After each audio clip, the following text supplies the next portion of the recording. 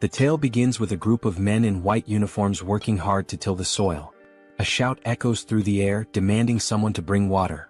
Next they lay down the straw. Several men stand in a line carrying buckets of water, while another man perched on the edge of a small cliff berates them as slaves, barking orders to speed up their efforts. Nearby, a goblin scribbles notes into a log carried by one of the men. Meanwhile, one man cannot escape the agony of the relentless lashes tearing into his shoulders, nor the mixture of blood and sweat saturating his body. He grumbles about the excruciatingly harsh existence of lifelong servitude. In a completely different context, the strongest man alive had claimed the title of champion at the young age of 27 and maintained his position as the world's top fighter for 2 consecutive years. During a decisive fight, the referee declared the match over when the towel was thrown in. The victor, with an unbroken record of 23 wins and 0 losses, had secured his place as the heavyweight champion of the largest MMA league in the world.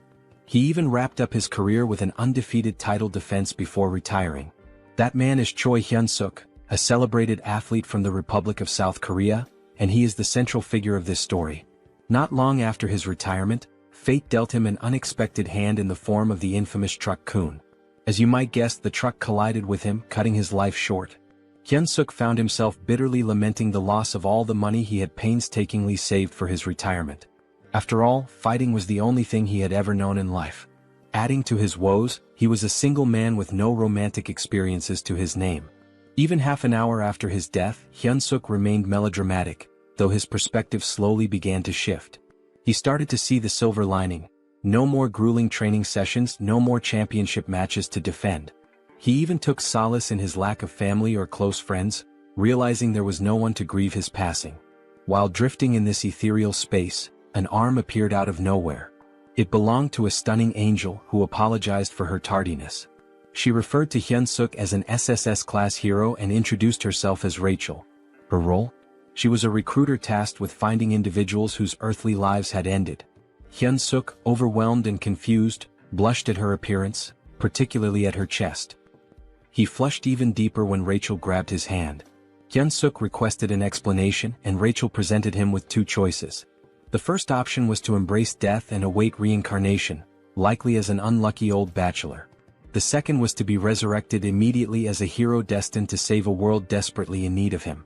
Rachel made the second choice especially alluring, surrounding Hyun-suk with visions of beautiful women. Feeling unprepared and overwhelmed, Hyun-suk responded that he needed time to think, as the situation was both sudden and lacking in detail. Rachel gently pressed him, asking if he truly intended to pass up such a once-in-a-lifetime opportunity. She painted a vivid picture of the rewards awaiting him: wealth, fame, gorgeous women, and even exclusive privileges.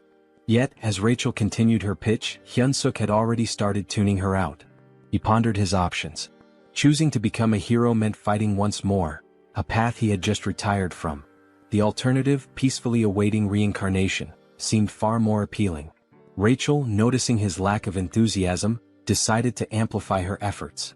She described how, in the other world, the village chief would run to him barefoot, offering food and hospitality from the very start. Hyun-suk would be warmly welcomed and would easily complete any quests given to him. Rachel went on to say that the chief might even offer his daughter, renowned as the most beautiful woman in the village, to Hyun-suk. However, Hyun-suk's stoic expression remained unchanged, much to Rachel's growing concern for her recruitment bonus. Switching tactics, Rachel feigned defeat, suggesting Hyun-suk simply accept his fate as a lonely bachelor. This caught his attention. To seal the deal, Rachel introduced a chilling thought: there was no guarantee that his next life would even be as a human. This realization struck a chord in Hyun-suk's mind. As Rachel began to leave, he grabbed her leg, announcing his decision to accept her offer. Feigning indifference, Rachel coyly asked him to repeat himself. Hyun-suk tightened his grip, shouting that he would indeed take on the role of a hero. Satisfied, Rachel grinned and suggested they begin immediately. Bewildered, Hyun-suk asked what she meant. A glowing magic circle appeared beneath him, signaling the start of his journey. Protesting his lack of preparation, Hyun-suk realized there was no stopping what had already begun. Rachel insisted that the breathtaking world awaiting Hyun-suk was already prepared for his arrival.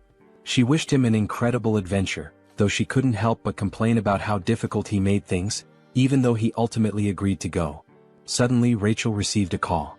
She picked up and reported that the prospective hero, Nong 137,421 Hyunsuk, had just completed his transmigration. Meanwhile, Hyunsuk drifted into unconsciousness, only to awaken to someone telling him to open his eyes. He wondered if this could be the village chief Rachel had mentioned, the one with the most beautiful daughter. The story seemed to be unfolding as expected, until an unexpected punch landed in his stomach, jolting him awake.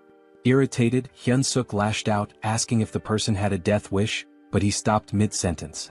The figure before him didn't look human, it was wearing a wild boar skull adorned with horns. This strange creature was fuming, accusing Hyunsuk of slacking off in the slave dormitory. Hyunsuk, thoroughly confused, hesitated. Could this bizarre creature possibly be the village chief Rachel mentioned? The thought seemed absurd, it looked more like a monster he was supposed to fight. Timidly he introduced himself as a hero. The creature looked puzzled and approached him, mocking the idea of heroes being idiots nowadays. Hyunsuk began to suspect something had gone terribly wrong but convinced himself that Rachel wouldn't deceive him. Was this monster his first quest? Trying to remain calm, he decided to take action in true Korean fashion. But before he could think further, the creature asked what he had just said. Without hesitation, Hyunsuk kicked the creature, yelling for it to die. He briefly celebrated his successful kick, until the creature grabbed his foot. The creature smirked, asking if Hyunsuk truly thought himself a hero. With a tired tone, it grumbled about how exhausting these self-proclaimed heroes were and wondered where they kept coming from. Hyunsuk found himself immobilized as the creature clenched its fist and taunted him, saying he'd feel better after a good nap. The creature tossed Hyunsuk into an underground prison. As Hyunsuk adjusted to his dim surroundings, a loud banging sound echoed through the area.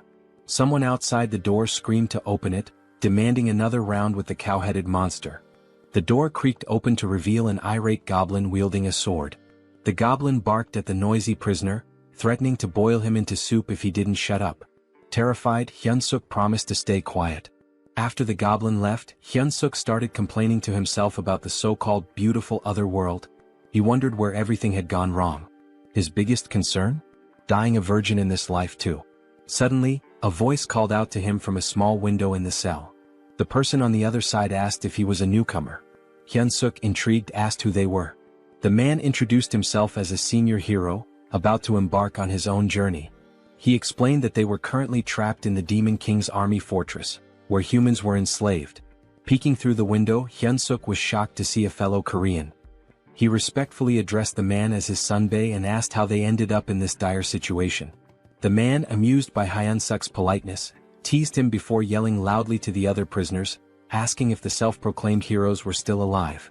Voices erupted from every direction, claiming to be heroes. The room was packed with unfortunate souls who had met similarly grim fates in this world. Hyunsuk, baffled, asked what was happening. The sunbae casually explained that there were at least 100 heroes who had fallen into the Demon King's fortress. He pointed out that the red cow-headed creature Hyunsuk had encountered earlier was Reed Run, the head of the fortress. The goblin who had just threatened Hyunsuk was Jark, a notoriously cruel prison guard. The man then revealed the truth behind their predicament.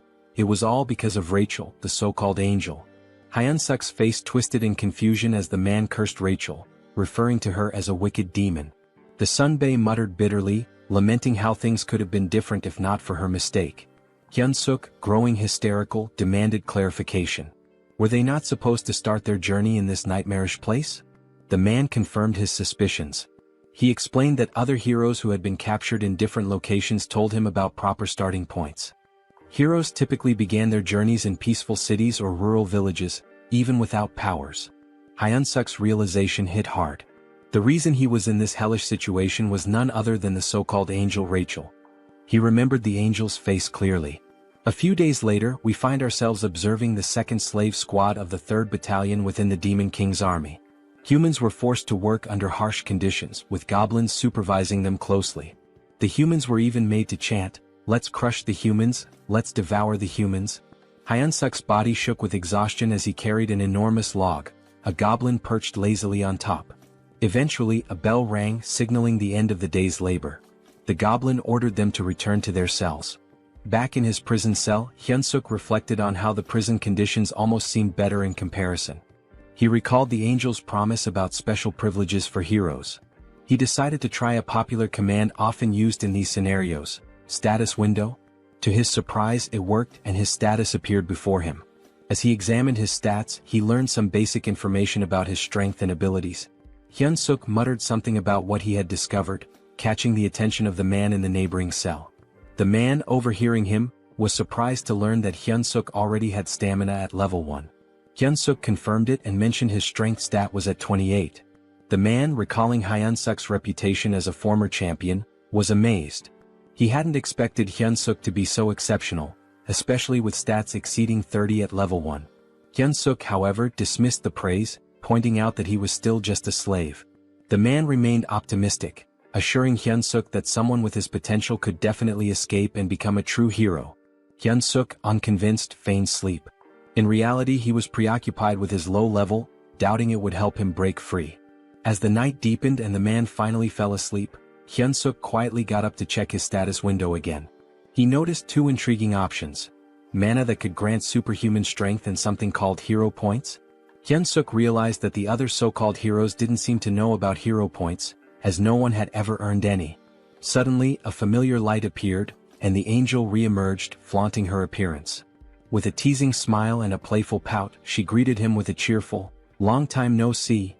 She provocatively asked whether she should reveal some important information about hero points. Before she could finish, Hyun-suk grabbed the diminutive Rachel in his hands, his expression dark with frustration. He told her bluntly that he didn't care about hero points or anything else she had to say. At that moment, his priority was giving her a piece of his mind. Moments later, Rachel found herself tied up and dangling like bait on a fishing line. Apologetically, she explained that her magic circles had malfunctioned due to an unfortunate accident involving spilled coffee during a snack break. During her explanation, soundproofing magic was activated to ensure privacy. Hyun-suk questioned whether she had been punished by being assigned as his manager. Rachel clarified that her role was to be his personal fairy, a guide to assist him until he defeated the Demon King. Hyun-suk made it clear that he no longer cared about being a hero. Rachel, puzzled, asked him to elaborate. He explained that he had no intention of defeating the Demon King and would prefer to live a normal life. Rachel admitted that many prospective heroes chose that path, but she emphasized his extraordinary SSS-level potential. Hyun-suk argued that his potential didn't obligate him to anything. He confessed that he never felt it was his destiny in the first place. Rachel tried to protest, but Hyun-suk interrupted, saying he didn't want to live a life filled with endless battles as he had in his past. Rachel was startled by his words. She had always seen him as a foolish warrior driven only by fighting and women, but now she worried about her own fate. When she received her assignment as a personal fairy, Rachel had vehemently protested. She felt it was unfair for someone of her status to endure such a humiliating role. Nevertheless, she was ordered to stay by Hyun-suk's side until he defeated the Demon King, and the decision was final. A personal fairy, she was told, must actively support and share both successes and failures with their assigned warrior. Despite her protest, she was teleported directly to the demon fortress. Back in the present, Hyun-suk deduced that a personal fairy was obliged to obey their warrior's commands.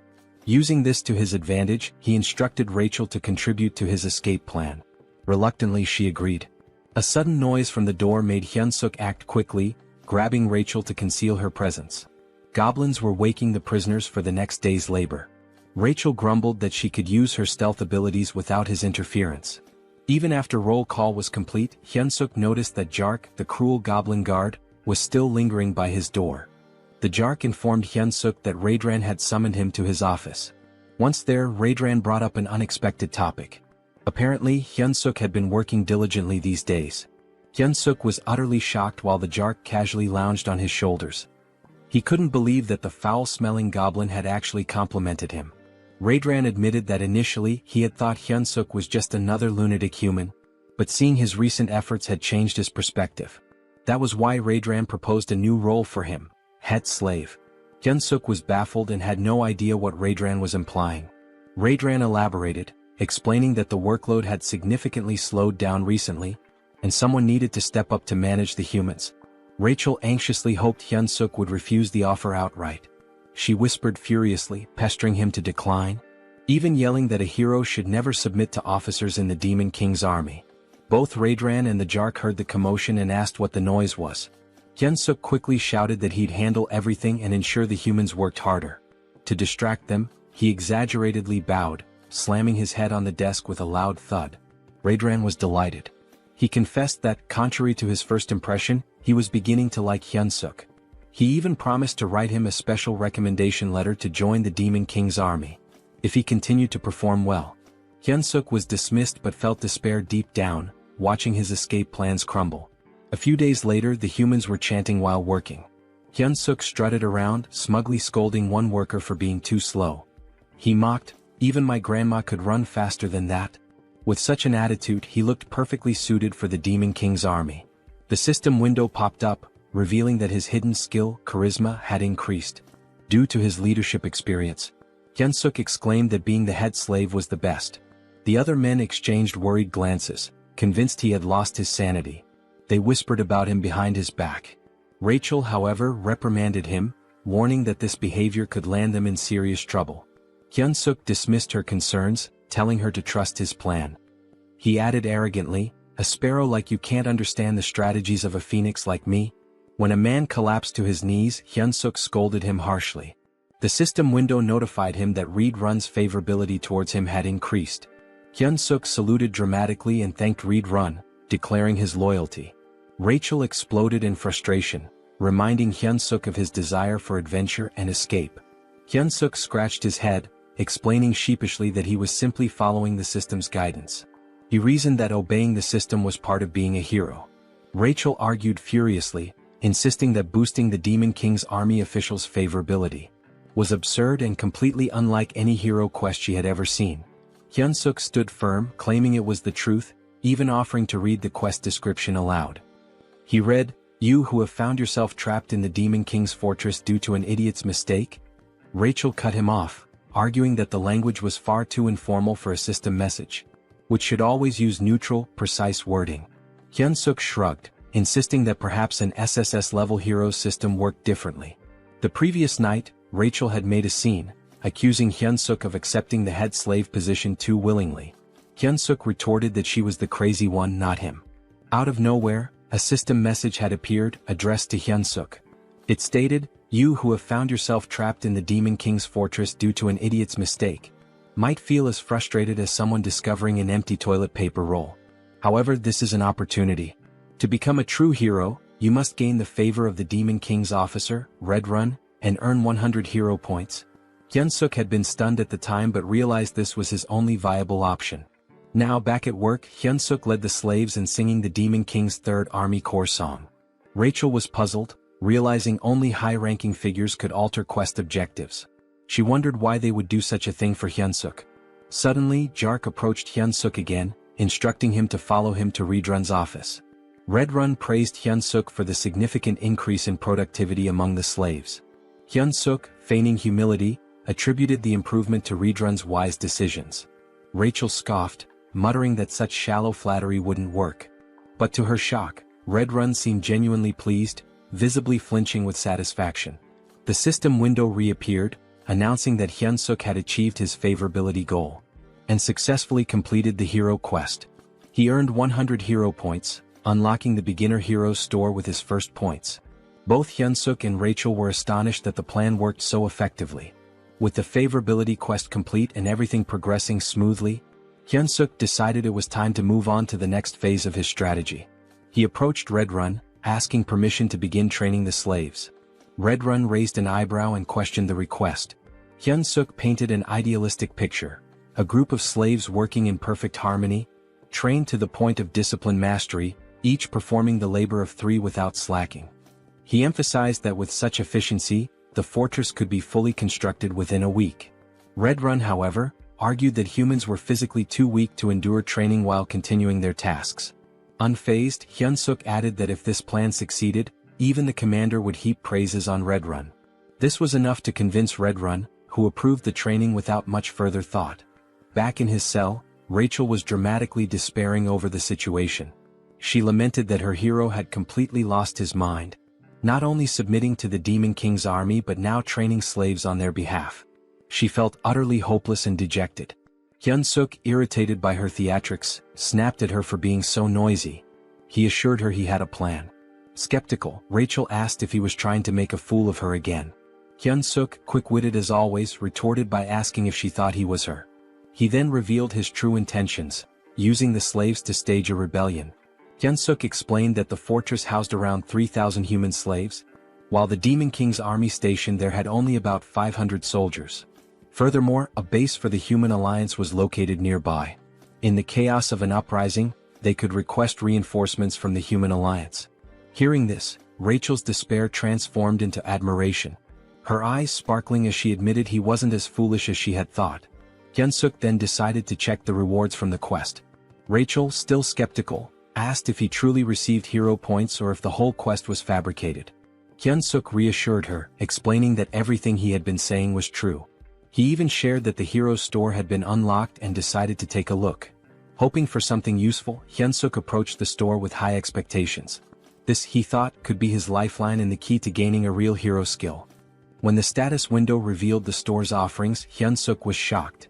The skills included Hold Your Breath, F rank, which improved breath control, and Shitholding, a skill to endure bowel pressure longer. Hyunsuk sarcastically mused that shitholding should have been an SSS rank skill, especially useful in public emergencies. The other skills available were mundane, cooking, cleaning, and laundry. Confused and furious, Hyunsuk questioned how these were hero-appropriate skills. Rachel, laughing at his frustration, explained that the store was still at level 1. She assured him that collecting more points and leveling it up would eventually unlock better options. Still fuming, Hyunsuk lashed out, telling Rachel to shut up and calling her a swindling fairy. The next day, the slaves saluted the Demon King as Hyunsuk commanded them to sing the 3rd Army Corps song. At his signal they began. We, the great Demon King army, defeat humans, eat humans. Forget all the suffering when you catch them. Nothing under the sky compares to the Demon King's affection. Reed Run observed the performance, feeling pleased with his decision to allow Hyunsuk to train the slaves. Suddenly, the door to his quarters burst open as Jark entered with urgent news. The human army was advancing toward the fortress. The 8th Division, the largest unit in the area, had already fallen into a trap and retreated. If the 8th Division had been defeated, Jark warned, it was only a matter of time before the humans reached the fortress. Despite the dire situation, Reed Run remained calm. He acknowledged Jark's suggestion to evacuate but insisted they wait a moment. He declared that since ancient times, wars were won or lost based on supply lines. The first rule of war, he stated, was never to lose a competent supply officer. With that, he instructed Jark to leave while he took care of Hyunsuk before following. Meanwhile, Hyunsuk scolded the slaves, asking if they were prepared to follow his orders. Hearing a commotion, he sighed, suspecting that combat training might once again be interrupted by Reed Run's constant surveillance. Checking the status window, Hyunsuk noted that while his abilities had improved slightly, it wasn't enough to launch a rebellion. He muttered aloud, hoping for an unexpected event that could help him increase his power quickly. Before he could finish his thoughts, Reed Run landed abruptly beside him. Reed Run tapped Hyunsuk's shoulder and called out to him, catching him off guard. Hyunsuk turned, surprised by the sudden presence of Reed Run, who seemed to be in a hurry. We don't have time, Reed Run said urgently. You must come with me right now. Confused, Hyunsuk asked why and where they were going, but Reed Run offered no explanation. Just then, the commander of the human army bellowed an order to attack, declaring that victory was within their grasp. Human soldiers armed with spears charged forward, successfully striking several goblins in their path. Their advance, however, was halted by a terrifying sight, the Red Nightmare Reed Run. The commander shouted for the troops to retreat and let the knights handle the enemy. Despite the order, the humans continued their charge, emboldened by their momentum. As Hyunsuk watched the chaos, a thought crept into his mind. Why were human troops here? He began considering the possibility of using the situation to his advantage. Perhaps this was his chance to stab the Demon King's commander in the back and return to human society as a hero. One of the humans yelled, "Die, Red Nightmare," and lunged at Reed Run. With unsettling ease, Reed Run grabbed the man by the head and crushed it, leaving Hyunsuk frozen in shock.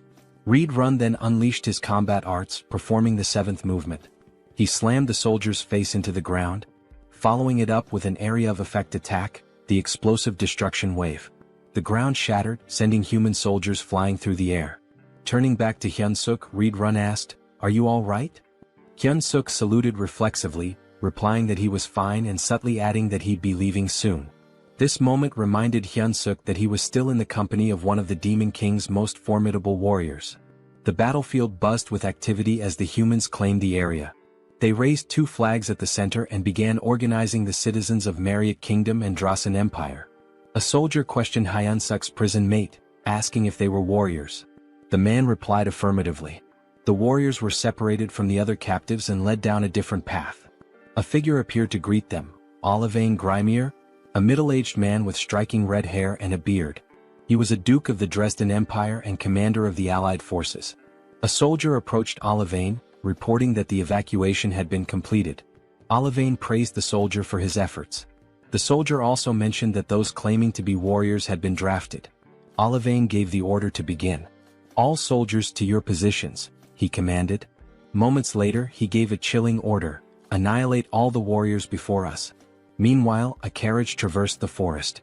Inside, Hyunsuk sat in sullen silence, bidding farewell to his dreams of adventure and his imagined second life.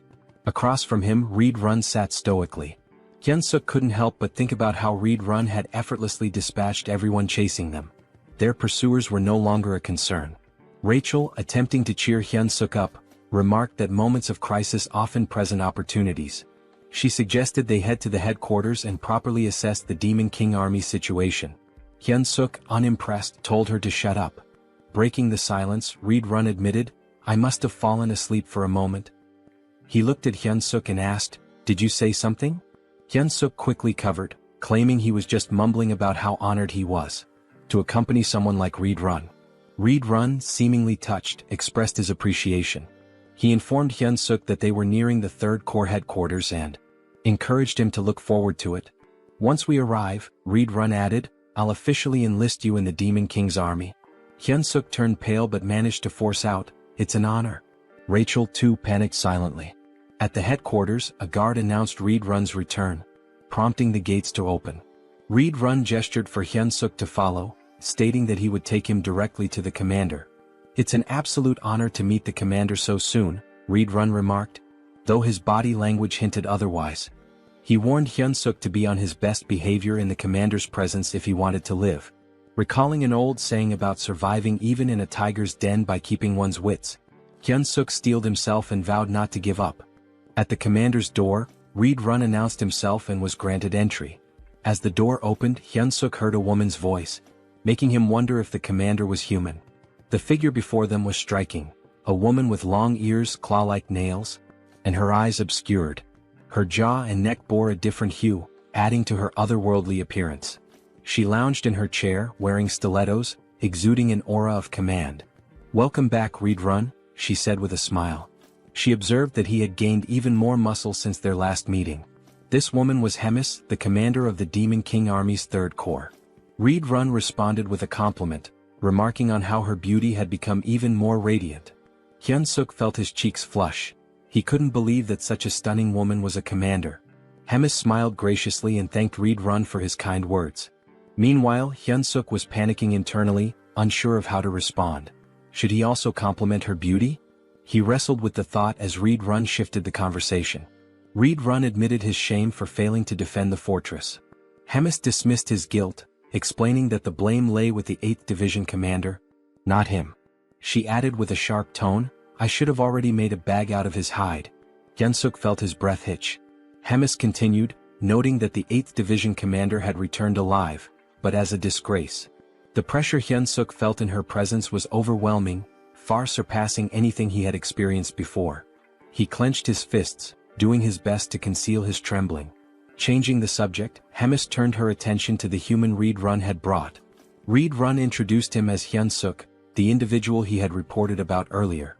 He announced that he had brought Hyunsuk to officially enlist him in the Demon King Army. Hemis stepped closer, inspecting him. "He's cute," she commented casually. She expressed her anticipation for his performance, especially since he had been chosen by Reed Run. Hyunsuk, though flustered, managed to stammer out that he would do his best. Hemis, however, remarked skeptically, "With that body you won't last long in the Demon Army." She turned to Reed Run, asking if he agreed. Reed Run nodded, adding, "He'll be eaten alive by the others." Reed Run then noted how rare it was for a human to join the Demon Army and requested permission to train Hyunsuk personally.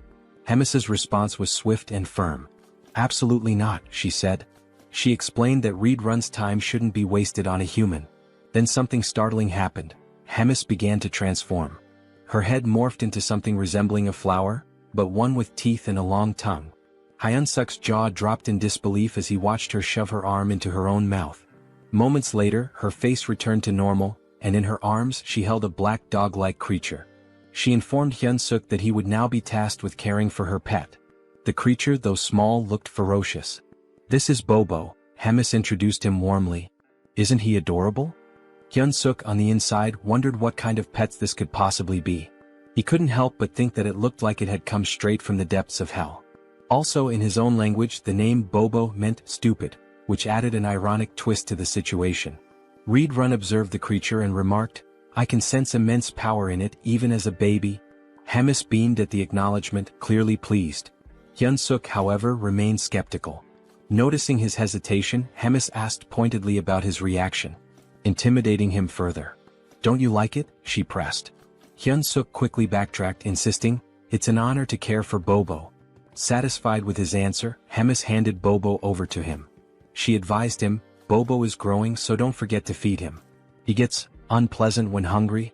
She also warned that assigning new caretakers for Bobo had become a challenge, since he had been eating them all. Rachel's voice rang out loudly, surprising everyone. She had noticed a new hero quest in the system window and couldn't contain her shock. Hyunsuk shushed her immediately, fearing she might wake Bobo. The quest details appeared before him. Survive by earning Bobo's affection and secure a better future. The reward was 200 hero points. Hyunsuk was stunned. Was he really tasked with winning over a commander's pet? Just then the door opened and a goblin entered, knocking on the frame. Hyunsuk greeted it politely, but internally he couldn't help but feel uneasy. Having a goblin as his companion made him feel like he was being treated as a snack. Curious, he asked about previous caretakers. The goblin informed him bluntly that there were none left. They were all dead. The goblin explained that from now on, it would be their job to prepare meals for Bobo. "Is that all?" Hyunsuk asked. "Yes," the goblin replied, but just as it was about to bark another order, a shadow loomed over it. It was Bobo licking the goblin's head ominously. Terrified, the goblin clung to Hyunsuk's leg, pleading desperately. The goblin even offered Hyunsuk his food to save itself. Hyunsuk's patience snapped. "What are you doing?" he shouted. The goblin ignored him, knowing one of them wouldn't survive. Furious, Hyunsuk grabbed the goblin and hurled it toward Bobo. "You're the one who's dying," he declared as Bobo prepared to make his move. Hyunsuk handed the snack to Bobo, who seemed delighted. Without hesitation, Bobo devoured it. Hyunsuk and Rachel watched as Bobo happily enjoyed his treat. Later, Rachel found herself in a panic, running for her life. Bobo was chasing her. Desperate for help, she shouted at Hyunsuk, but he casually replied, "You better not run too long. He'll get hungry again." Hyunsuk's eyes caught something. A new item was available, an extra-large bone. This particular bone could attract Kennedy-type monsters and charm them. It was priced at 30 hero points. Acting quickly, Hyunsuk called Bobo and showed him the bone. He threw it and Bobo's eyes lit up with excitement before dashing to fetch it. Meanwhile, Rachel, exhausted from all her flying around, grumbled, "You should have found that sooner." Hyunsuk, smug, replied, "That's why my brain doesn't miss the small stuff." He thought the quest would be smooth sailing from then on, but he was wrong. Bobo suddenly lunged at him, narrowly missing and tearing only the hem of his shirt. That's when it hit him. The bone wasn't enough. Bobo needed fresh meat. Rachel asked if he was seriously considering taking Bobo outside. Hyunsuk mulled it over, feeling the pressure as Bobo began baring his fangs. Frantically, Hyunsuk blurted out the first calming word that came to his mind. "Walk." Bobo froze and immediately changed his demeanor. The feral energy vanished, replaced by a happy, tail-wagging excitement. Bobo even hugged Hyunsuk, who sighed in relief. Now outside, Hyunsuk searched for the kitchen, but he was utterly lost. Bobo, full of energy, was pulling him in all directions, making things harder. Rachel, scanning the area, admitted she couldn't smell any food.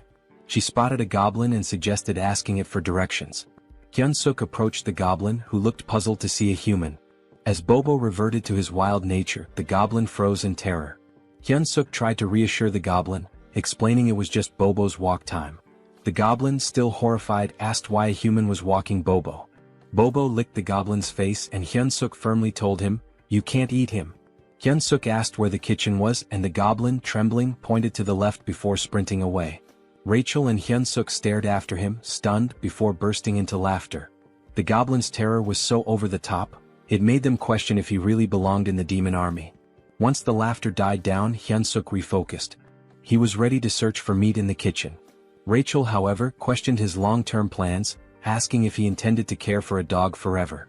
Hyun-suk scoffed, replying that, of course not, he still had dreams to chase. But when he turned back, Bobo was gone. Panic hit him instantly. He turned pale and shouted, "Where the hell is that dog?" Hyun-suk felt despair creeping in. Bobo was a walking disaster, and even looking away for a moment was a mistake. Rachel scanned the surroundings and pointed toward a direction. There they spotted Bobo trotting back toward them. Hyun-suk exhaled in relief, scolding, "You scared me half to death." Bobo returned happily, but blood dripped from his mouth, and his stomach was visibly full. Suddenly they heard shouting, "Commander Regis is dead." A vow for revenge echoed through the air. Hyun-suk froze in horror. Rachel pointed accusingly at Bobo, whispering, "He's the culprit." Goblin soldiers emerged and Hyun-suk and Rachel began running for their lives. Rachel, gasping, asked if they were about to die. Hyun-suk snapped, "Shut up and run." They reached a dead end, cornered by goblins shouting accusations.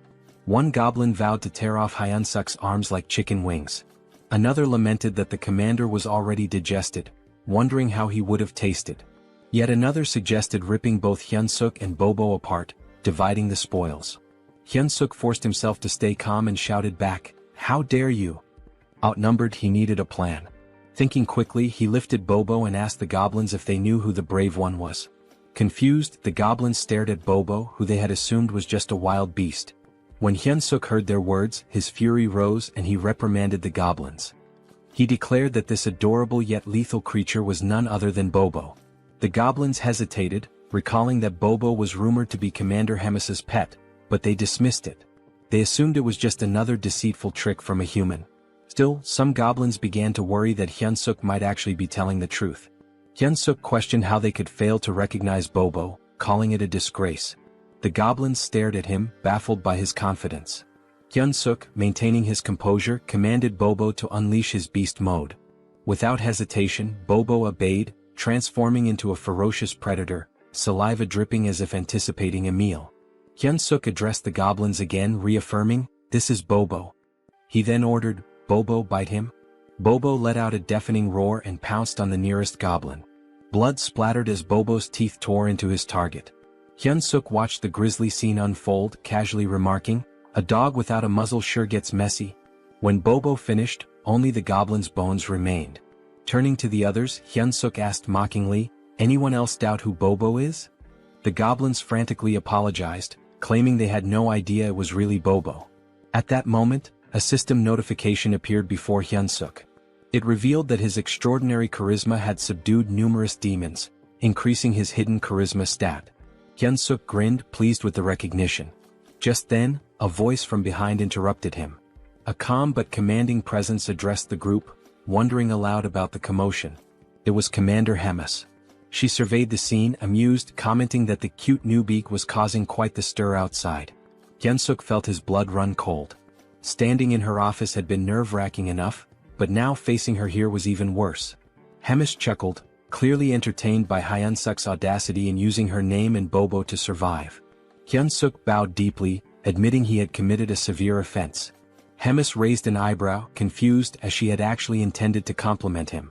She admired his resourcefulness and wit, contrasting him with the less clever demons she often dealt with. "You've got guts too," she added with a smirk. Hyun-suk stammered out a hesitant thank you, unsure if her words were genuine praise or a veiled threat. Hemis elaborated, sharing how the demon army relied heavily on brute strength, often creating unnecessary chaos. When Hyun-suk inquired what kind of trouble she meant, she cryptically replied, "You'll find out soon enough." She shifted the conversation, once again suggesting he consider becoming an executive in the demon army.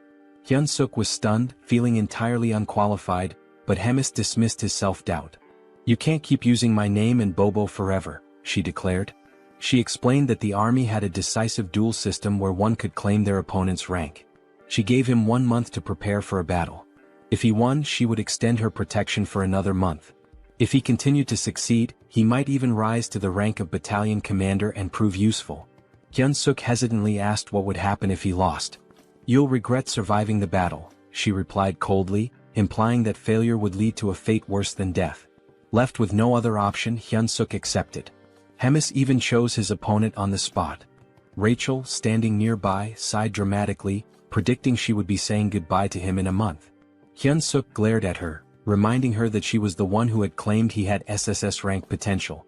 Rachel shrugged, explaining that potential only indicated possibility, not certainty. "You're a fairy," Hyun-suk snapped, "but you can't even be supportive." As he fumed, Hyun-suk noticed something unsettling. The doors ahead were streaked with blood. He wondered aloud if it was truly the kitchen. Cautiously he pushed the doors open. Inside, a towering red-skinned ogre-like figure greeted him. "You must be the human our commander mentioned," the monster said, introducing himself as Culkin, the demon army's chef. Culkin asked what business Hyun-suk had in the kitchen. Hyun-suk remained outside the threshold, explaining he was just there to get a snack for Bobo. Culkin's eyes narrowed as he realized that Bobo's caretaker had changed yet again. However, he refused Hyun-suk's request outright, leaving him dumbfounded. Culkin explained there was no reason for him to help a human. The only order from Commander Hemis was to spare Hyun-suk's life. Desperate, Hyun-suk asked if there was any way to negotiate, emphasizing that the food was for Bobo. After some thought, Culkin proposed a solution. If Hyun-suk truly wanted meat, he would have to hunt it himself like the goblins did. Hyun-suk paled as he glanced at the goblins, who were busy chopping up what looked disturbingly like other goblins. He realized with a sinking feeling that Culkin's idea of hunting was far more gruesome than he had anticipated. The next thing we knew, Hyun-suk found himself standing before a colossal, ferocious wild boar. He had been informed that this creature would be his dinner tonight, if he managed to kill it. As he stood there, Hyun-suk couldn't help but reflect on how he had ended up in such a precarious situation. This same boar had already claimed Morgan's life. Although they called it a hunt, the boar seemed to do nothing but charge relentlessly at its opponents. The cooks had sworn to avenge Morgan. Hyun-suk, observing the chaos, quipped that it was unclear who would ultimately be having dinner. Rachel, ever the pragmatist, asked what their next move should be and even suggested they run. Hyun-suk shook his head, pointing out that escaping from such a massive crowd wasn't an option. Still, he couldn't deny how perilous his position was. Resolving to act, Hyun-suk began to move, but Culkin's voice stopped him. Instinctively, Hyun-suk responded, volunteering to go next. But to his surprise, Culkin informed him that there was no need. The hunt was over. Hyun-suk was taken aback. All this time he thought they were mindlessly charging at the boar. How had they brought it down so efficiently?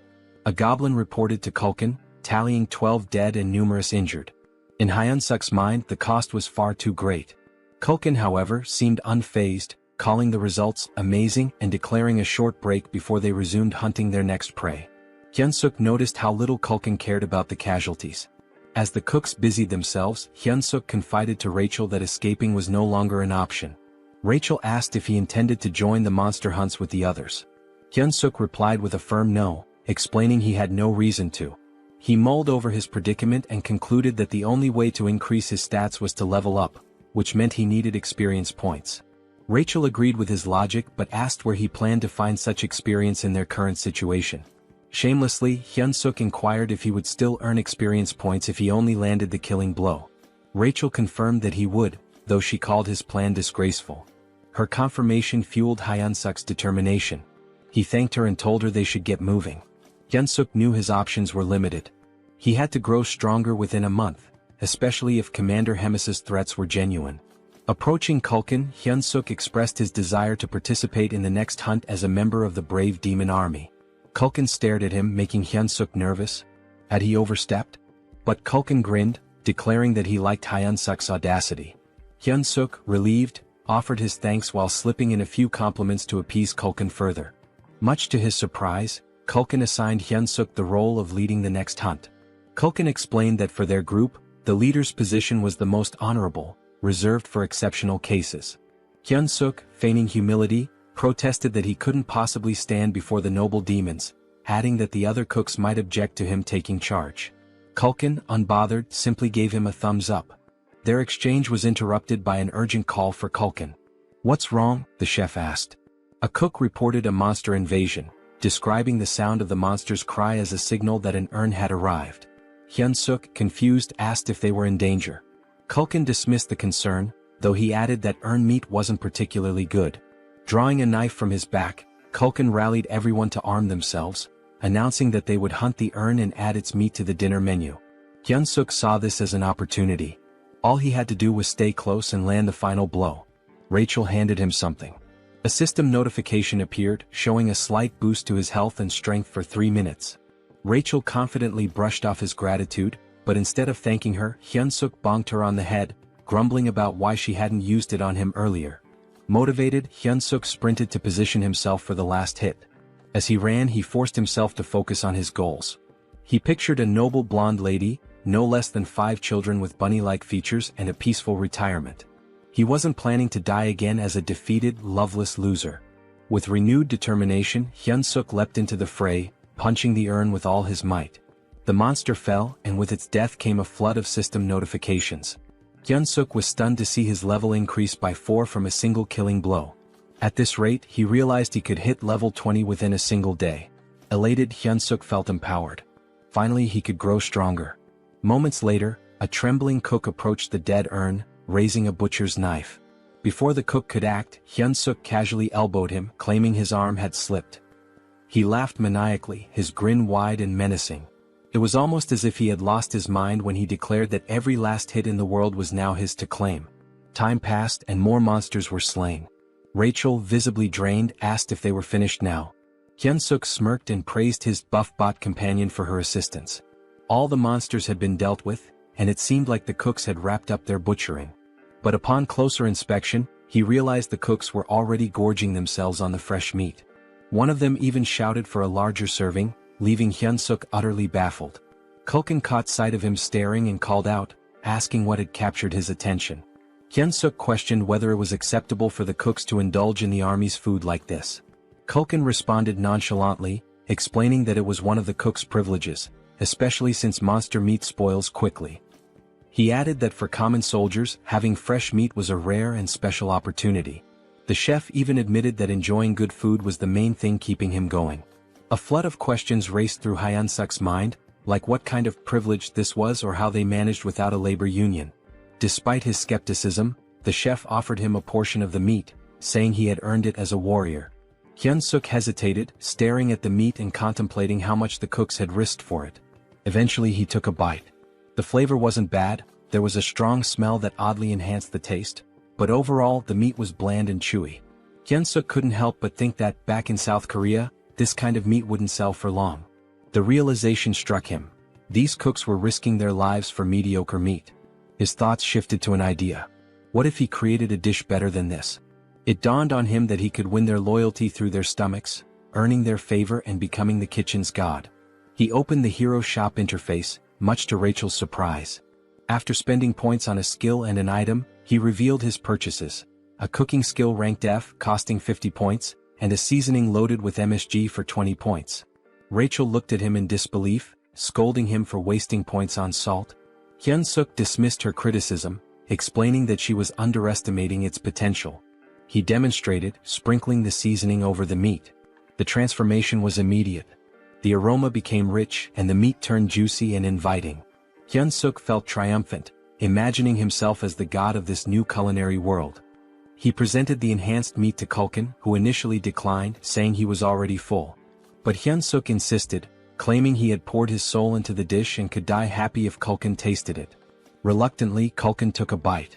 The flavor transported him to his childhood. He remembered his mother asking if he wanted meat for dinner, a memory so vivid it brought tears to his eyes. Afterward, Hyun-suk left with a bag of meat, a gift from the chef, who reminded him that it would stay fresh for only 2 days.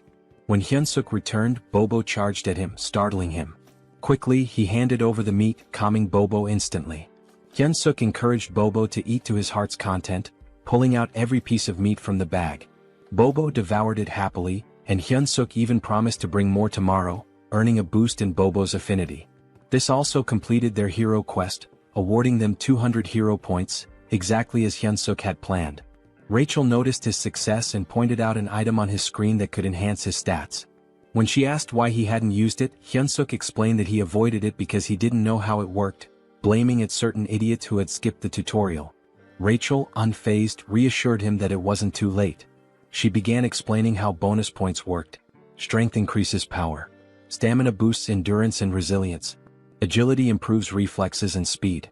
Mana corresponds to magic. When Hyunsuk asked about charisma, Rachel explained it was a hidden stat that couldn't be leveled up with bonus points, only through proper training. She advised him to balance the stats equally, but Hyunsuk disagreed, believing it would be more effective to focus solely on strength. Rachel was taken aback by his train of thought. She explained that while focusing on strength might work at the beginning, mana becomes crucial as things progress. It's clear that a body enhanced by mana far surpasses one built purely on muscle training. Hyunsuk adjusted his points and asked Rachel if the distribution was acceptable. Rachel examined it and admitted it wasn't bad. She then instructed him to visit the shop and purchase a fundamental skill for mana control. Curious, Hyunsuk asked what mana control entailed. Rachel explained that it was essentially a skill to help him manage and manipulate his mana efficiently. She estimated the cost at around 100 hero points. Hyunsuk began searching for it in the shop, only to find nothing. Rachel was shocked as it was supposed to be a common item. Disappointed, Hyunsuk muttered how he'd thought she'd finally be of use. Frustrated, he even accused her of being completely useless. Rachel defended herself, insisting it should have been there. 3 weeks later, Hyunsuk reached level 100, but the process had taken longer than he expected. Rachel remarked that the experience points required increased significantly as he leveled up. Hyunsuk pondered whether any other heroes were working as tirelessly as he was. Rachel informed him that he had already become a sinecure. Hyunsuk found that hard to believe. He berated Rachel, reminding her of the countless times he had nearly died that day. Rachel explained that most people take about 6 months to reach level 100. She added with some sadness that she wanted to get along with him, but Hyunsuk retorted that she had brought it upon herself. At that moment, the door opened and a goblin entered, informing Hyunsuk that the commander wanted to see him. When Hyunsuk arrived at Hemis's office, she greeted him warmly. She remarked that he looked healthier than before and had clearly grown stronger. She noticed that his mana had doubled. Hyunsuk explained that he had been working hard to provide the best quality meat for Bobo every day. Hemis, however, commented on how rapidly his strength was increasing. She asked if it had something to do with the hero leveling system. Hyunsuk froze, realizing that Hemis knew he was a hero. He wondered how long she had known. Hemis assured him that she had figured it out the first time they met. He asked her how she knew. She explained that she had a connection to someone who was deeply interested in heroes. Hemis then asked why he thought she had summoned him. Hyunsuk tried to guess, mentioning his recent battles. She reminded him of their promise and asked if he remembered it. When Hyunsuk affirmed that he did, she scolded him for his behavior. Suddenly, Hemis transformed into a monstrous flower-eating creature. She expressed her frustration with how quickly he was leveling and warned him to work harder if he wanted to survive. For her, it was all about entertainment. Hyunsuk recalled how crowds are most thrilled not by flashy performances or easy victories but by dramatic, unexpected twists. He realized she had set him up against an opponent he could never hope to beat. Rachel, panicked, yelled, asking what his plan was. Hyunsuk told her to stay calm and let him think. He reasoned that his best course of action was to gather as much information as possible about the opponent before the battle. Hyunsuk intended to study their strength carefully. Rachel pointed out that they only had the opponent's name, questioning how he planned to identify them. Hyunsuk revealed his plan to buy an item from the hero shop called the Combat Power Meter. The device, costing 50 hero points, would measure an individual's strength, stamina, agility, and mana. Hyunsuk intended to use it to gauge his opponent's power level and then train against someone with a similar level. Rachel sighed, teasing him for only being clever in critical moments. Hyunsuk fired back, saying it was better than always being useless. They tested the combat power meter on Rachel first. Her combat power was 375. She admitted she couldn't tell if that was high or low, so she suggested measuring Hyunsuk's. Hyunsuk handed her the device, waiting for the results. However, Rachel appeared confused. Hyunsuk asked if she had seen anything. Rachel hesitated, then claimed the device must be broken, as she couldn't comprehend why his stats were higher than hers. Hyunsuk's strength was revealed to be 1,560. He smugly asked Rachel if she was sure she wasn't the weaker one between the two of them. Rachel, feeling dejected, admitted she had a strength level of 10,000 just a month ago. Hyunsuk asked if the combat power meter had worked properly despite her doubts.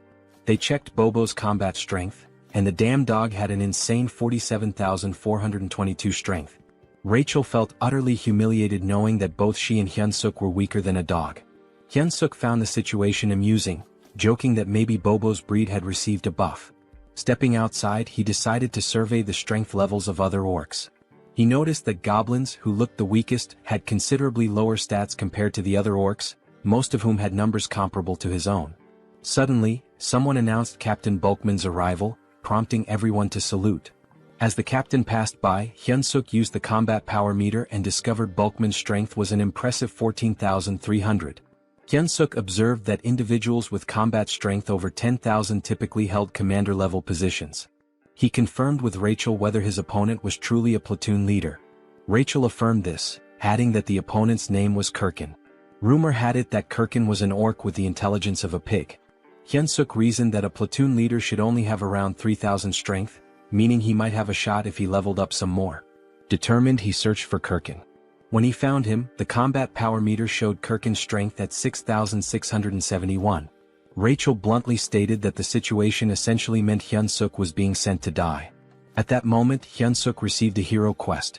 The system window displayed a notification, stating that his odds of defeating Kirkin were almost zero.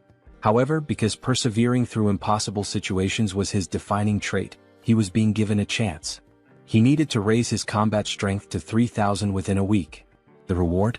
300 hero points. Hyunsuk sarcastically commented on how perfectly timed the quest was, jokingly wondering if the system was spying on him. Despite the grim odds, he accepted the challenge, realizing it was a do-or-die situation. He resolved to outwit both his observer and Hemis to survive. The next morning in the kitchen, Hyunsuk made his presence known. Culkin greeted him and took note of the goggles Hyunsuk was wearing, finding them intriguing. He asked where Hyunsuk had gotten them.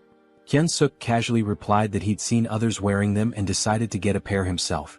Culkin speculated that it must be a trend among the younger generation before quickly changing the topic. He instructed Hyunsuk to get ready for the hunt. Curious, Hyunsuk used the combat power meter on Culkin and discovered his strength was an overwhelming 35,230. This perplexed Hyunsuk as it far exceeded the typical strength of a captain. Looking around, he realized that even the other cooks had high combat strengths due to their constant battles with demonic beasts. This gave Hyunsuk an idea. If he could spar against someone with a similar strength level to Kirkin, he could prepare himself better for the upcoming fight. Hyunsuk requested permission from Culkin to spar with one of the cooks, explaining that it would help him improve and contribute more effectively. Culkin initially dismissed the idea, stating that Hyunsuk was already strong enough for a human and didn't need to rush things. However, Hyunsuk subtly threatened Culkin, saying he'd eat the high-quality meat for himself if he wasn't allowed to spar. Reluctantly, Culkin relented and asked Hyunsuk to choose his sparring partner. Later, as the cooks prepared for the hunt, they were surprised to learn that Hyunsuk was planning to fight Golbachev, a cook with a combat strength of 2,620. Some wondered if this would be Hyunsuk's last day alive. The goblins, however, voiced their discontent, as they didn't want to lose Hyunsuk, who provided them with delicious meat. Hearing the commotion, Culkin silenced the goblins and warned Golbachev not to kill Hyunsuk during the sparring session. He instructed him to go easy and not overdo it. Golbachev, looking rather dim-witted, agreed. However, Culkin clearly doubted his sincerity. The spar began. Hyunsuk, brimming with determination, charged at Golbachev. Golbachev reminded himself of Culkin's warning not to kill Hyunsuk. When he swung a punch, Hyunsuk skillfully dodged, observing that Golbachev's movements were largely instinctual. Capitalizing on this, Hyunsuk launched a counterattack. The fight felt oddly familiar to him, reminiscent of battles he had consistently won in the past. In the blink of an eye, the match concluded, with Hyunsuk declared the victor. The goblins were in disbelief. Golbachev had been taken down so quickly that some hadn't even registered what had happened. Hyunsuk, equally shocked, realized he had defeated Golbachev with a single kick. This unexpected victory sparked a newfound confidence in him, making him believe he might have a shot against Kirkin after all. At the northern edge of the Black Fortress, near the Great Forest, Hyunsuk replayed the spar in his mind. The fact that he had knocked out an orc with double his strength using just one kick reinforced his belief that combat strength was merely a number and not an absolute measure. He concluded that with a bit more improvement he could secure an easy win in his upcoming fight. Just then, a goblin approached Culkin to report a large number of Talas appearing up ahead. Culkin, visibly annoyed, asked if they were within Tala's territory. Hyunsuk, curious, asked what the problem was. He questioned if it was because Tala's meat tasted bad. Culkin clarified that their meat wasn't too unpleasant. In fact, their bone marrow was considered a great delicacy. However, Talas lived in groups and had remarkably strong maternal instincts. If anyone harmed their young, it would lead to serious trouble. Hyunsuk assumed the hunt would stop there, but Culkin, craving their flavorful meat, decided to proceed. He commanded everyone to attack, declaring that Tala's meat would be their snack for the day. He ordered them not to let any Talas escape and to slaughter them on the spot. The creatures resembled spiders with skull-like structures on their bodies.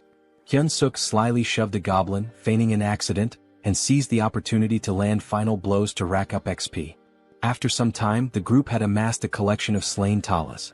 Hyunsuk delivered the finishing blow to the last one, leveling up as a result.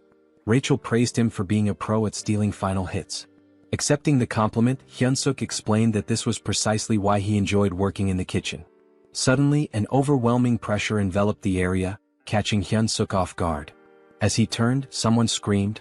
The Tala's queen had arrived. Her fury was palpable as she saw the pile of dead Talas. With a growl, she expressed her rage. Curious about her strength, Hyunsuk used his goggles to assess her stats, only to find her power was immeasurable. The horrifying reality was clear. They had just mercilessly killed her children. Hyunsuk spun around to ask the chef what to do, only to find him fleeing. The chef shouted for everyone to survive and meet again later. Hyunsuk thought bitterly about the chef's irresponsibility when a loud noise drew his attention. Someone barked orders for everyone to scatter. Weak goblins were being torn apart as the enraged Tala's queen screamed, her cry so deafening that Hyunsuk had to cover his ears to endure it. Rachel alerted him to look behind, and when he turned, he saw hundreds of Talas charging toward him, led by the queen herself. Naturally, Hyunsuk bolted as fast as he could, with goblins in the distance screaming for help. He knew that if he paused for even a moment he'd be dead. Eventually he stumbled upon a cave and hesitated, wondering if it was safe. Rachel reassured him it was empty, claiming she had scouted it earlier. Though Hyunsuk didn't fully trust her, he figured the cave was safer than the forest, where he was vulnerable on all sides. The cave was surprisingly deep. He asked Rachel if it was a natural formation, but she didn't know. She did note how spacious it was, large enough for even the Tala's queen to enter. An idea began to form in Hyunsuk's mind as he spotted a gooey substance on the wall. Rachel dismissed the possibility of it being a Tala's hideout, citing the chef's claim that no Tala's groups were nearby. However, the sticky residue unsettled Hyunsuk. Were these spider webs? Then he saw them eggs. Realizing the cave was a Tala's nest, he knew it wasn't a safe place after all. Just as he decided to leave, glowing green eyes emerged from the shadows. A fully grown Talas charged at him. Hyunsuk sprinted as fast as he could, with Rachel frantically asking if they were heading in the right direction. Hyunsuk admitted he had no idea. This was his first time in the cave too. Suddenly he stepped on something, lost his footing and slipped. Panicked, he grabbed the first object he could find and hurled it at the Talas. The creature caught the object in midair, an egg. To Hyunsuk's surprise, the Talas stopped attacking, seemingly distracted by the egg. He turned to Rachel for an explanation. Rachel theorized that the Talas might have found the egg appealing due to its round, smooth and moist texture, noting that it resembled a Tala's egg. Inspired, Hyunsuk grabbed another egg and taunted the Talas, declaring he wouldn't take any more of its nonsense. The Talas panicked, confirming that his strategy was working.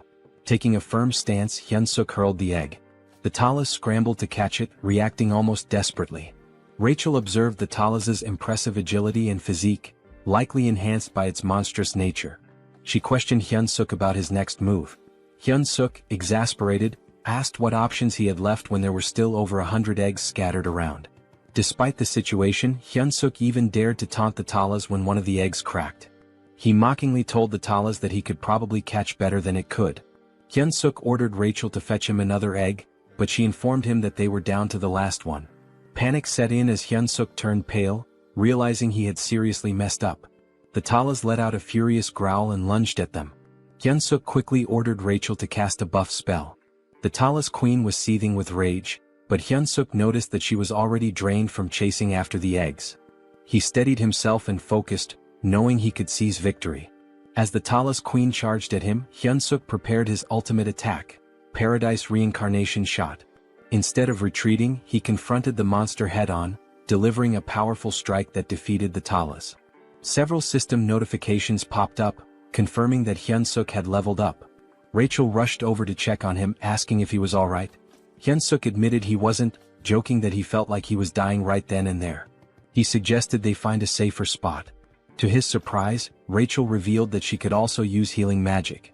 Hyun-suk praised her, remarking that investing in mana points had really paid off. Rachel, however, modestly explained that her magic wasn't very potent and could mostly just stop bleeding. Hyun-suk allocated his newly earned stat points and decided to head back. At level 108, his stats now stood at Strength 56 plus 2, Agility 53 plus 2, Stamina 55 plus 2, Mana 53 plus 2 and Charisma 27. He felt a sense of accomplishment with his now balanced stats, even though he wasn't sure how to utilize them all just yet. He considered it an investment for future endeavors. Suddenly a familiar voice echoed in the cave. It was Culkin, delighted to see Hyun-suk alive. Hyun-suk asked why Culkin was there. Culkin explained that he'd found the cave while fleeing and thought they were lucky to have made it out alive. But Culkin froze when he realized it was the Tala's nest. He spotted the scattered items on the ground. Hyun-suk revealed that they were Tala's eggs, explaining that this was where the Talas laid them. Culkin's eyes lit up upon hearing this. He excitedly mentioned that Tala's eggs were an extremely rare delicacy, reserved for high-ranking officials. Hyun-suk, irritated, yelled at Culkin to focus since they needed to escape.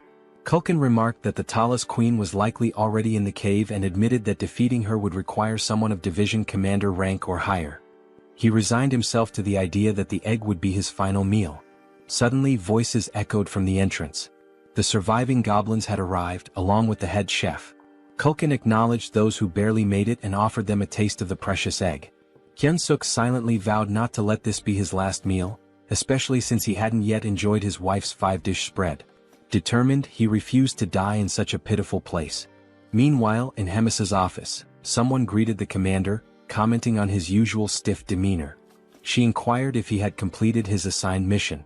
Reedrun reported that he had successfully captured the Holy Empire's next saintess as instructed.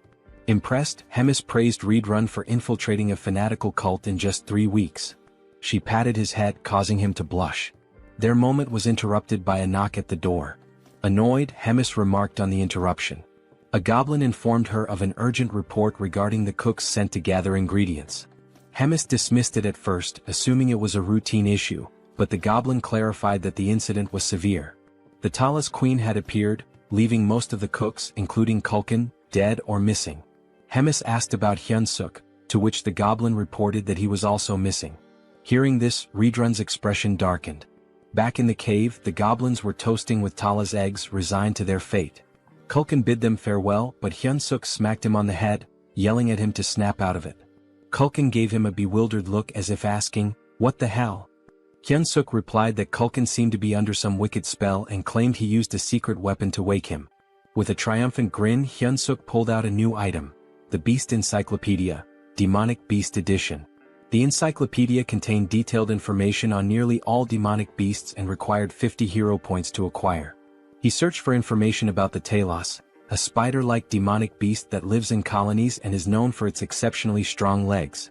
To defeat a Talos, one must aim for its weaker spots such as the torso and head. The bodily fluids of the Talos are extremely flammable, and its eggs contain a substance as volatile as a bomb. The caves constructed with the Talos saliva are also highly susceptible to fire, so using flame magic inside them is a dangerous gamble. Hyun-suk turned to Culkin, asking if he could wield fire magic.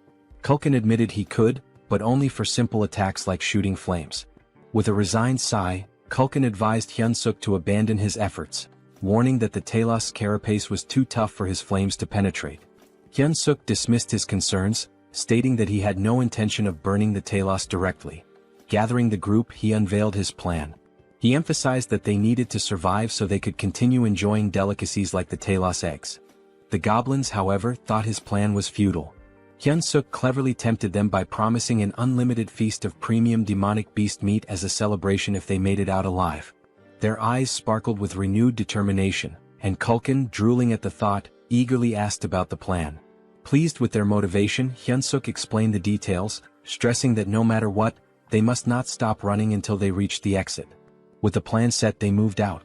Soon they encountered a swarm of Talos. Hyunsuk signaled Culkin to prepare his flames.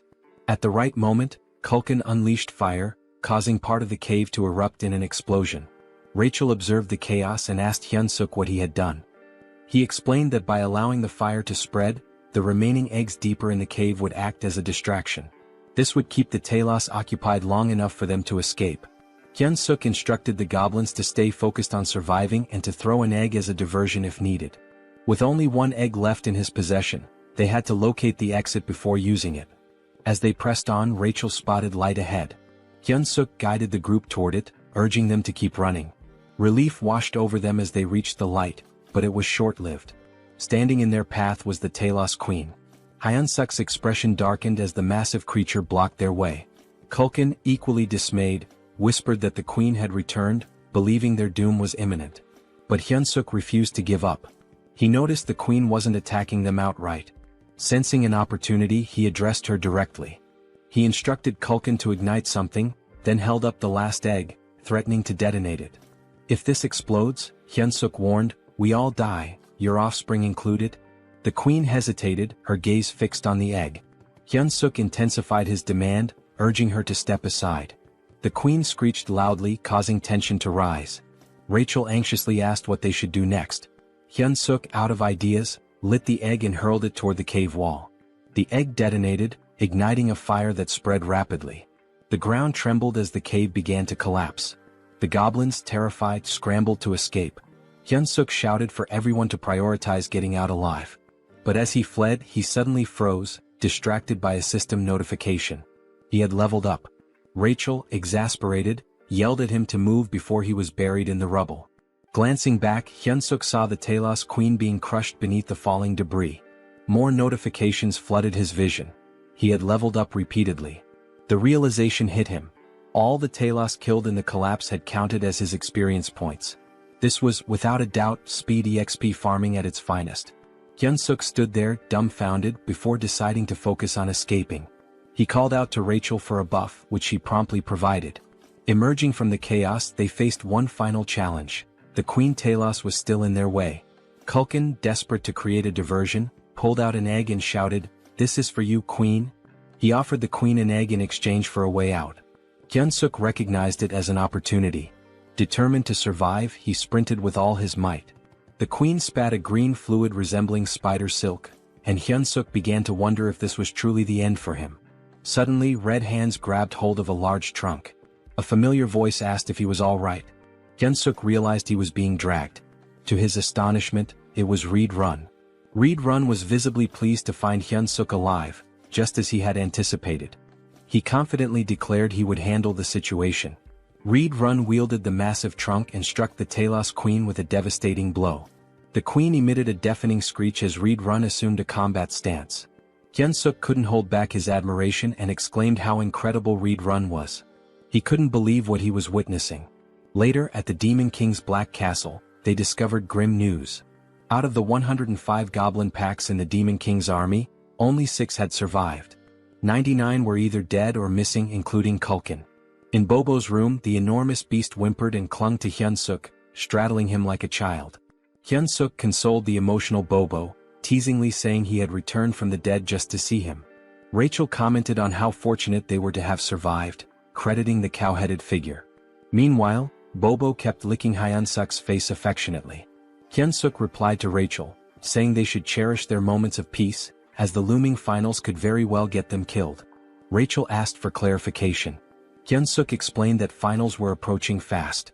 Rachel observed that Hyunsuk had matured significantly, and she wasn't wrong. Thanks to the collapsed cave, Hyunsuk had gained a staggering 75 levels in one fell swoop. His current level stood at 200, but Rachel remarked that it still felt inadequate. Hyunsuk shared her sentiment, especially when faced with an opponent boasting over 6,000 battle power. Rachel tested him with a question. Would attaining 6,000 battle power make him as strong as an orc? Hyunsuk replied that it wasn't solely about power level. Rachel confirmed his answer, explaining that such strength also relies on magic. She urged him to master magic if he hoped to confront such adversaries. Hyunsuk admitted it wasn't as simple as it sounded. Rachel reminded him of a moment when he had inadvertently used magic in the past. Hyunsuk, puzzled, was unaware of having done so. Rachel confessed that it was far too basic to be called magic. Hyunsuk finally understood. The surge of power he had felt back then was indeed magic. Their conversation was abruptly interrupted when the door swung open. Both were caught off guard as Reed Run entered. Hyunsuk asked why someone like Reed Run would visit such a modest room.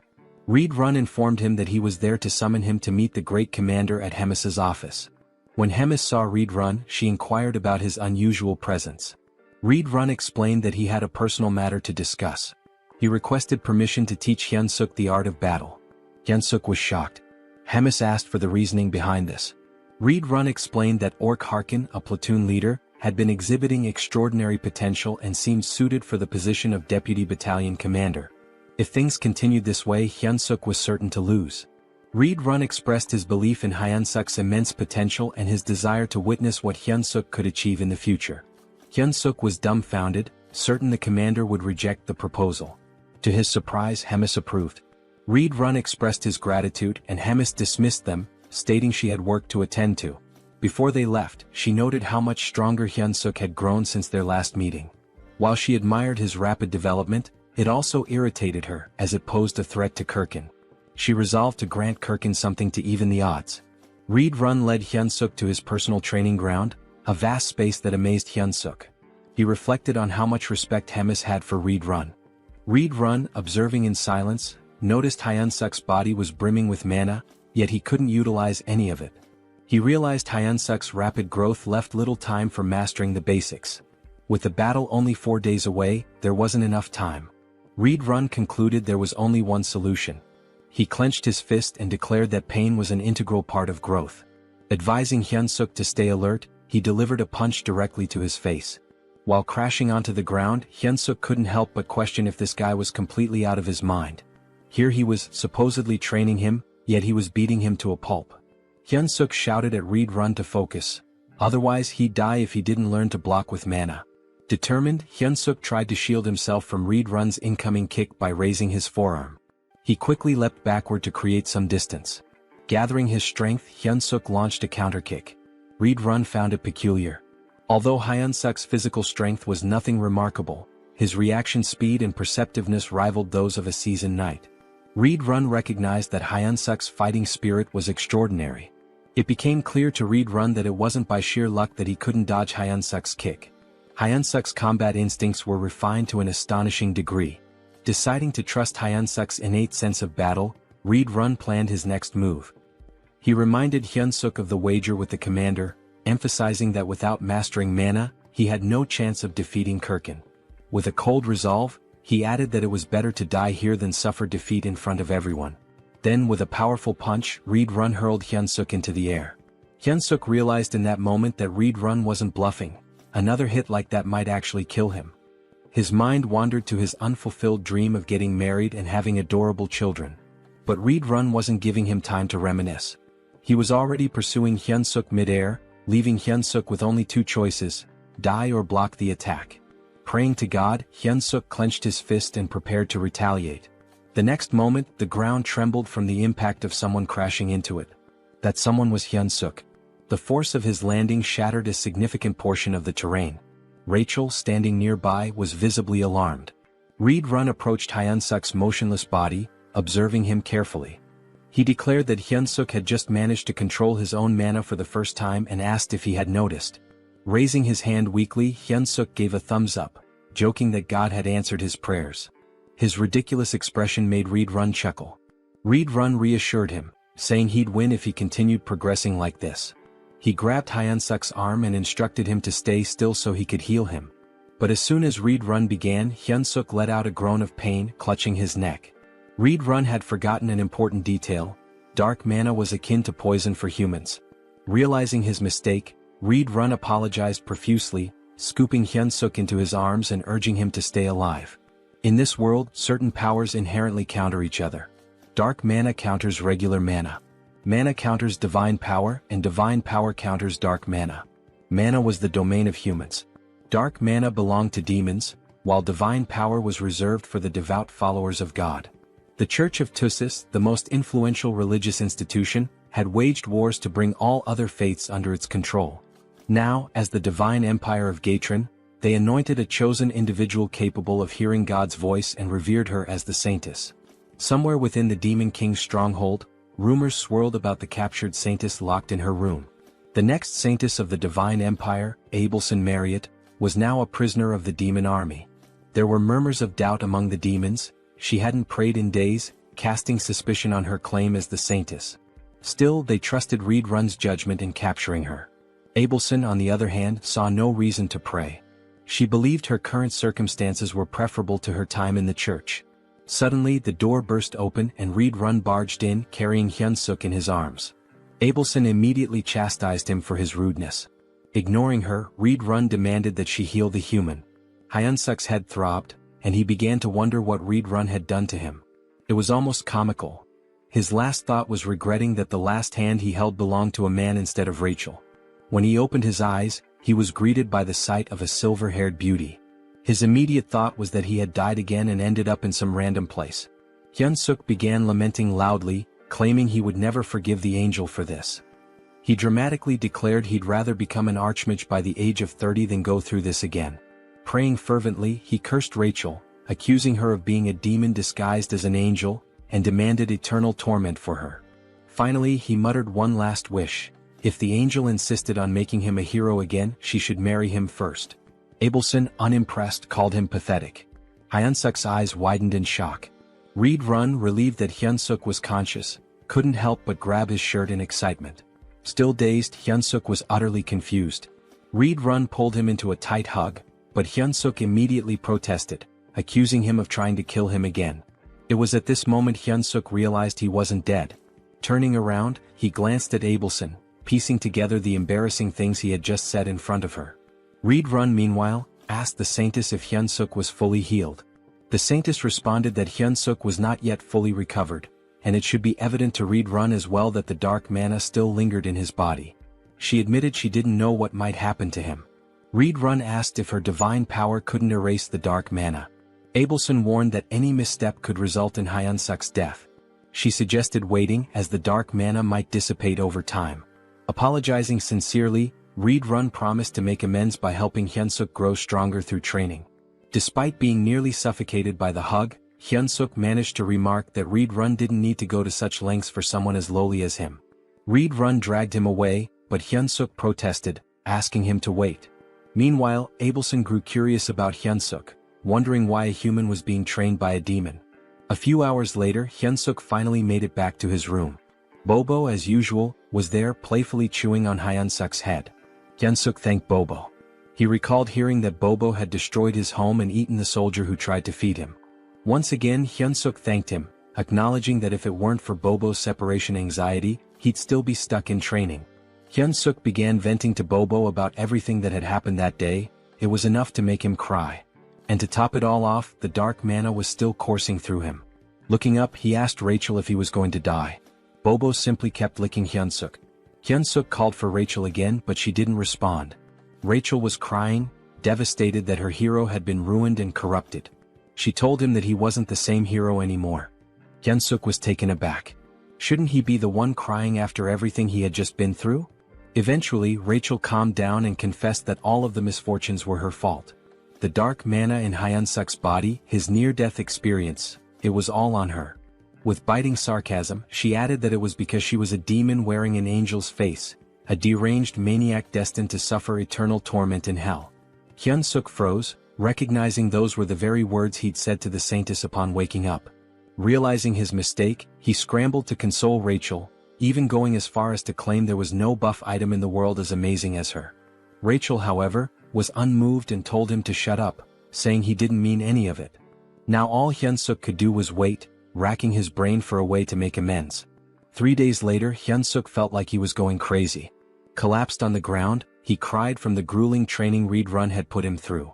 Abelson, who was present to heal him, tended to his injuries as usual. Hyun-suk praised her beauty as he always did. Abelson, disgusted by his behavior, couldn't believe this so-called hero. Yet she healed him anyway.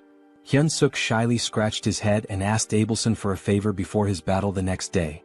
He wanted her to pray for his survival and if possible to come watch him fight.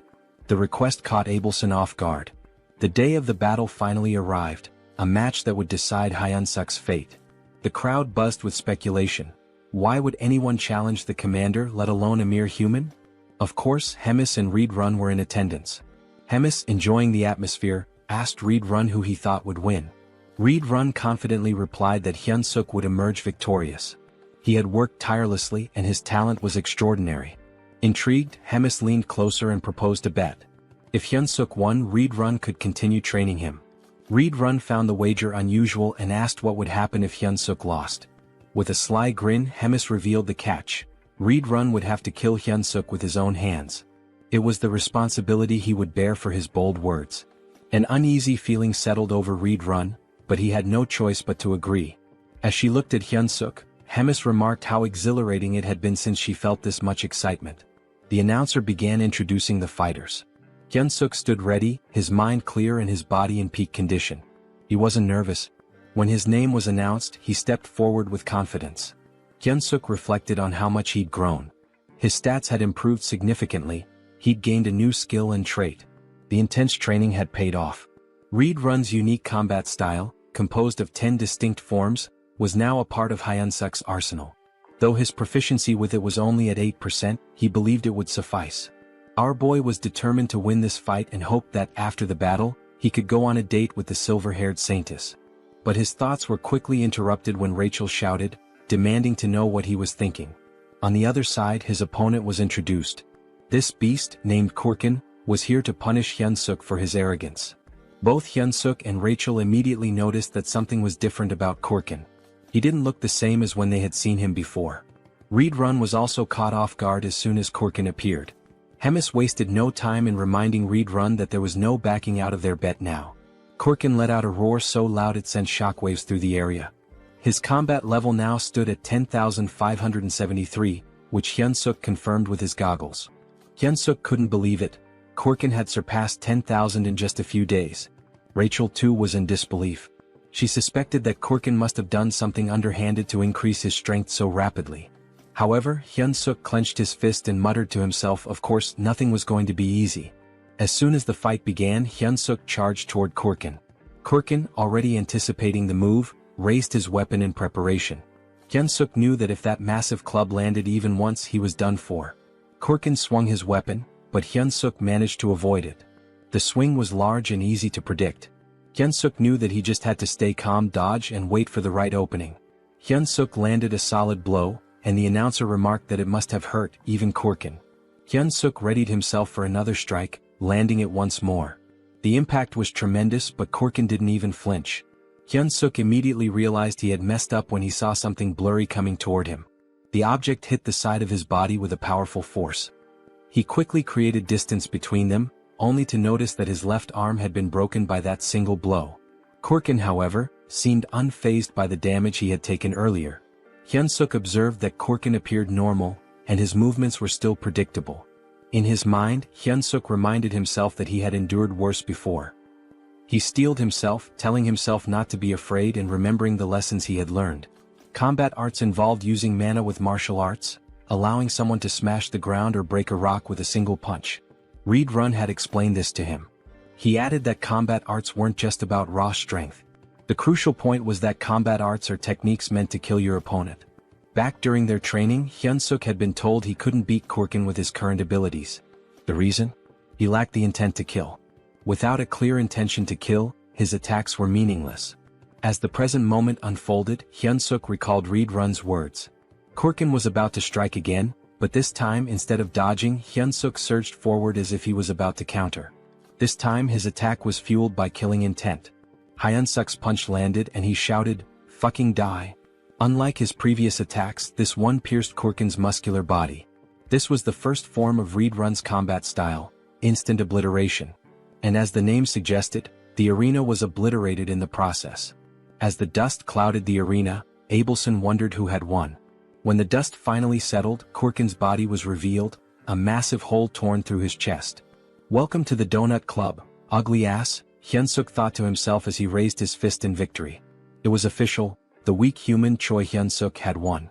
Despite his victory, Hyunsuk's body trembled, and he realized that if he used Reed Run's technique again, it might just kill him. Meanwhile, Rachel was celebrating. She told Hyunsuk that he had pierced straight through Kurkin's heart. Hyunsuk could hardly believe they had won. But then a dark red aura surrounded Kurkin's body. Something wasn't right. The announcer too couldn't believe his eyes, exclaiming that it was a miracle. But Hyunsuk knew this wasn't a miracle. He watched as a red object began to emerge from Kurkin's body, twisting in pain as something strange happens to his body. It's clear that the blow wasn't fatal enough. Kurkin remains standing, almost miraculously, despite a massive hole where his heart should be. Kurkin has now literally become a walking meat donut and will be known as Mr. Donut. Choi, surprised that Kurkin can still fight even with his heart torn apart, realizes it must be the commander's doing as he stares at Mr. Donut's gaping hole. Meanwhile, the commander watches the fight with a smile, enjoying how events are unfolding. Beside her, Reedrun wonders what she was thinking by sharing her dark mana with Mr. Donut. She also cast a curse that turned him into an undead when he reached a fatal state. The commander, impressed by Choi's quick learning and talents, smiles, though her expression carries a hint of frustration for having expected more from him. Back on the battlefield, Choi wonders if Donut is still alive as he looks at the heartless monster still standing. Rachel clarifies that he isn't, it's actually a curse causing this effect. However, she notes that the curse won't last long. Suddenly, Donut charges at the hero, preparing a strike with a murderous gaze. Choi laughs, joking that this move is already well known and easy to dodge. Famous last words. In the blink of an eye, he is struck. Donut's fist is already at his neck, and apparently the blow wasn't as avoidable as Choi had thought. Mr. Donut, holding the hero's neck in one hand, strikes multiple times with the other, only stopping when Choi, in a desperate response, grabs the monster's arm with both his arms and legs, causing a surge of energy. This prompts Donut to throw him away, sending Choi crashing into a wall. As Choi reflects on the gentle meeting between his body and the wall, he recalls the near-death sensation he experienced, comparing then to now. It seems like all the bones in his body are broken. With no time to dwell on his misery, he notices someone willing him to stand and continue. Choi then realizes Abelson's presence, gesturing encouragement, telling him he can win. The hero hesitates to believe her, but the doubt doesn't last long. He rises, realizing the fight isn't over until it's truly over. His newfound courage stems from one thing: the fear of embarrassing himself in front of a girl. That's how we do to overcome death. Even with all his bones seemingly broken, he channels mana that acts as an armor for his body. A blue aura covers him. Choi then decides to counterattack. As he moves toward Mr. Donut, the system updates displaying 2 consecutive changes. His mana control advances from F to E and then from E to D. Charging a powerful energy-infused attack, the hero shouts an invitation to Abelson for a date. Screaming while smashing a goblin's thinking box seems like the perfect time to ask a girl for a hangout. The attack drives Donut's head into the ground, but it isn't enough to neutralize him, but it was almost. Realizing his attack was highly effective, Choi continues his assault, repeatedly striking Donut's meat coconut. The audience watches in stunned silence, unable to process what's happening in the arena. Meanwhile, in the room where Reedrun and the commander are watching, she asks Reedrun if was he the one who taught the hero all those moves. Reedrun denies it. He also added, emphasizing that he's never seen anything like this in his life. Turning the attention back on the battlefield, now nearing its conclusion, Choi's thoughts are focused on his possible date. Things like 1 night, 2 days, dinner and hotel, clearly more important things to think in a situation like this. However, he knows he must remain cautious while collapses in exhaustion. As a result, the commander tells Reedrun to be careful. Choi is a monster. She reflects that having a hero serve the demon army will be fun, even though Choi's face reminds her of someone she isn't fond of. Sometime later, the hero wakes up startled in his cabin, bandaged, and in the company of Dog and Rachel standing nearby. Before he can ask where he is, Rachel informs him he's obviously in his cabin. Choi, concerned about the outcome of the fight and his experience, is quickly reassured that he won and that Abelson tended to his injuries. Eager to check the system, he looks at his stats. Hero candidate Choi, now level 212, has seen significant increases not only in his level but also in stamina, mana, charisma, and unlocked mana control skill. As he reviews his stats, Rachel mentions she could have healed him too. Choi ignores the comment, focusing solely on the absurd number of levels he gained. Noticing the mana control skill, Rachel reacts with exaggerated surprise. She defends her reaction, explaining that she's right, it's extremely rare for anyone to achieve mana control. As she tries to elaborate on how amazing this feat is, she's interrupted by Choi, who notices a strangely folded piece of paper. The scene shifts to Abelson's prison. She's gazing at the stars and muttering to herself that it was unnecessary. In her thoughts, the hero is strange. He discovered mana and learned about combat in just 3 days, which isn't normal. This hero certainly has unknown potential. Unfortunately, his personality is inversely proportional to his abilities. Abelson wonders if her prayers were answered or if Choi is simply pure talent. In the end, it doesn't matter. To her, he's the hope she needs. She then knocks on a door, seeking a favor, and Reedrun at the other side answers, offering his help. When Reedrun asks what she needs, she says she wants to take a walk. Back in Choi's room, as he reads the letter, he's surprised to find it's a positive response to his date request with Abelson. She now wants to see him at the courtyard. The hero will finally have the time of his life. Moments later, the time for the meeting finally arrives. Choi, anxious, still doesn't know how to act in this situation. He wonders if he should ask for her number, but there aren't even cell phones in this world. Rachel advises him to forget about this situation and return to his room, complaining that he always ignores her words. But she can't finish her sentence as she's suddenly grabbed fiercely by Choi, who plans to throw her aside. However, just as he prepares to do so, Abelson appears in front of him, accompanied by 2 others. Choi, clearly caught off guard, announces Abelson's arrival, questioning who the other 2 are. Abelson replies that they are her escorts. After all, she couldn't wander alone in her current condition. Choi, with sadness, quickly remembers that she's confined as a hostage of the Demon King's army. Breaking the tension, Abelson expresses her desire to start with a walk. Choi agrees, and as they walk, he thinks about how stressful it is to be under the watchful eyes of Abelson's escorts. They're eliminating any chance of intimacy between the 2, leaving him unsure of how to start a conversation. Abelson, on the other hand, knows exactly what to say. Without hesitation, she fires her question. "Are you a hero, Mr. Choi Hyun-seok?" The hero, surprised, doesn't understand how she knows or suspects this detail about him. Abelson explains that only heroes and demons have black hair in this world. Shaken by this revelation, Choi is also asked if he has any questions of his own. She encourages him to feel free to ask. Nervous but grateful, Choi timidly starts his first question. But before he can say anything coherent, they are interrupted by Reedrun. Choi is startled as he watches Reedrun approach in a hurry, frustration evident in his eyes. Reedrun delivers the message that the commander wishes to see him, exclaiming that the hero must follow. Choi panics. His meeting with Abelson ends before it even begins. Abelson also shows frustration with the situation, but it's clear their reasons differ. Observing everything, Abelson begins to wonder if Choi is truly someone trustworthy. The scene shifts to Hemis' chamber, where she explains she's been observing Choi's battle. She comments on his ability to consistently escape death with tenacity and then asks if he remembers what was offered to him. Choi cautiously confirms that he remembers she promised to protect him if he participated in a battle with an opponent of her choosing. She asks him to recall more details of the agreement. The hero recounts that he would become an executive under the commander. Hemis admits that this last part wasn't entirely intentional. She didn't think Choi would last long in his adventures. However, as events unfolded, the commander's perspective changed. Turning to Reedrun, Hemis reminds him that she mentioned Choi was a talent, a good candidate for a leadership role in the Demon King's army.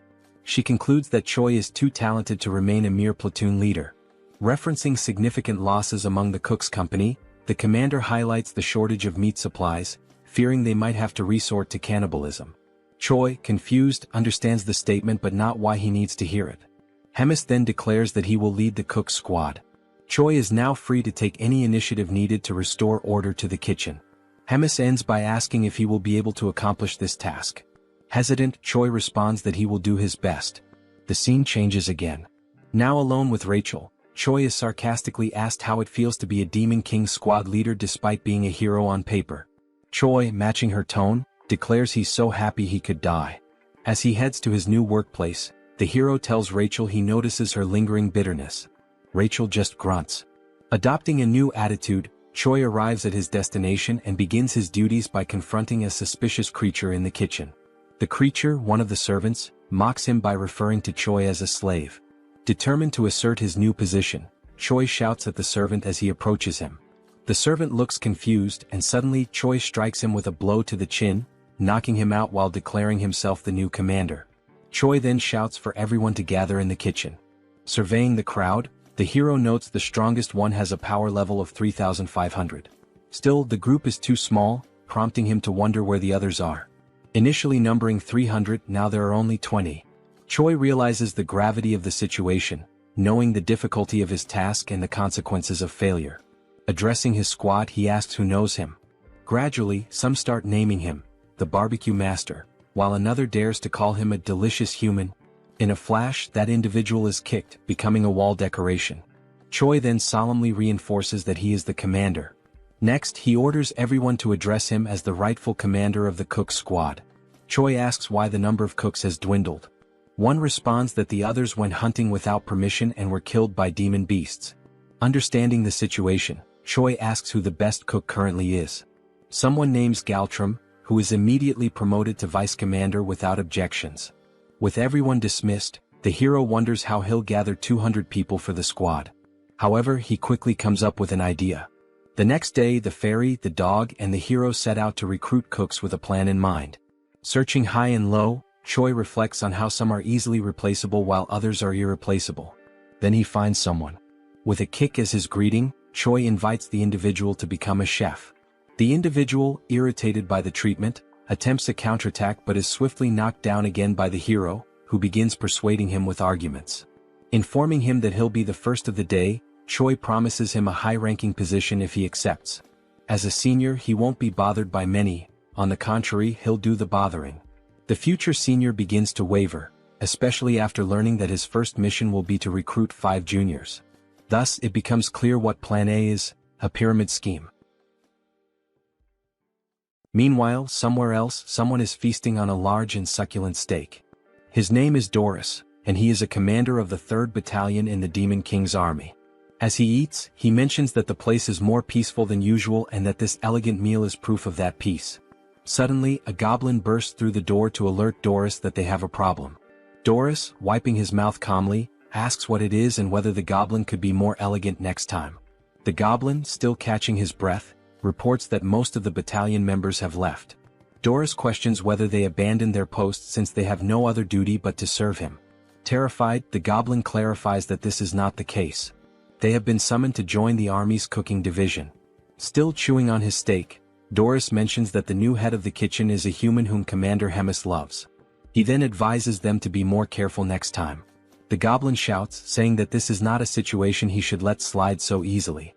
He adds that they have already taken 200 of his soldiers to serve as cooks. This leaves Doris stunned, as he cannot believe that his entire battalion abandoned him so quickly. Now outside, the soldiers summoned by Choi Hyun-seok are gathering. Rachel tells Choi that more than 200 people have already assembled. Choi, resting his hand on his chin, smugly declares that this is thanks to his intelligence. He then adds that they have enough culinary soldiers and that he will finish recruiting soon, but a sudden noise catches his attention, prompting him to look. The noise was caused by the goblin, who was perched on Doris's shoulder, pointing at the soldiers who had left the battalion. Choi's first thought is that this is not a good omen. Adjusting his glasses, he comments that he has no idea what's going on or who these people are, but they seem to be angry about something. After putting on his glasses, the device itself issues a warning, stating that it cannot measure power levels exceeding 50,000. This surprises Choi. The glasses also warn that if used beyond their designated limit, they might malfunction. Choi mutters that he should end this quickly and run away before getting into more trouble. Doris shouts, asking whether Choi Hyun-seok, the human who takes care of Bobo, is present. As Choi turns to flee without leaving a trace, Bobo suddenly appears and barks affectionately at Doris, leaving Choi with no escape. Choi halts his retreat, gathers his courage and introduces himself to the commander, asking what brings him there. Doris introduces himself as the commander of the separated 3rd Battalion. Then, slightly irritated, Doris demands to know who the hell Choi thinks he is to question what a commander is doing there. He points at the former battalion members and asks Choi whether he truly believes there is no reason for him to be there. This catches Choi off guard and makes him nervous, as even he had not realized that those scoundrels had brought along all their fellow unit members. Doris then invites Choi to have a conversation in his office. With no other options, Choi agrees. He has a sinking feeling that things have been going too smoothly to be true. Now in Doris's office, the commander asks whether this was really not intentional. Choi insists that he would never do such a thing. He explains that he simply selected the bravest soldiers, and it just so happened that they were all from the 3rd Battalion. Doris is surprised and thinks that the army's commander must favor this human. Deciding it is best to end the matter peacefully, he lets it go. After that, Doris changes his expression to a more amicable one and states that since things have unfolded this way, there is nothing more to be done. Choi should simply take the soldiers he selected and use them as he pleases. Hearing this excites Hyun-seok, who asks if it is really true, thinking that he has a good feeling about this. However, just after this moment of euphoria, Doris mentions that there is a condition. Choi immediately starts feeling uneasy again. As a true gentleman, Doris explains that since Choi has already taken 200 of his soldiers, there is one specific soldier he should also take. Choi becomes alert, thinking that even after taking so many soldiers, Doris still wants him to take one more. That must mean this soldier is a useless failure who will only cause trouble. Annoyed, Doris asks whether Choi is refusing and whether there is a problem, even after taking all of his 3rd Battalion soldiers. Feeling the pressure and his legs beginning to weaken, Choi insists that it is not what Doris thinks. He says he is simply overwhelmed with happiness and does not know how to properly express his gratitude. As the door opens, Doris declares that he has made his decision and will now introduce Choi to his new soldier. Then a massive hand appears, and Doris announces that the name of the new soldier is Yuzaru, adding that he is a lovable hybrid born from an ogre and an orc. Yuzaru introduces himself, speaking in the 3rd person. Yuzaru has arrived, Commander. Since Choi was still using his glasses, he realizes that Yuzaru's combat power also cannot be measured. While Choi remains paralyzed at the thought of having someone so strong as a soldier, Doris comments that Yuzaru's flaw is that he is incredibly stupid, but he is strong. He then tells Choi to make good use of him. As Yuzaru tries to enter the room, he bumps his head on the doorframe and loudly states it, making Choi wonder just how stupid he really is. Back at the recruitment site, Choi announces that he will reintroduce himself to all members. He states that his name is Choi Hyun-seok, the tamer of Bobo and the new head chef of the army. One of the soldiers comments that this is the first time he has seen Bobo. Choi, holding a bone, remarks that Bobo is a good boy. Bobo's eyes light up, and he even drools at the sight of the bone. Then, turning to the members, Choi declares that from now on, he will be organizing the unit. He puts up a list for everyone to see and explains that it is a new list, prepared by him, in which everyone must check their names and organize themselves accordingly. Rachel, surprised that he actually prepared a list, asks what criteria he used. Choi tells her that he believes everyone has the same level of intelligence, so he organized them based on combat power. He further explains that he assigned the weaker soldiers with more kitchen experience to kitchen duties. Then he asks Rachel if that was not a genius idea. After a while, one of the soldiers calls for him, stating that everything is ready and everyone has been organized. Delighted, Choi says he will check. With everyone divided into 2 large groups, Choi announces that the squad on the right is the culinary unit, while the one on the left is the combat unit. Using his experience, he acknowledges that some people might be unhappy with their assigned roles and invites anyone dissatisfied to step forward. A soldier raises his green hand, confirming that there is a problem. The goblin with a parted hairstyle, one of the weakest in the battalion, is the one who raised his hand. He states that he also wants to hunt and eat fresh meat right away. Choi gives a strange smile, admitting that this is a headache. He then calls for the goblin to come closer. The goblin cautiously approaches, contemplating what might happen. Once he is close enough, Choi suddenly kicks the poor goblin in the balls, making him scream in pain, his eyes bulging. Then Choi announces that this was his entrance exam. The poor goblin, now realizing that he will never be able to have children again, is left in agony. Without remorse, Choi declares that since he failed to withstand the kick, he has failed the test. Only then does the hero system finally appear, displaying a notification that thanks to his excellent leadership and command skills, Choi successfully organized and stabilized the unit. The system grants him the hidden skill of charisma level up, as well as an upgrade to his leadership skill level. Looking at the squad members, Choi asks if there are any other candidates with complaints. After a moment of silence, Choi clenches his fist, preparing to give a speech. Then he shouts for everyone to hear that everything is confirmed. He gives the order for the combat unit to grab their weapons because it is time to hunt. Now, in the great forest north of the Black Fortress, Choi gathers with all the members of the combat unit. Choi remarks to Rachel that, especially today, the forest seems calmer, with no sign of a single beast around. She replies that it might be due to the presence of Bobo and Yuzaru. Since they are so strong, they could be scaring the monsters away. Agreeing with her, Choi acknowledges that it is a plausible theory. Then we see Bobo and Yuzaru looking cuter than ever before. Choi grumbles, saying that those two are his best soldiers, and he simply cannot leave them behind. Rachel then suggests that they use bait to lure the monsters.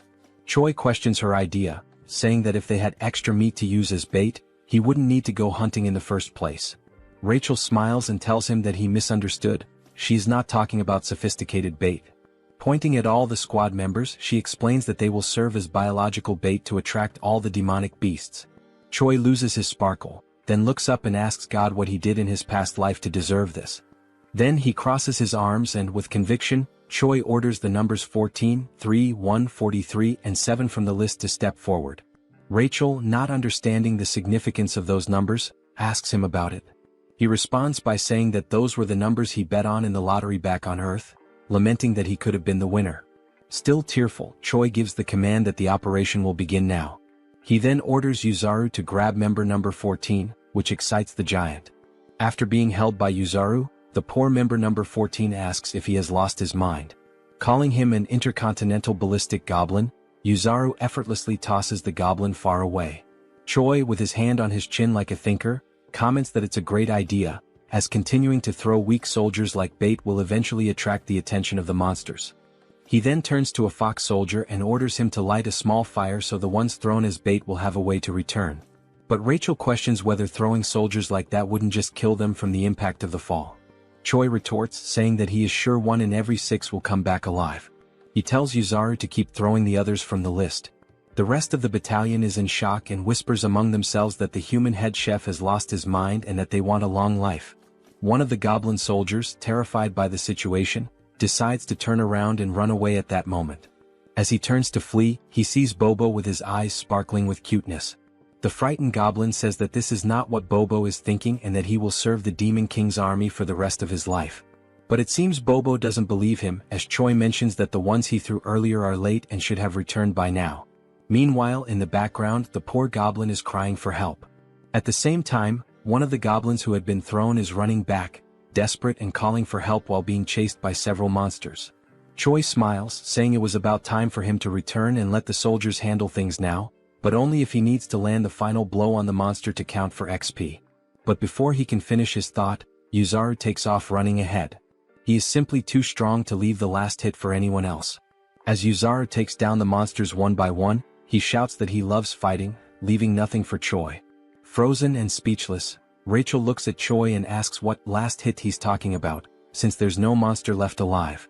After everything, while Yuzaru celebrates his success with Bobo, Choi is left crying because he didn't get any XP, and worse, he can't even use the monsters as food since they were all torn apart.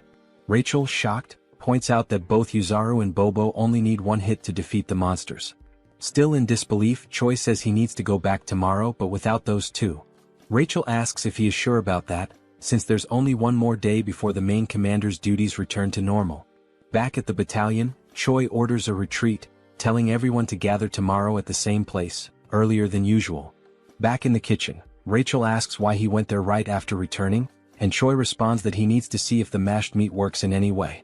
Kicking the door open, Choi yells asking where the lazy ones are, ordering them to gather. One of the kitchen soldiers runs towards him and asks if something happened. Choi asks if he tried the meat from today's hunt. This soldier is Gallum, the vice chef. Gallum confirms that he did, but the results were not as good as expected.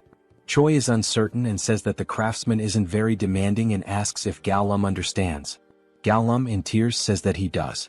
Mockingly, Choi asks if, despite all of his experience as a vice chef, Gallum still doesn't know how to make minced meat. Gallum responds that the main role of the kitchen army is to bring the ingredients, and he is not a personal chef for the commanders. He explains that the commanders care about taste, while the others just want to eat and don't care about flavor. Choi tells him that the members are also struggling and orders Gallum to be quicker. Gallum quickly runs off, telling the others to gather to light the firewood.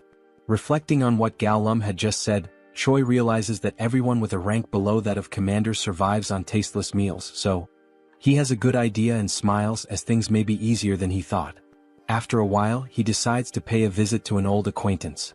He knocks on Abelson's door and introduces himself as Hyun-seok. She hears him and tells the hero to come in. Feeling awkward and blushing, he says that it's nothing special, he just wanted to see her. Rachel then says that now she understands the real reason he went to the kitchen. It was to see this woman. He then pulls out the beautiful and delicious dish and asks if she has already had dinner. Choi continues speaking, saying that he only won the duel because of her support and that the meal is a symbol of his gratitude. Abelson thanks him and mentions that she will only want a little bit. The woman then cuts a small cube of the meat and brings the fork to her mouth, thinking that the smell is very good. She takes a bite and after chewing for a moment she's left without reaction. Then, like in Shokyuji no Soma, she says that it's delicious, much better than what she had eaten at the castle. An incredibly tasty flavor. After a few minutes, Choi, pleased, says that it looks like she liked the food since she finished the entire plate. Still shy, he takes the plate and says that now that she's eaten he can leave. Just as he's about to leave, she calls him by his name. Then Abelson asks what Choi's plans are when he leaves this place in the future. Choi, like a good man moved by emotion, quickly responds that it's marriage with her. Hearing this, Abelson's eyes widen. Realizing his intentions and that he didn't understand the meaning of the question, she says that now he can leave. But before he goes, he tells her that there's something else he wants to do besides marry her. This catches her attention. However, before finishing, he asks her what her plans are and what she wants to do when she leaves there. With a lifeless look, she says that she doesn't know yet because if she ever leaves there, she doesn't want to do anything. Now, in Gartran, the divine empire of the capital of Gratium, where the theocracy is governed by the Pope of the Church of Ducis. A man kneels and refers to another as Your Holiness, then he provides the information that they have discovered the location of Abelson Marriott, the next saint. He then adds that, supposedly, Abelson is imprisoned in the Black Fortress where the glutton resides. The man sitting on the throne asks how the next saint ended up in such a place. Tapping his fingers anxiously on the throne, he asks if there has been no word from the Demon King about this. The man replies that there hasn't been, as no one knows what they want since they're not demanding anything. Rising from the throne, the Pope says that in the history of wars between humans and demons, there have been only a few times when humans managed to breach the Black Fortress. Even so, on those occasions when they succeeded, the glutton Hemis was absent. So, attacking directly now would be very reckless. Opening the curtain to the window, he says that he will send a secret rescue team. Then, Pope Orvan IV gives the order for the man to summon their hero. Back in the hunting grounds, Choi organizes the kitchen battalion soldiers into 2 blocks, literally. However, something keeps nagging at him. He can't stop thinking about what the hell Abelson meant when she said that she didn't want to do anything else. Walking to a suitable spot, he stops and says that this should be enough. While rummaging through his backpack, he calls the platoon commander forward and tells him to step up. He takes something from his backpack and tells the platoon commander to eat. What he pulled out were 2 steaks of meat, and while the soldiers look on in disbelief, they think it's some new type of bribe or some kind of leftovers. Choi asks if they're not going to eat, and the soldiers apologize and quickly begin eating. After tasting the meal, the soldiers who ate it shine their eyes and enter a state of ecstasy due to the delicious flavor of the meat. The 3 platoon leaders kneel and say that from now on they will be loyal to Choi, begging for another piece of the meat. However, he pulls out more pieces of meat and says that the chance to taste it is over, meaning that from now on, Choi shouts at them to run, because only the platoon that captures the most living demon beasts will be allowed to eat with him. The 3 platoon leaders run desperately, urging their soldiers to do the same. Seeing this, Choi says that the plan was a success since they're all slaves to their appetite. The plan to bring the monsters alive was precisely so he could land the last hit and level up. Looking at the system screen and seeing his level, status and charisma increasing, Choi says that while he was cutting the monsters, he quickly leveled up 10 times. One of the platoon leaders then asks who the winner was among the 3. Choi turns to them and announces that the winner was the Wolfken platoon and that the Wolfken platoon will have an amazing meal with him. The members of the other platoons ask what they will receive, and Choi answers with boredom that they will have the leftovers. Choi also shouts at them, giving the order to gather all the slaughtered meat and take it to the kitchen. Meanwhile, beyond the Black Forest, we see several lifeless bodies of soldiers and a man in a black cloak holding a sword. Back at the headquarters, someone stands in front of a door and says that they've finally arrived. Inside, Abelson says that she shouldn't have said that to Choi. After all, she can't keep hiding this forever. The door opens and it's the man in the black hood calling Abelson by her full name. He then removes his hood and we see that it's not Choi but a blonde man with green eyes. He says that he's there to rescue her. Recognizing him, Abelson calls him Sir Guffin and asks if the Pope sent him. He replies that he thinks so but isn't sure. Leaning against a table, she apologizes and says that she can't go back now, politely asking him to leave. Surprising her, he says that he'd love to retreat as well, but a mission is a mission and must be completed. With a serious expression, she says that as he should know, the glutton Hemis lives in that fortress, and if he tries to take her, he knows what the worst outcome could be. He approaches her, smiling, and asks how she plans to do that, and Abelson says that she will use her holy power to summon Hemis there. The man then grabs Abelson by the neck and says that he's not there for games, because he's not a prince but a soldier. With a cold expression, he orders her to close her eyes, and when she wakes up, she'll already be in the capital. With his grip tightening around her neck and her almost fainting, Abelson realizes that he may use holy power and wonders how that's possible. As her eyes slowly close, she thinks that she can't go back there again. Then a sleep spell is launched toward the blonde man. It's Choi telling him to take his hands off Abelson. The punch hits his face, but it seems to have little effect. With a small trickle of blood on his face, the blonde man says that it was a punch infused with magical energy and asks what Choi is. He adds that Choi's movements are very impressive for the magic he possesses. Irritated, Choi throws another punch and asks what the hell the blonde is talking about, ordering him to get away from Abelson immediately. The man retaliated with a kick and said it wasn't part of the mission, but it's always good to have something useful, so Choi would go with him as well. The kick was so strong to Choi's stomach that he couldn't stay on his feet. While Choi and Abelson were on the ground, the blonde man said that trivial worms always irritated him. Watching all of this from afar, Rachel saw that the man had defeated the other man with a single blow, so she was unsure whether she should call Bobo for help. Then Rachel felt a frightening presence approaching the area. Inside the room, the man looked at a teleportation scroll and said that there was nothing he could do, but to bring another person with him, he needed to alter a few terms. Then someone arrived behind this man. The person asked the blonde if something wasn't going well. Was Hemis? Smiling, she asked if the man needed help. The man quickly turned around and was shocked to see Hemis in front of him. He wondered how this was possible since he had blocked the saint's powers. Hemis asked if the man could start calling her gourmet from now on. The blonde, trembling with fear, thought that he couldn't feel any magical energy coming from Hemis, and maybe this was due to the difference in their levels. Placing the contract in his mouth, the man thought that maybe the story about Hemis, the glutton devouring thousands of soldiers in a single day, could be true. Hemis emanated her power with a pink aura and said that now she would see how skilled her blonde guest was. The pressure from her magical energy was so immense that the blonde man became paralyzed. He could only think about not panicking because only then could he dodge her attacks, and when the opportunity arose, he would take the saint quickly. Then, the blonde man felt a strange dizziness and realized it was due to the punch he had received from Choi, and the dizziness effect came late. While he was distracted, Hemis launched an attack that apparently struck and ripped off the blonde man's arm. The glutton said she liked him and asked if he could entertain her a little more. The blonde man thought that, with the state of his body, it was better for him to leave on his own. Then, the blonde man declared the mission a failure, activated the teleportation power, a golden explosion occurred, and he disappeared from there. Hemis was surprised that the man fled even after she had asked him for a favor. Then, with a devilish expression, she said that it was fine because the truly fun things were about to begin now. Then, a brief description of Hemis is shown. The glutton is an ancient monster and an ageless witch. All of these were insults to Hemis, the commander of the Third Corps of the Demon King's army. Through the endless flow of time, countless demons were born and appeared. However, the Demon King and Hemis, these two remained unshaken like enormous mountains. Yet, the infinite passage of time has numbed many things, and this is too cruel for any sentient being to bear. A few days later, Choi is training and is struck in the same spot with an attack. Lying on the ground and crying, he was training with Reedrun, who tells Choi that his attacks and how he uses magic are still too direct. Reedrun says that he doesn't need to be so rigid about it and can be more flexible. Still crying, Choi says he will keep that in mind next time. In an ironic tone, Reedrun says that there's one more thing to mention. No matter how strong Choi feels or considers himself to be, there will always be someone stronger.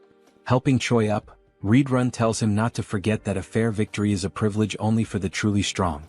Then Reed turns to Choi Hyunseok and says that's all for today, telling him that he did a good job.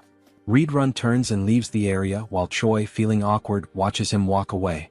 The hero, nearly depressed, sits on the ground and concerned Rachel asks if he's alright. He responds that no, he's almost dying and asks her to heal him. Rachel begins the healing and Choi says that at least he can breathe now. This makes the fairy ask if she is now just a healing potion for him. While he's being healed, Choi has several thoughts in his mind.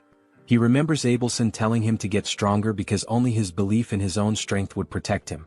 Then he tells Rachel that Abelson said he needed to be stronger. Rachel gets angry because he's already talking about that woman again, and because of her, he almost lost his life. She doesn't know if she's a saint or a witch. Choi tells her that she could suffer divine punishment for saying such things. While still using the healing, Rachel remembers that the assassin used sacred power, so she questions why, if she is really a saint, he attacked her. Choi, thinking, says that she's right because the next saint should be a valuable existence, and that's not what happened. Choi becomes frustrated thinking about it and says that, in any case, he's done thinking about it. Then Rachel asks why he's so fond of her. Choi ignores her and says she's just jealous. Rachel yells that he's a woman-crazed moth and asks if he really wants to die. Shortly afterward, there was Choi, head down and sad, while Rachel and Bobo looked at him. Choi says that it's over for him and asks to be reborn as a rich family's cat in his next life, leaving their eyes confused by the situation. Rachel asks if Bobo is concerned and if he would accept someone like that as his master. Bobo still doesn't understand, so Rachel says she will tell him what happened.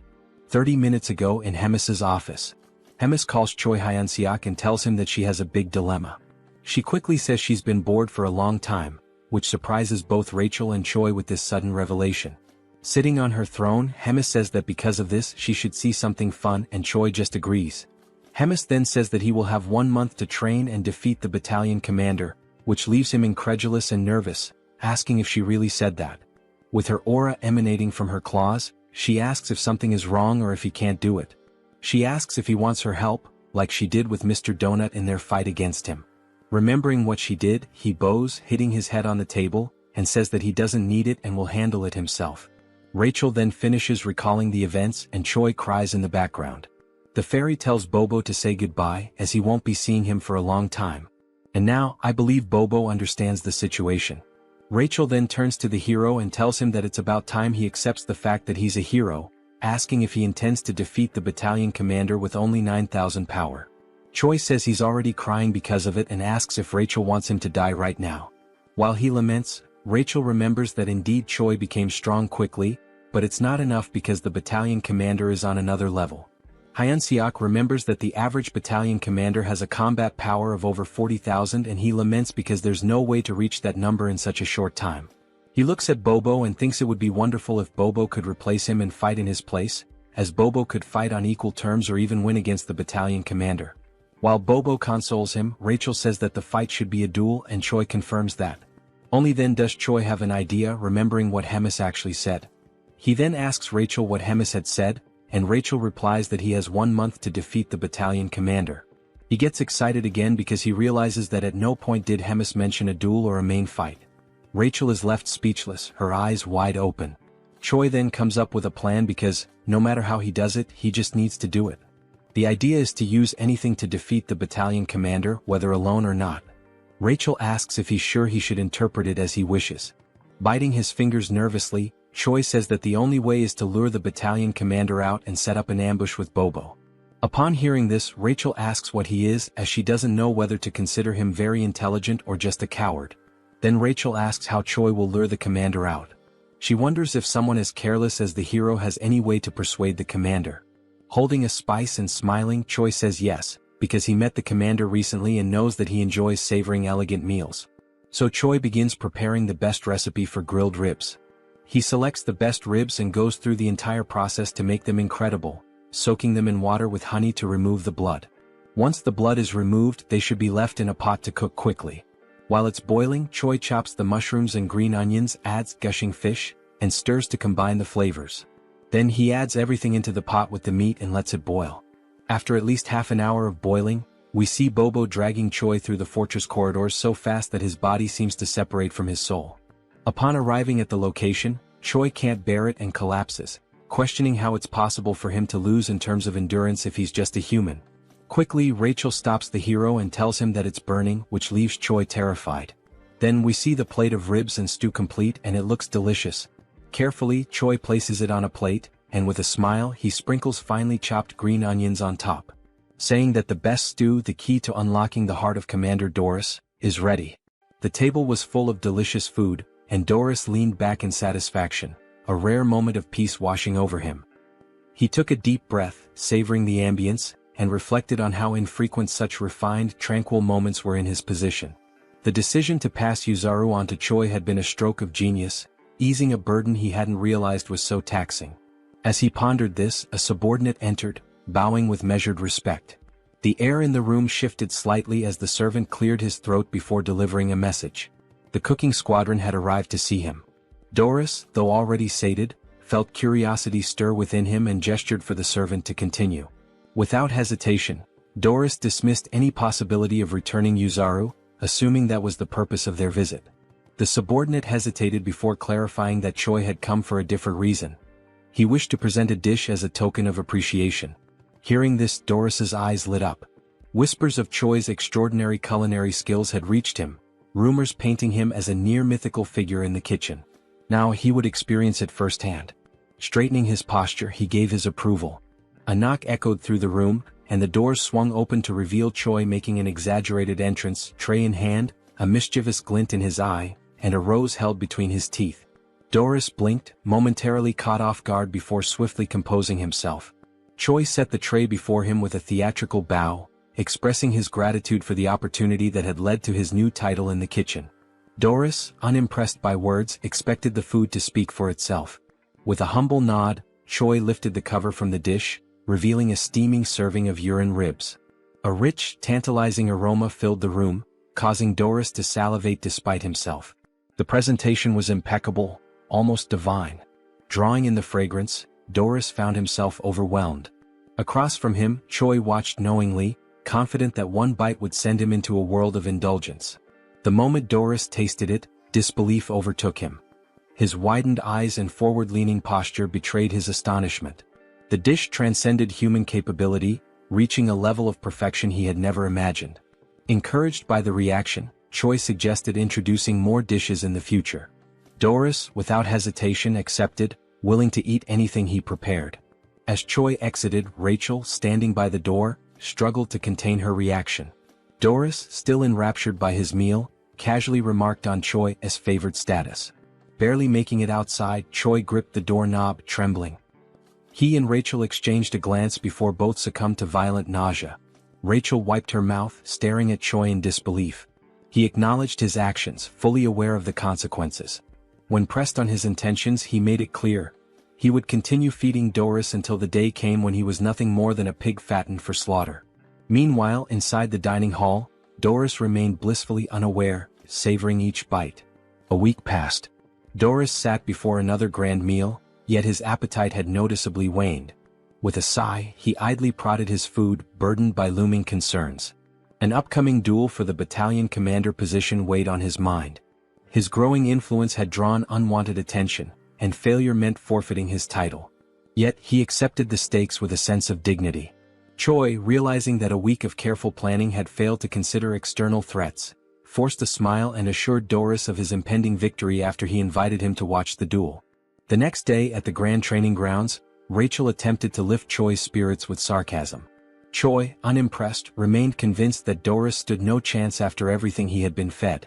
Roger, the Demon King's 3rd Army Corps Regiment commander, initiated the duel. The challenger, a humanoid figure with a horned skull, stepped forward.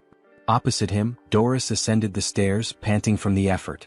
Yet, upon spotting Choi, a smirk surfaced on his lips. Roger signaled the start.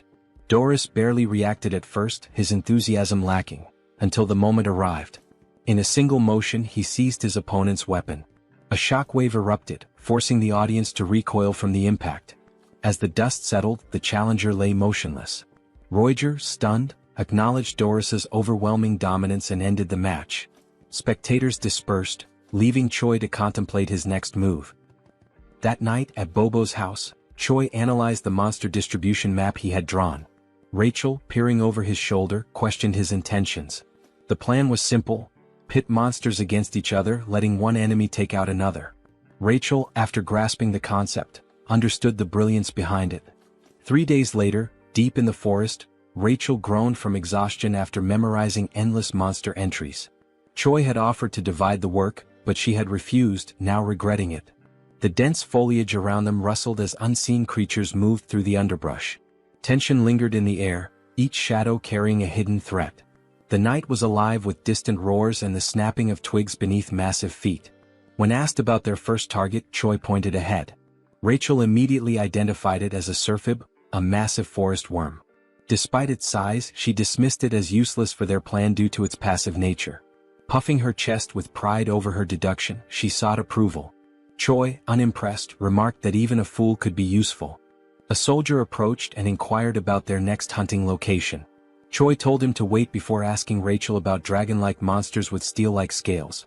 She replied that several types fit that description and that she would need to see it directly to identify it. This meant they had no choice but to face the creature head-on. Choi then announced to the cooking squadron that they would be sweeping the area clean. There was no need for captures. Everyone was free to kill to their heart's content. He even gave them permission to eat their prey immediately. The soldiers were ecstatic. They felt that their commander had finally come to his senses, celebrating the opportunity to eat their fill. They cut down monsters relentlessly, harvesting their meat until the supply piled up. Choi observed the results of their efforts but noted that the true owner of the territory had yet to reveal itself. He began to worry that their efforts had been in vain. Deciding to halt the operation, he ordered everyone to put away their weapons. The platoon commander ensured that his orders were followed. However, just as they began to settle, an unexpected sound caught Choi's attention. He immediately sensed that something had arrived. Birds scattered into the sky as a monstrous presence made itself known. A dragon's eye glared down at them from above. The creature, Gadrick, was a beast of immeasurable combat power. The soldiers panicked at the sight of the dragon and scattered in fear. In response, Gadrick set the area ablaze. Choi, however, was pleased. With a monster of this caliber, he now had a weapon strong enough to defeat Doris. At Hemis's office, she spoke to Reed Run about her growing concerns. 3 weeks had passed without any news from Choi. She speculated that Reed Run might have been training him for something extraordinary. He dismissed the notion, stating that their training was nothing out of the ordinary. Hemis then asked for his assessment of Choi's chances against the battalion commander. Without hesitation, Reed Run replied that there was no chance of victory. However, he did note that Choi had been getting close to Doris recently. This information caught Hemis off guard. She recalled how Choi had once claimed he would defeat the battalion commander, yet he seemed to be growing closer to him instead. This contradiction left her curious about his true intentions. At Doris's office, he continued eating, enjoying the grilled meat prepared by Choi. He thanked him for the meal. Choi, letting out a sigh, caught Doris's attention. Sensing something was wrong, Doris questioned him about it. Choi, putting on a pitiful act, claimed that there was a serious problem within the squadron. He hinted that this could be the last time he would be able to treat Doris to a meal. Alarmed by this statement, Doris pressed him for details. Choi then explained that the corps commander had requested a special type of monster meat, but the creature was far too powerful to handle. Choi continued his deception, reinforcing the illusion that their squadron was struggling to subdue a formidable monster. He named the creature Marbling, a name unfamiliar to Doris, who had only heard rumors of numerous injuries among the cooks. Choi reassured him of the monster's existence, emphasizing the danger it posed and the futility of sending more ordinary soldiers. Instead, he suggested that someone of Doris's strength could handle it effortlessly, promising that such a feat would not go unnoticed by the corps commander. The thought of recognition from Hemis stirred something in Doris. He imagined her regarding him fondly, her words lifting him from the status of a mere glutton to something more. The fantasy left him flustered. Choi, capitalizing on this reaction, assured him that he would relay his accomplishments personally, strengthening the illusion of camaraderie. Though Doris feigned reluctance, he ultimately agreed to help, seeing Choi as a friend. Choi expressed gratitude, but beneath his polite demeanor, his expression twisted into a sinister grin. The following day, the operation was set in motion. At the designated location, Choi gathered his forces, ensuring every step was carefully planned. Rachel confirmed whether he had memorized the terrain, to which he responded with absolute confidence, likening himself to a living navigation system. He then whispered to Bobo, subtly affirming that their true target was Doris. Yuzaru, lacking complexity in thought, simply prepared to execute his given task without question. With everything in place, the mission commenced. Deep within the great forest, the soldiers were oblivious to their true purpose. Their only knowledge was that they were being sent to hunt a dangerous monster. Doris, irritated by the harshness of the wilderness, questioned the distance to their target. Choi assured him they were approaching Marbling's territory, all the while maintaining extreme caution. He understood that Doris was more formidable than he appeared, but he had faith that Gadrick would emerge victorious. Suddenly the atmosphere shifted. Birds scattered in distress, signaling an imminent threat. Choi warned Doris that something was approaching. Doris, now alert, prepared himself. From the shadows, Nidrak emerged, its presence overwhelming.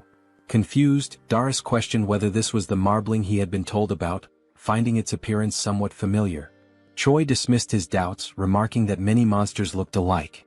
Accepting this, Doris viewed it as nothing more than another beast to slay. With unwavering confidence, Doris commanded his battalion to attack, trusting that Choi would ensure his victory reached the corps commander's ears. His soldiers surged forward, engaging the dragon with reckless abandon. Doris himself lunged into battle, unleashing his formidable techniques. Despite Nidrak's immense power, Doris's sheer brutality kept him pressing forward. Choi observed with growing concern, realizing that Doris was more resourceful than anticipated. Instead of facing Nidrak directly, he used his soldiers as fodder, sacrificing them to create openings for his own attacks. Choi had intended for the battle to overwhelm Doris, but the demon's methodical approach threatened to undo his plan. Before Doris could land a decisive blow, a panicked soldier interrupted, reporting the arrival of another creature. Choi's expression darkened. He had miscalculated, this territory belonged to Nidrak alone. The presence of an additional monster disrupted his scheme. Retreat was immediately ordered, but before they could escape, a massive worm-like creature emerged. It was a Surfib, an entity Choi had initially dismissed due to its supposed non-aggressive nature. However, perceiving the ongoing battle as a territorial dispute, the Surfib prepared to fight. Doris quickly called for a full withdrawal, but Rachel realized that allowing him to escape would jeopardize everything. Choi knew he had no other choice. With a swift, decisive motion, he launched an attack. Using the read-run combat style's first form, he struck Doris, ensuring he had no time to process what had happened. His voice rang out, demanding that the retreat be cancelled. He called upon the demons to stand their ground, invoking their pride and courage. The chaos intensified as the battlefield descended into further disarray. Amidst it all, Doris registered the pain and the deafening roar of battle around him. Doris felt a surge of rage as he questioned whether he was being betrayed by a mere primitive human. Consumed by anger, he called out Choi's name, determined to risk everything to confront him.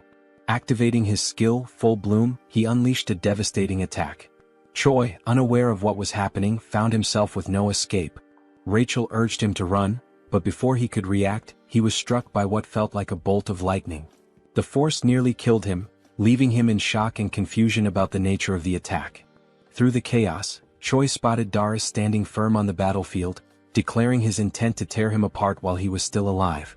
Realizing the imminent danger, Choi quickly assessed the situation, wondering about the whereabouts of Bobo and Yuzaru. Meanwhile, Rachel scanned the battlefield and noticed that Surfib's attack had caught everyone in its range.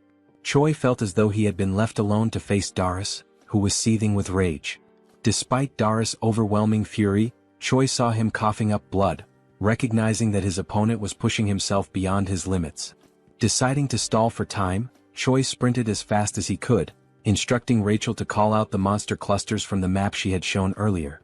She complied, reading them aloud as she saw them. If Choi continued straight, he would reach the Warhound habitat. Doris, undeterred by the surroundings, pursued him relentlessly, showing no concern for the monsters in his path. Choi knew that while most creatures would avoid the strong, a habitat with younglings would provoke an aggressive response. Doris dismissed Choi's tactics as feeble tricks, determined to ensure his demise. Channeling his strength, he unleashed a level 3 technique, Falling Flowers. His power surged, fueled by his deep belief that promotion was the greatest weapon of a demon. With confidence in his overwhelming strength, he prepared to end Choi once and for all. However, something felt off. His body wavered, and he suddenly coughed up a significant amount of blood. Choi, having stopped to observe, listened as Rachel pointed out that Doris' demonic energy was depleting rapidly. Doris realized too late that he had reached his limit. Expending excessive energy while hunting demonic beasts had left him drained. Acknowledging the situation, he turned away, unwillingly accepting that he could not continue. Choi called out to him, questioning his retreat. Doris, though displeased, admitted there was no choice but to recover first. He vowed to return and exact vengeance, declaring that he would never forget this humiliation. Before he could leave, Choi refused to let him escape so easily. Calling out to him, he taunted the demon, stating that he had entered on his own terms but would not be allowed to leave so freely. Doris dismissed his challenge, ridiculing Choi for thinking he could be defeated by mere fists. But Choi was prepared. Activating Ride-Run Combat Art 7th movement, he unleashed the explosive destruction wave. To his surprise, Doris endured the attack, proving his resilience. The demon smirked, accusing Choi of underestimating him. Before the battle could continue, an unexpected presence arrived.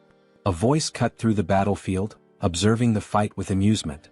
Hemis had appeared, questioning the commotion unfolding before her castle. A sudden explosion sent Choi flying into a tree, leaving him disoriented and in pain. As he cradled his head, trying to grasp the situation, Doris turned to the corps commander, pleading for her intervention. He insisted that he had not yet lost and argued that this was not the final battle. Hemis, unimpressed, silenced him immediately. She mocked his incompetence, incredulous that a human had managed to beat him so severely. Given their ongoing war with humans, she found the thought of someone like Doris holding the rank of battalion commander utterly disgraceful. The mere idea made her shudder. She resolved to eliminate him on the spot. Choi, seizing the moment, rushed forward and boldly declared to the corps commander that he had successfully defeated the battalion commander. Without hesitation, he kicked Doris, sending his blood splattering onto Hemis' face. Acknowledging their previous bet, she considered the outcome and extended an invitation to Choi, indicating that they had much to discuss. As they spoke, Hemis learned that even a Serphib had joined the chaos at the end. Choi admitted he had not anticipated that development either. Curious about his thought process, Hemis casually suggested that perhaps cutting open his head would provide some answers. Hemis acknowledged that Choi had manipulated the situation against her, finding his methods cunning and distasteful. Despite her disapproval, she admitted his success but warned him that such an opportunity would not come again. If he ever resorted to deceit or caused trouble in the future, the consequences would be severe. At Bobo's house, Choi lay sprawled on the floor, drained from the recent events but relieved to have survived. Still recovering, he inquired about Doris' polymorph and the concept of promotion. Rachel speculated that it might be a martial art exclusive to demons and suggested consulting the cow-headed one for answers. As Bobo barked, Choi acknowledged the hardships the creature endured amidst the chaos, recognizing that the corps commander had resolved the situation swiftly. Reflecting on the battle, Choi admitted feeling a shred of pity for Doris, believing he was not entirely a bad opponent. However, Rachel pointed out that he had delivered the final blow intentionally to secure all the experience points. In response, Choi offered a hollow apology, but beneath the hand covering his face, a wicked grin revealed his true thoughts. Curious about his progress, Choi checked his level and discovered that he had advanced significantly. However, his status window displayed question marks, which puzzled him. Assuming it was an error, he voiced his concerns, but Rachel dismissed the idea, insisting that the hero system could not possibly malfunction. She believed he was joking, but Choi remained serious before deciding to drop the subject. To mark his achievement of reaching level 48, Rachel suggested measuring his combat power. After glancing at the readings, she revealed that his combat strength had now reached 13,936. Choi took pride in the drastic increase, recalling how not long ago, he had struggled even against a simple goblin. As a surprise, Rachel produced a beer, offering a moment of celebration. They drank, cheered, and basked in the victory. Yet, amidst the light-hearted moment, despite the calm, I could sense the impending danger and chaos. Sometime later, Choi returns to his inevitable routine, divided between sleeping, preparing, hunting, eating, cooking, training, and resting. He lives this loop of tasks daily and endlessly, regardless of how strong he becomes. While preparing for a training session, wrapping bandages around his hands, Choi wonders if he should find Abelson after training to clear up remaining doubts. Riadrun arrives, surprised that Choi showed up early for training, and they greet each other. Riadrun smiles while speaking with a tone of pride about Choi having defeated Doris and congratulates him. Choi thanks him shyly. Choi then takes advantage of the topic and decides to question Riadrun about something particular that happened during the fight against Doris. When asked if he knows anything about the technique called promote, Riadrun reflects with his hand on his chin, remembering it to be an informal style of ancient combat. The word informal makes Choi curious. Riadrun then explains that there are two forms of combat: formal, which involves movement, and informal, which is detached from formal structures. He also explains that, compared to formal combat, informal combat has significantly fewer variations. Since formal combat itself is already rare, informal is passed on more secretly. Choi then deduces that the difference is in summary something like attack damage versus skill damage. Riadrun continues, saying that despite everything, promote is a style that has been passed down for quite a long time. Any demon who uses demonic chi can learn it. However, it is an extremely dangerous ability that few dare to use. It has many side effects. Choi then asks if there is a possibility for him to learn how to use promote, since he possesses some demonic chi. Riadrun jokes about the amount of chi that Choi claims to have, emphasizing that besides being little, it is not natural to him, nor is it real demonic chi. Choi, in fact, seems to have ignored the warning that it is extremely dangerous. Choi uses the given argument that his chi is little to claim that the consequences may be mild and, in the worst case, Abelson could help. Riadrun, facing Choi's insistence, resists the idea of training such an ability. Choi, in contrast, is frustrated with the delay in giving a final answer. Desperate for approval, Choi throws himself to his knees, grabbing Riadrun by the leg. In an attempt to gain acceptance, Choi argues fiercely that without promote, he will die. He argues that all the fights are meaningless, where his life is reduced to being a tiny ant with an expiration date for the commander. Finally, he swears not to insist if a single attempt goes wrong. Riadrun, convinced, understands all the points that Choi made and agrees to the training. Riadrun confesses to being uncertain, but he made a promise, from which he cannot back out, to Choi's relief. Riadrun then announces the beginning of training and demands that Choi pay close attention. The scene changes not to the underground prison of the Empire of Gartran. There, a shackled prisoner receives a visit from a man in white robes. The man in white greets the prisoner, whose name is Geffen. Geffen replies that he was wondering who was coming, surprised that it is the Pope. Geffen then asks what the Pope wants, since he had said he had no more business with him. The Pope responds that he brings an opportunity to make peace. Geffen then asks what he needs to do. The Pope, with a malicious look, responds that the mission is to eliminate Abelson. Geffen is surprised by the mission, asking why not a rescue and why the orders suddenly changed. He also asks what the church will gain if the goddess dies. The Pope responds with irony that it is not something Geffen needs to know. Geffen shows concern as there is a glutton there. The Pope reassures Geffen. He replies that he will place 4 warriors with him and that the glutton will be out for a while. The Pope then finishes with a threat, telling Geffen to succeed, stating that failures will not be tolerated. Back at the training field, Choi agonizes as a red energy emanates from his body and foam comes out of his mouth. Abelson is beside him, worried, asking Choi to try to control himself. Riadrun just watches without reacting. Meanwhile, Abelson scolds them for practicing demonic combat techniques, saying it's a madness considering that Choi is human. Riadrun argues that at every moment Choi claimed to be fine, and after so much time training there shouldn't be much demonic QI left. Abelson, enraged, disregards Riadrun's words and retorts, asking if they are healers. There's no way they could determine that Choi was fine since they're not specialists in that. Abelson explains that she had controlled and sealed Choi's demonic QI, but during the training it was undone as they thought they could handle it. Riadrun then asks what's going to happen to Choi, and Abelson replies that she won't be able to hold the situation as it is. She says it's too late to try to seal the demonic QI. Instead of sealing it, she decides to try to make Choi's body adapt to the energy flow. Abelson tries to compress the demonic QI and suppress it with divine energy to spread it out so that it stops being concentrated, and that way Choi's body can endure it. Riadrun is surprised by the idea and questions if it's really possible. Abelson shows that she's not completely sure because she's never done anything like it before, nor has she ever heard of another deity doing it. There's even a chance that the demonic QI will rebel against the divine power and get even more out of control. Nevertheless, she decides to insist on the idea even if it results in the worst. In the end, time is passing and there's no other choice but to try. Sometime later, Choi wakes up in his room startled. He tries to get up, wondering what must have happened, as if a lot of time had suddenly passed. Suddenly he is hit by Rachel and Bobo, who throw themselves on Choi, happy that he finally woke up. Rachel doesn't hide her joy as she fervently repeats that Choi finally woke up after 3 days. Choi is shocked by how long he slept, which leads Rachel to ask if he doesn't remember anything. Choi replies that he remembers trying to learn promote and tries to check if anything changed in his system window. Upon checking, Choi notices that something has changed. He finds a new status called demonic QI accompanied by question marks in the system window. While calmly checking it, he is interrupted by someone's arrival. Riadrun and the commander enter the room, and the commander jokes, saying she knew Choi would wake up. Choi tries to get up to greet the commander, staggering. However, the commander says he doesn't need to strain himself in his current state as he can barely get on his knees. The commander then points out that she heard from Riadrun that Choi was practicing the use of demonic QI. Choi gets nervous when questioned why he didn't tell them about it.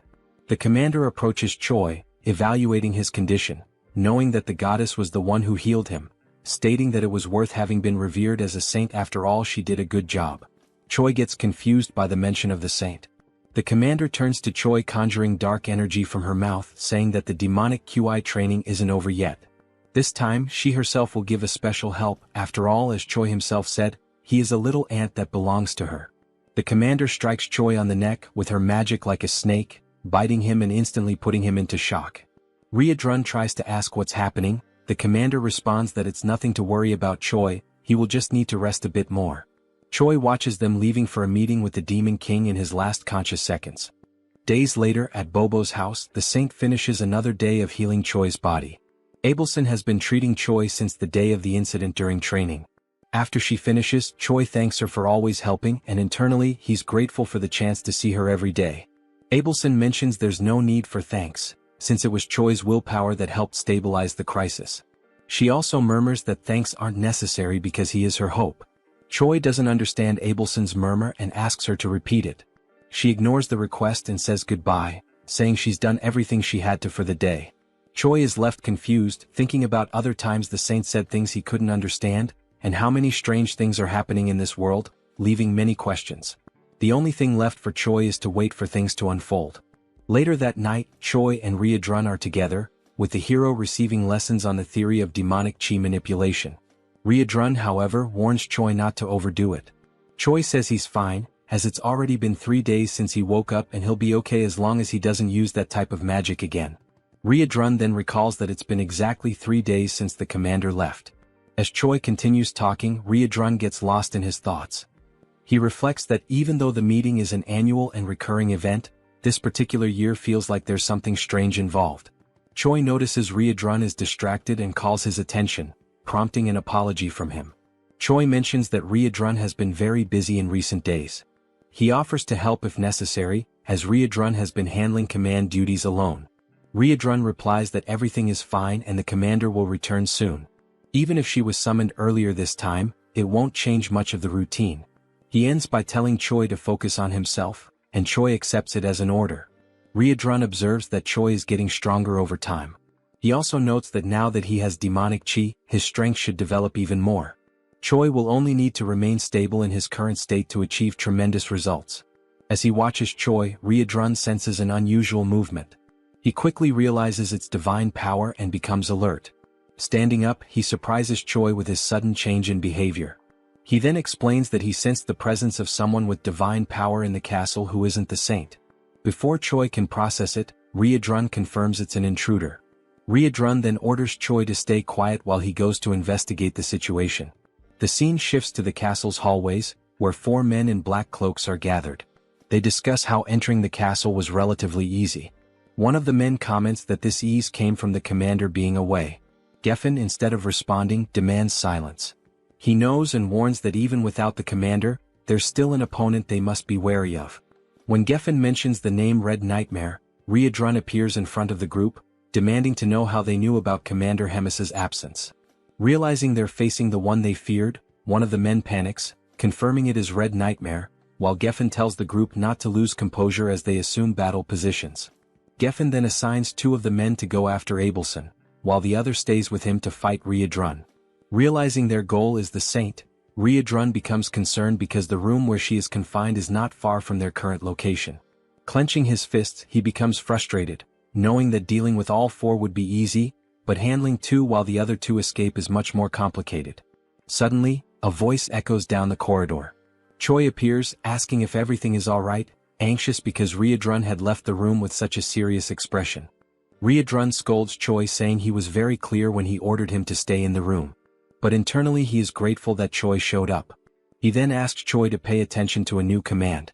Explaining that the intruders are after Abelson, Choi must reach her before they do and escape with her.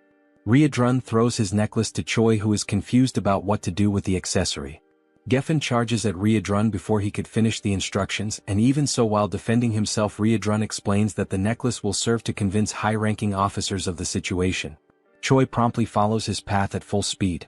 Geffen, irritated, orders his companion to go after Choi and stop him. Meanwhile, Riedrun finally decides to attack, making it clear that Abelson will not leave the castle without the commander's permission by anyone's hands. Riedrun activates his combat-style 7th movement, attacking Geffen with powerful strikes. He also launches a blow called Explosive Destruction Wave, his eyes glowing red with determination. Meanwhile, Choi runs as fast as he can to reach Abelson's room. As he runs, a mission window appears. The mission this time describes that evil men are trying to kill Abelson and Choi must protect her, and who knows, maybe after that a romance might arise with a reward of 1,000 points. Knowing that the humans are actually trying to kill the saint makes Choi anxious. Another detail in the message that confuses him is the large amount of points awarded if he manages to complete the mission. Upon arriving at Abelson's room, Choi urgently announces that they need to get out of there immediately because humans are attacking. Abelson is caught by surprise and does not understand what is happening, so Choi explains that it is an attack from the same people who attacked previously. Meanwhile, in the nearby corridors, Riedrun's troops delay the intruders' advance. The comrades warn Choi not to waste time and to flee with the saint. Choi immediately grabs the saint by the hand and in a swift motion places her on his shoulder. With no time to apologize for the lack of courtesy, he runs carrying Abelson. The scene shifts to a room where a meeting is being led by the 3rd Commander Roger. He comments on Doris's defeat by a low-level human with a tone of disappointment. The memory of the commander asking him to take care of correcting everything while she's away takes over, and Roger wonders why he was chosen for such a task. Focusing on the meeting, he decides to end it as there's nothing more to be discussed and asks everyone to follow the orders. Suddenly, a goblin interrupts with an urgent report. He explains that Choi has arrived carrying Riedrun's necklace, and Roger tries to understand the situation. The goblin then explains that other humans are attacking the castle trying to find Abelson. Roger receives the message and becomes irritated with such inconvenience. Moments later, Roger encounters Choi accompanied by Abelson in a corridor, who intends to explain the situation in more detail. Choi then begins to tell that Riedrun detected divine power within the castle, and promptly went after the intruders who turned out to be humans seeking to put an end to Abelson. Roger does not believe that humans would attempt on the saint's life, and asks Choi to calm down, thinking it must be some mistake. In a brief moment, Roger senses something strange approaching, and before he can react, with only enough time to tell everyone there to protect themselves, a devastating attack hits the corridor windows, signaling the arrival of another enemy. Now, with no more doubt about the human's objective, Roger is stunned by the reality he is witnessing. Roger, seeing that the enemies are approaching the saint, casts a restriction spell to try to stop them. However, the distance is too great, being insufficient to stop both attackers. Choi decides to act, preparing to use the 7th movement of Riedrun's combat art. Before one of the enemies could reach Abelson, Choi hits him from behind with a powerful punch, knocking him out instantly. Choi shouts as he attacks, declaring that he will protect Abelson. Meanwhile, in Riedrun's battle, one of the invaders has already been defeated, while Geffen mocks the loss of his companion after having used him as a shield. Riedrun already expected Geffen to be a strong opponent, but even so, the level of Geffen's strength is surprising, equating to that of a commander. Besides strength, divine power and demonic IQ are natural enemies. Such points are essential to classify warriors like Geffen as heroes of humanity. Geffen laughs while belittling Riedrun, considering his struggle against the 2 invaders as proof that he is just another ordinary demon. Riedrun keeps his composure, questioning how someone with no chance of victory can be so arrogant. Geffen asks who could possibly stop him now that the commander is not present and Red Nightmare is not all it was believed to be. Confident in his strategy, Geffen only needs to keep Riedrun occupied while his comrades deal with the weaker henchmen. Riedrun takes on a more serious stance as the enemy has demonstrated deep knowledge of the castle's defense strategies. Determined to end the clash, Riedrun declares he no longer has time for talk and will finish this quickly. Geffen smiles and asks how Riedrun plans to end the fight quickly, considering their powers are incompatible. Riedrun responds that pure brute force can overcome any incompatibility. Meanwhile, in Choi's fight, after knocking out one of the invaders, Choi hears the other one say he didn't know there was another hero in the Demon King's army. The man laments that he didn't expect 3 corrupted humans to be on the Demon King's side. Choi ignores the enemy's concern and warns that the invasion plan has already failed and that all castle allies are on their way. Choi also declares that no matter how strong this enemy may be, there's no way to fight an entire army and the best strategy is to surrender. The man scoffs at the hero's statement, asking if he's sure the invasion has actually failed. Nearby, Roger wonders when the hero learned Riedrun's combat arts, but also feels grateful that it allowed them to capture one of the invaders. The captured invader mutters something inaudible which soon reveals itself to be an incantation, a spell to use his own body as a sacrifice and quickly spread flames. He used sacred magic to burn himself completely, creating fire as a last resort, forming a wall of fire, a blaze that creates a kind of flaming arena. These flames are capable of killing a person with just a single touch. The man, now more confident, raises his sword while stating that not even the highest-ranking demons will be able to easily pass through the wall of fire, giving the hero the only option, which is to hand over Abelson. Choi is caught in distress, desperate, not understanding why the humans are interested in killing the saint. Choi desperately wants to know why they want to attack someone who is on their side. The man does not acknowledge Choi's statement, and when he tries to explain the obvious, Abelson decides to speak for herself. The divided empire abandoned God a long time ago. Choi is caught off guard by the information, and Abelson continues explaining that the only thing the empire needs is a puppet that obeys commands. For that it doesn't matter whether it is the real saint or not. Tired of the conversation, the man strikes his sword to the ground. He declares that he no longer wants to hear drama and will give the hero a 10-second head start. Choi finds himself under pressure, with no safe strategy to withstand a direct fight for long. The only thing that comes to mind is exactly the riskiest possible option. While the man begins his 10-second countdown, Choi starts activating Promote. Upon activating the first level of the magic, Choi immediately causes concern in Abelson, because she realizes what he plans to do.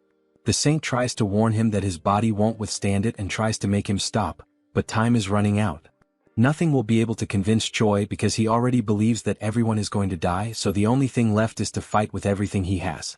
Pushing the technique to its limit, reaching full stage 2, Choi still hasn't given up on evolving Promote. He recalls Riadrun's instructions, who explained that Promote has 3 stages named Bloom, Full Bloom, and Falling Flowers. Each step taken increases the risk to the user, highlighting that Choi should never think of going that far. Although he must master the previous level before moving on to the next, reaching the 3rd level is too risky. But Choi saw no choice in the face of certain death. So he decides that if he manages to do it, this will be the only time. After 7 seconds, Choi finally reaches the peak. His heart feels like it's about to explode while his body screams for him to stop this madness. Rachel, desperate, cannot believe that even with the situation so dire, using Promote is the only solution. Choi, however, is completely focused, ignoring any contradiction. He has only one step left to take, which is to act. Because Promote has already reached level 3. With his body completely transformed, crimson eyes and dark aura, Choi asks Rachel to use her buff abilities. Time is up.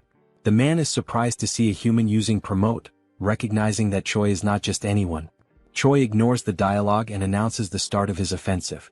He then dashes forward at high speed toward the man, who decides to defend against Choi's blows. He recognizes the level 3 of the ability, opting to defend because, being human, Choi will soon run out of stamina to keep attacking. Choi once again ignores the man's words, throwing even more punches against the sword. The enemy is confident that his victory will come simply by waiting, but Choi suddenly repels the sword with his fists, leaving the enemy disarmed and open to attacks. Before the invader could even react, Choi lands a precise, powerful punch right in the enemy's chest. The blow was enough to destabilize the man, who complains about the tricks Choi used. He watches as Choi prepares, astonished at a human who allowed himself to be corrupted by demon arts. Choi knows he's reaching the limit of what his body can endure from the technique, but he cannot fall, because he is the only barrier between the assassin and Abelson. Remembering that Promote, if pushed to the limit, can bring irreversible consequences, Choi finds a reason to go even further. There's a beautiful woman crying in front of him, and that is unacceptable. Dying for her to stop crying is undoubtedly a good deal. Now, with his body doomed to perish, Choi's only option is to move forward, surpassing all limits. There is no turning back. Choi decides to give his all to protect Abelson. The saint, witnessing Choi's unshakable will in his pursuit to neutralize the threat, reflects on the danger of using holy power on Choi, who is taken over by demonic chi. That would cause Choi's body to explode immediately. All that remains is for Abelson to pray for him. Choi, determined, advances toward the enemy, activating his combat arts. The man realizes that Choi is stacking attack types and laughs, considering it self-mutilation. Choi ignores the enemy's provocation and charges a jump, attacking with his instant obliteration strike. The enemy keeps intimidating, saying Choi will regret it when facing death. As he delivers his blow, the enemy counters with his sword. Declaring it was a very weak attack, but Choi continues charging a much more powerful strike. Not just one more blow but a combo of attacks. This time there was no room for the invader to utter a single word. The overwhelming power of Choi's simultaneous strikes left him stunned. All that was left was to wait for the barrage of attacks to annihilate him. The violence of the strikes was so great that it destroyed part of the castle structure, sending a massive beam of red energy into the sky. The enemy finally perished. Choi briefly observed the damage he had done to the invader before finally freeing himself from the promote. Rachel immediately noticed that Choi had succumbed, while Abelson panicked and rushed to try and help. Before Choi collapsed unconscious, the saint held him, keeping him seated while checking the hero's shocking physical condition. Abelson noticed that Choi could barely breathe. She tried to talk to the hero to give him strength, but suddenly, a scream startled the saint. The defeated enemy stood up again, furious, declaring that Choi would become a threat to the empire. The enemy managed to gather strength just to end Choi's life. But a massive hand grabbed his head, foiling his plans. Riadrun arrived on the scene, apologizing for the delay, and finally putting an end to the invader. The saint watched while caring for Choi as Riadrun wiped ketchup from the enemy's head. Riadrun quickly noticed that Choi had used, again breaking the promise, the arts they had trained.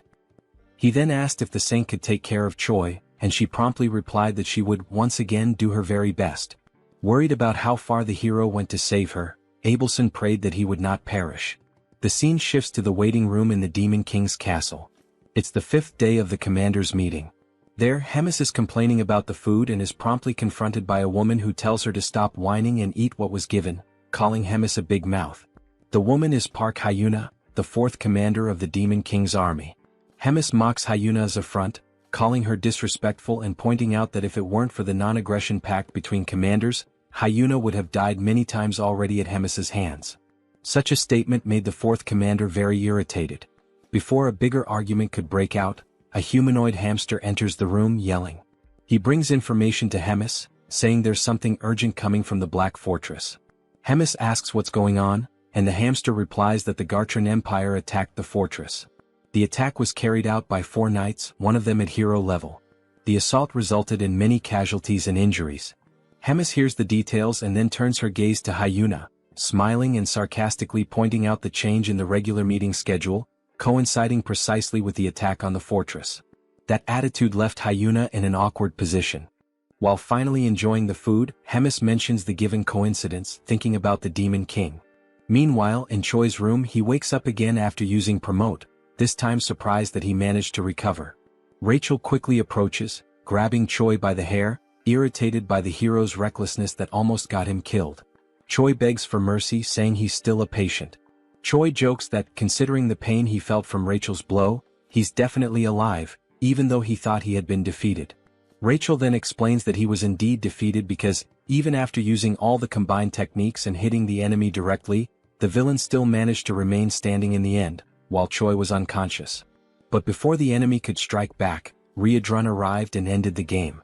The cowhead guy saved everyone with just one blow. Choi listens to the explanation in awe. Rachel continues narrating the events, explaining that after the battle, Riadrun and Abelson took care of Choi, giving him the necessary treatment to recover. Finally, she and Bobo also took part in the care. No less important, both Riadrun and Abelson described it as a miracle that Choi came out alive and asked him not to repeat that recklessness, so he wouldn't make others worry again. Choi then points his finger at Rachel, who immediately gets irritated, thinking Choi is about to argue with her. However, he just gently touches her face and apologizes for making her worry, thanking her for all the care. Rachel lets her guard down and the two are fine again. A few hours later, Riadrun and Commander Hemis go visit Choi. While the commander plays with Bobo, Riadrun repeatedly says that Choi was only able to use the technique the way he did because of the demonic chi Hemis put in him. Riadrun also asks if Choi thinks he has 9 lives to keep acting recklessly, reminding him once again that he's only alive because of Hemis, and Choi states that he's already gotten the message. Hemis, while playing with Bobo, gets annoyed by the conversation. Choi asks how the meeting went, and Hemis says she doesn't care about what happened there because what matters more is taking care of the headquarters. That's why she simply abandoned the meeting and returned to the fortress. Choi is shocked by Hemis's attitude, since it was a meeting with the Demon King. Hemis smiles as she notes that the Demon King might have gotten a little upset. Meanwhile, Choi and Riadrun get chills thinking about what that could lead to. Hemis has more interesting matters at the fortress. Choi's performance after she put her own demonic chi in him behaved as if it were his own.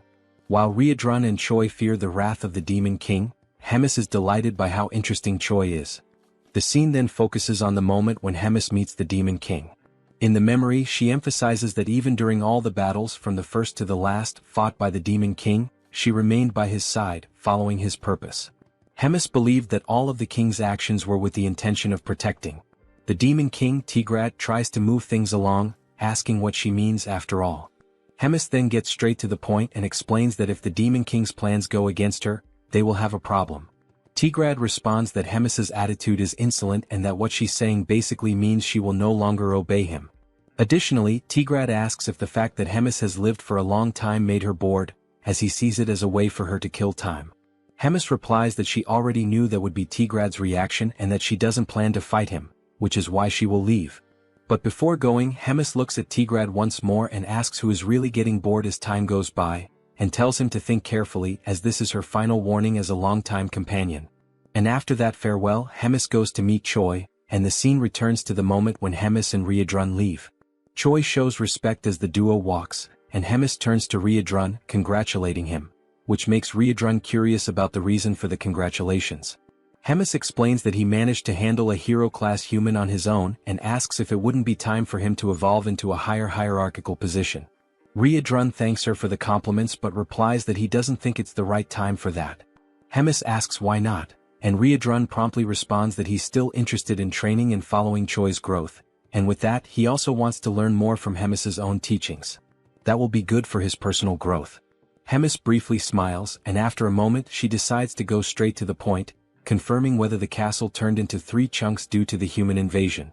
Riadrun confirms that yes, and he has no excuse for it. Hemis then says she thinks everyone has gotten lazy, as she didn't even arrive at the front lines. So she gets the idea to start a tournament to select a commander for the Third Army. The scene then cuts back to Choi, who is viewing his shop through the system. He notes that even after upgrading the hero shop to the intermediate level, he still has 950 points left, and it would be a waste to let them sit unused. He wonders if there's anything interesting he could buy. Rachel questions if, since he finished another quest and gained another 1,000 points, that was to be expected. Choi focuses on browsing the shop, excited that after evolving the shop level, there are way more things to explore, seeing all kinds of items and even cosmetics. When asked by Rachel if he's actually going to buy something, Choi reflects that even though there are countless options, all of them are very basic and don't even offer bonus stats, considering their high cost. Rachel agrees, pointing out that all those items could be destroyed like paper by Hydro. Taking another look at the shop, Choi notices that some accessories have different options, but they're hard to understand. So he decides to first upgrade his combat power gauge. Before proceeding, Choi notices something and asks what this item called Wrath and Magic Creation is. Rachel then explains that it's not an item, it's more related to something like a unique skill from the creation system, where Choi can, for example, turn his kick into a skill and then level it up. Even though they're the same kicks, they'll probably hit harder. Choi reflects on Rachel's words. After proceeding, deducting 500 hero points, the system begins the creation process, analyzing the hero's mana and physical movements for a period, with the duration of the analysis being manageable by Choi himself. The countless pieces of information leave Choi confused, and as soon as he understands how the system records movements, he becomes amazed by the skill. With that, he stands up and prepares to record his new skill. While the system records the movements, Choi chooses to start with his kick, performing the motion for the recording. Once it's finished, the system will generate the alteration, optimizing his physical balance and mana control. Choi simply watches as the system operates, and suddenly, a warning message catches him by surprise, while he thinks that his life is finally becoming a real Isekai story. The system's warning message comes with a failure during the creation process and a suggestion for Choi to perform the movement correctly. Choi then gets irritated, asking what the hell is going on, since he did exactly what the system asked him to do, not knowing why the hell it's not working. Rachel speculates that the system might not be recognizing Choi because he's a bug user, since he possesses demonic chi, clarifying that the hero security system is the most secure in that world. Therefore, it's not Choi's fault that he wasn't able to use the skill the way he did. Choi, even more annoyed, grabs Rachel with his hands and shakes her violently up and down, leaving her desperate. While he explains that he's already pissed and her explanation made it worse, something catches his attention. A new hero quest has appeared, and even before reading it, Choi gets even more irritated by a new mission, having spent a bunch of points for nothing, demanding that the system return his points. In the mission, it informs that it's too early for him to despair over the points spent, stating that he can always earn more points and now it's time to forget the past and move on. The mission is precisely to create a new skill using his strength. Sometime later at Riadrun's training field, Choi begs his master once again on his knees to help him. Riadrun confirms Choi's request, saying that he needs help to develop his personalized wrath, and Choi confirms it. Riadrun takes a moment to analyze, then responds to Choi saying he'll help him. Choi, with teary eyes, is left speechless by the answer, and Riadrun adds that he was already planning on giving Choi some training anyway. Riadrun turns and informs that the training has just begun, and Choi promptly follows him. Moments later, the two are sitting in a moment of concentration, marking the beginning of that training. The session continues with more strikes and some physical exercises, which may be the ones that leave Choi quite exhausted. At the end, Riadrun and the Saint observe Choi resting in his room again, with some bandages and his feet positioned in a bizarre way. Marking day 1, Choi smiles, grateful for having completed the day, and after getting up to pull himself together, he checks the system window informing that he completed a mission. Choi's combat power increases, and he then reflects on having managed to create his personalized wrath. It's a modified version of Riadrun's martial arts style, and the name Choi gives to this new style will be Nobilis. On the day of the tournament, the host greets everyone, introducing himself as Jark, explaining that this time's event will be to select 1 company commander and 13 battalion commanders. The host also states that the number of expected tournament participants exceeds 1,000. Focusing on the image of Remus and Hyuna, who are together in a room, the host explains that the tournament will consist of 3 matches in total and that all of them will follow a battle style different from the usual in previous tournaments. All participants will have 1 hour to prepare for the beginning of the first match, and during that we already see some participants gathered, including one with a goat head and a weird smile. Right after that, we see Choi smiling as the host explains that a knife has been accidentally dropped, making a metaphor with the name of the first match, which is the Killer Run and will take place on the Outlaw of the Highway. The scene shifts to Choi, who is warming up as the 4th commander arrives and approaches him. She states that she has been observing him for some time, asking if he is human in a rhetorical tone. Choi is surprised by the presence of the woman, who is a stranger to him until now. The hero is dumbfounded by her beauty.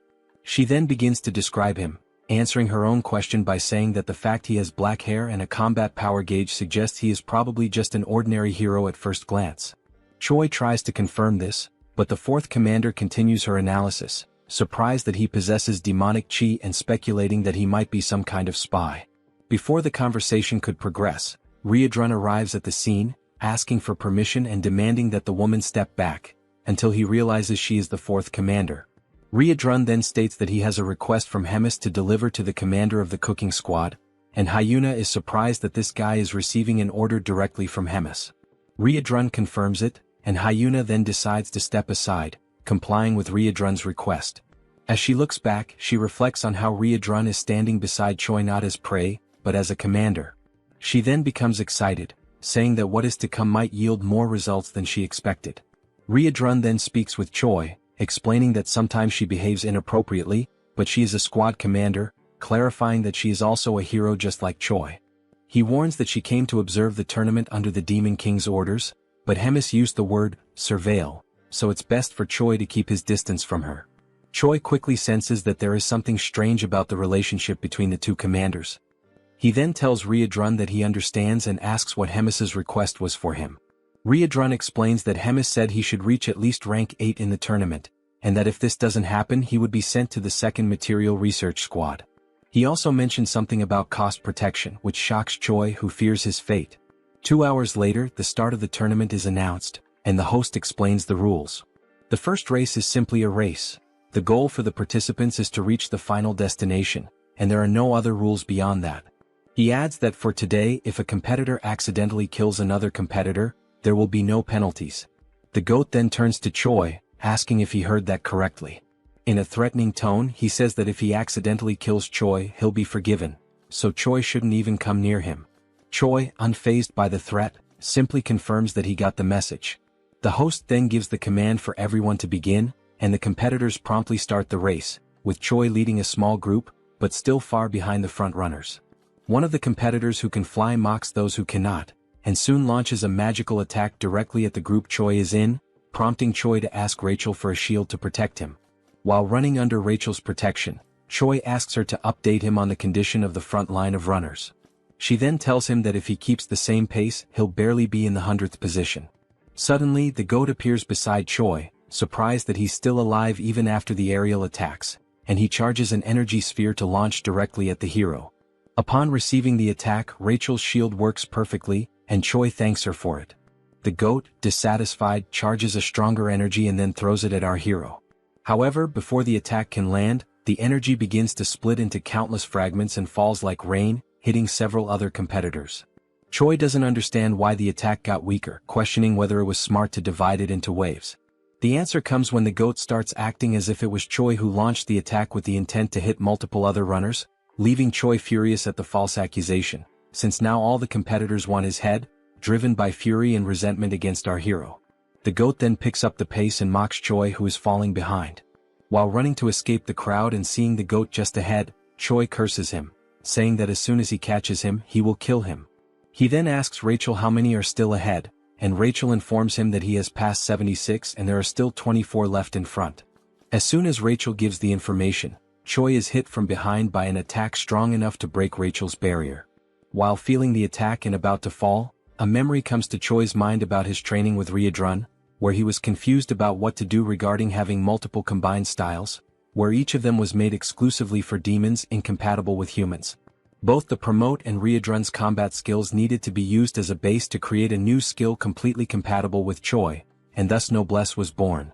As soon as he activates the skill back focused on the race, the system informs him that his magic power evolved from rank D to C, and also that the level of demonic chi evolved from rank E to C.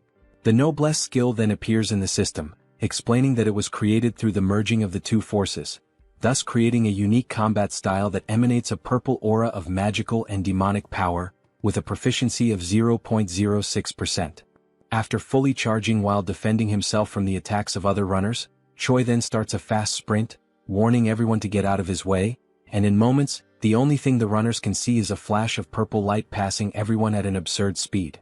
He quickly overtakes several competitors, but then the information appears that 95 runners have already reached the destination, leaving only 5 spots available for qualification. Determined, Choi accelerates even more, fast enough for Rachel to barely hold on to keep up. Suddenly, the goat looks back, noticing Choi's approach, surprised that he is already so close. As he approaches, Choi enjoys the situation, grateful for finding the goat right at the end of the race. He then activates Rachel's third combat form, charging an attack, getting even closer to the goat, and as soon as he reaches him, he hits him from behind, saying for the goat to accidentally die. The goat then flies at an absurd speed toward the wall, completely destroying the structure. Meanwhile, observing both amidst the confusion, the host explains that the 99th and 100th positions were filled by Choi and Whole Goat. Choi then sits, relieved for having qualified, while the goat is unconscious behind him. Choi gives thanks and the goat quickly gets up, enraged, cursing Choi and threatening him with death. But before anything could happen, the host intervenes, saying that the race is over. He then explains that the 100 people who passed the first round will have the second stage in 3 days, and everyone else is dismissed. Meanwhile, that night, in a forest near the Dark Fortress, Hemis and Park Hyuna are in a forest location, and the fourth commander asks Hemis if she is really going to release a certain thing inside the tournament. Without answering, Hemis only focuses on what is ahead, greeting Modem, saying how long it has been since they last saw each other. The creature, emanating a red aura, explains that indeed it has been a long time, exactly 97 years, 3 months and 11 days, and asks what can be done for Hemis. The creature is Modem, Hemis's familiar, with a strength of 198,532. Hemis then explains that what Modem needs to do is capture all the participants' flags. Modem confirms he understands, and then Hemis asks him not to be reckless with the task, because if there is a decent participant, Modem needs to go easy on him. Hyuna, hearing this, says that the big mouth is getting too soft. Hemis questions why she is being seen as soft by the fourth commander, and then asks if she knows why demons are losing to humans. Before receiving any kind of answer, Hemis justifies the question by answering it herself, saying that demons are fighting too fairly. They try to solve everything through brute force, and if they lose in strength they do not retreat, and in the end they end up dying. And this is accepted very simply. But unlike demons, if humans are at a disadvantage, they avoid the fight and manage to return later with schemes to unbalance the battlefield. And that is why the Demon King's army keeps losing to weak humans, ending the explanation with a finger pointed at Hyuna's face, who is perplexed by the situation. To break the tension of the moment, Hemis adds that the fourth commander needs to study a bit more, leaving Hyuna irritated by the provocation. Next, the rules for the next phase of the tournament are explained, detailing that groups of 4 people will be formed randomly and each group starts with 2 flags. After 48 hours, the teams with the most flags will be classified for the next round, with a limit of 10 spots. Those teams that do not have any flags will be disqualified, regardless of their position. Hearing the explanations and after the groups are formed, the GOAT is happy with the composition of his team because they are using Choi as bait to attract other participants and collect their flags.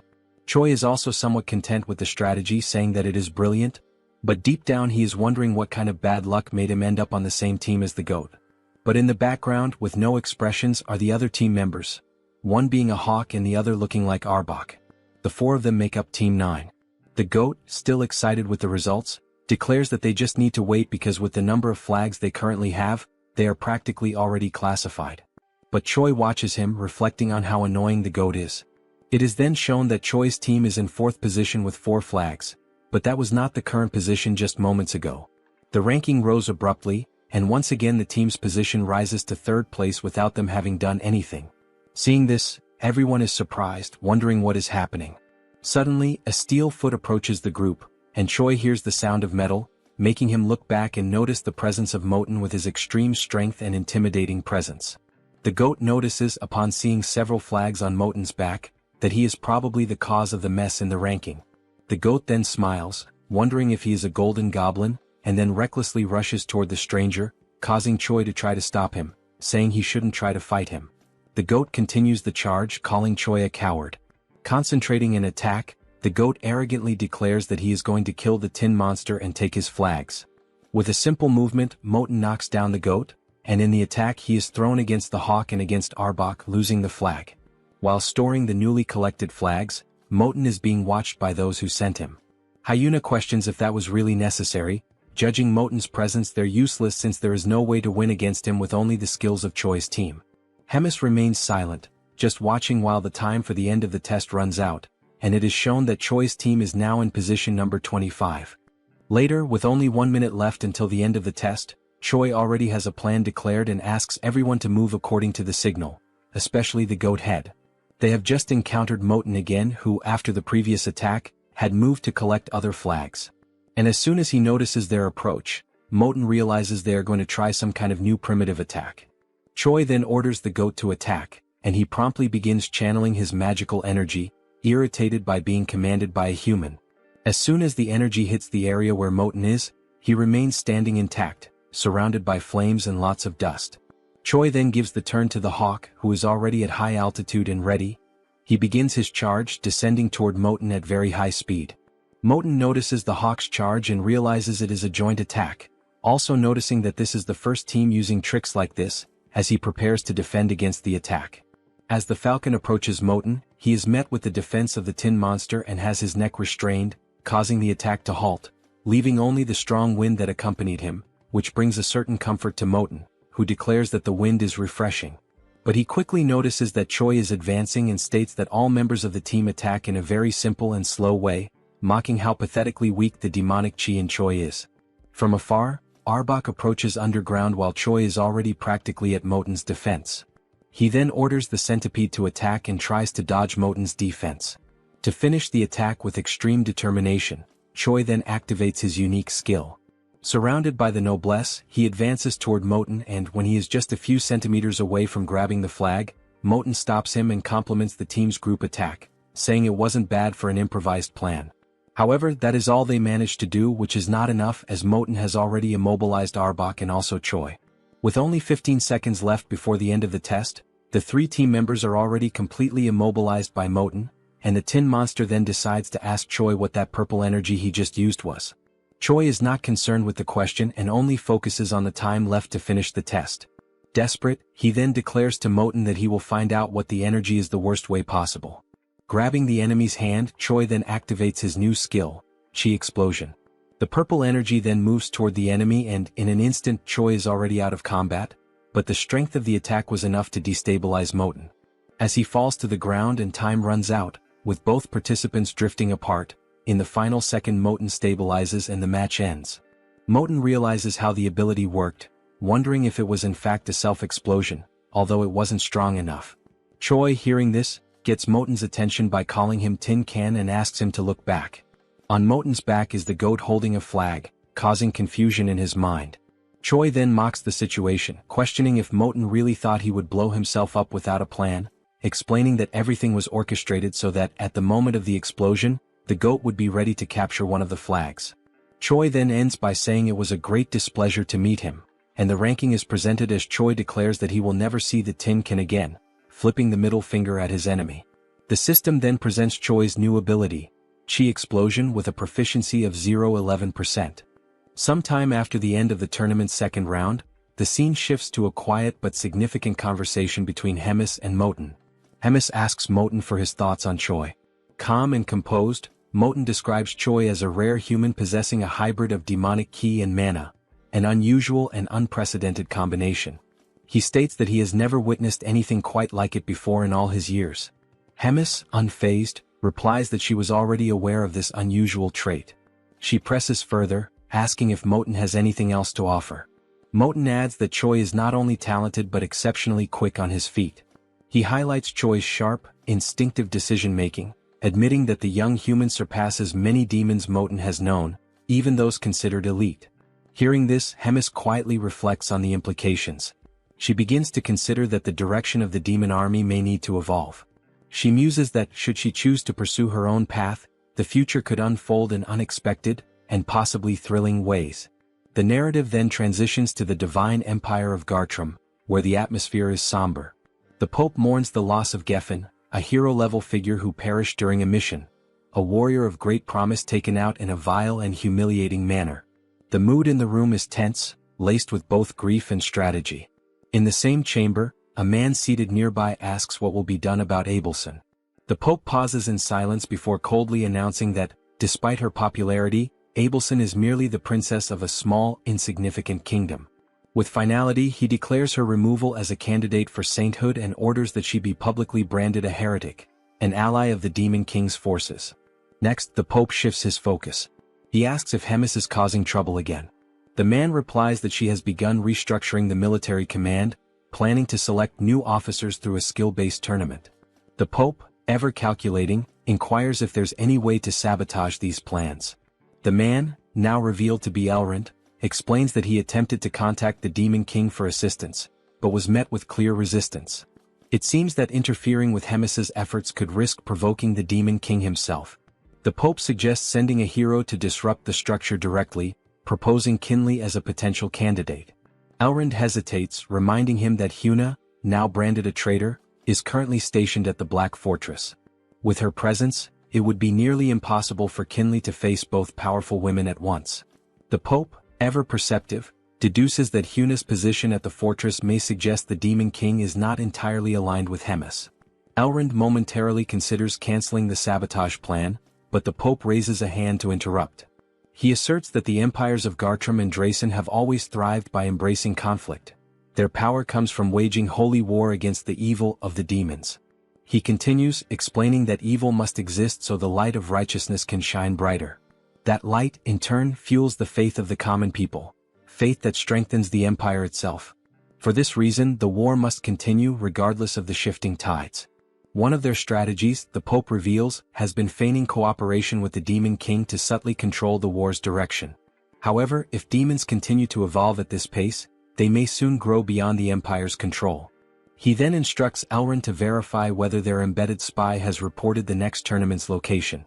Elrond checks his notes and opens a map, revealing that the next match will take place in Inamazet, a remote, forested region notorious for its dangerous beasts.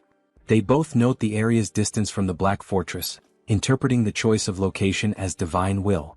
The Pope gives his final command: summon the heroes and use this next opportunity to measure their strength. As plans unfold in the Empire, the story cuts back to Choi, now in his quarters. He sits calmly, amused by the chaotic state of his system after merging demonic ki with mana.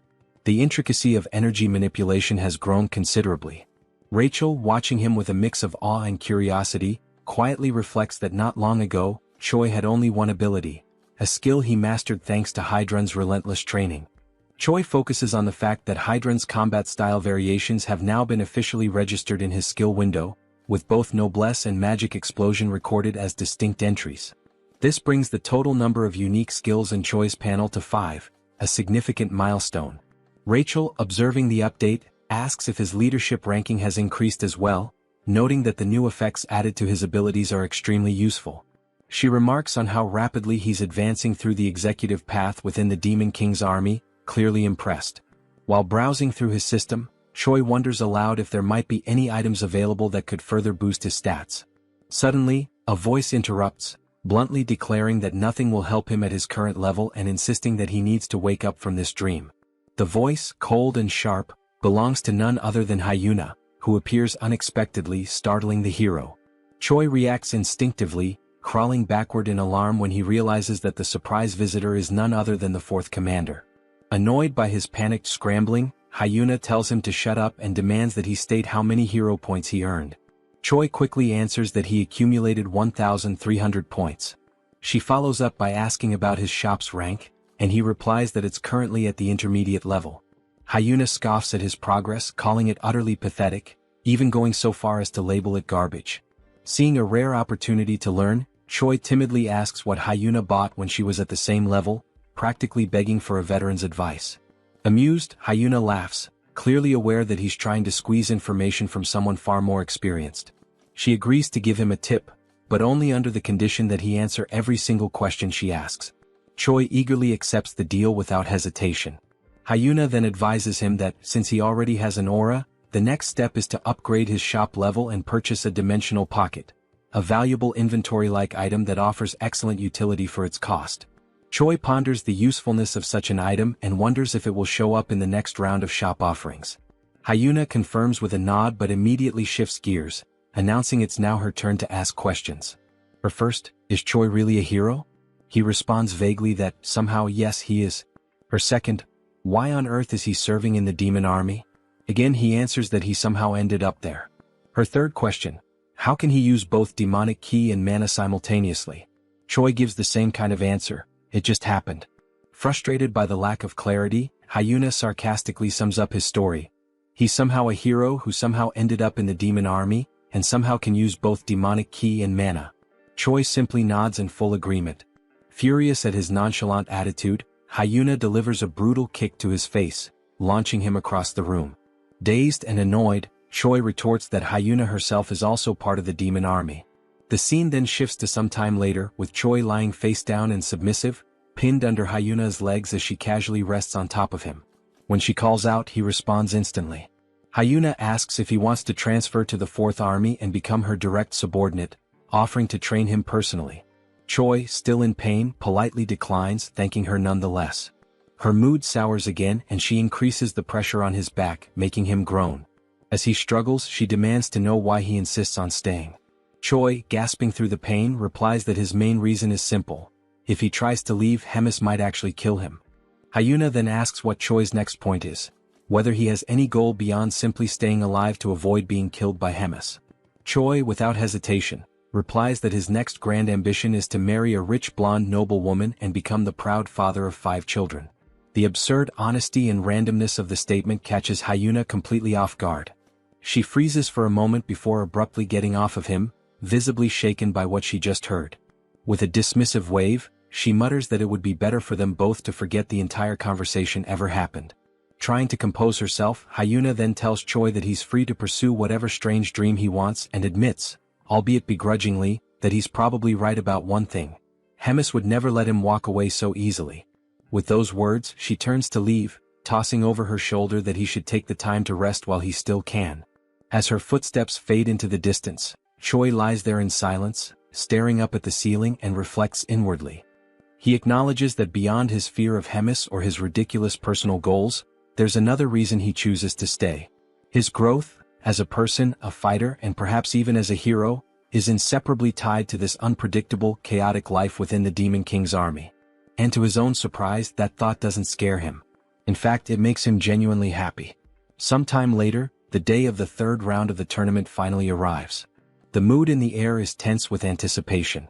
Choi begins his preparations with focused determination, checking over his gear and gathering what little he needs. Before heading out, with a smile, he asks Bobo to guard the house while they're gone and promises confidently that he'll return victorious, carrying the first place prize. Bobo barks once, tail wagging as if offering his blessing.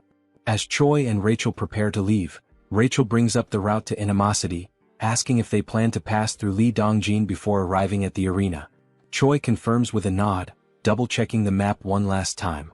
With everything set, the two step through the door, the energy between them buzzing with excitement. Their hearts are set on victory, their minds sharp and ready. With unwavering resolve, they march forward, determined to bring home the top prize and carve their names into the next chapter of the tournament's history.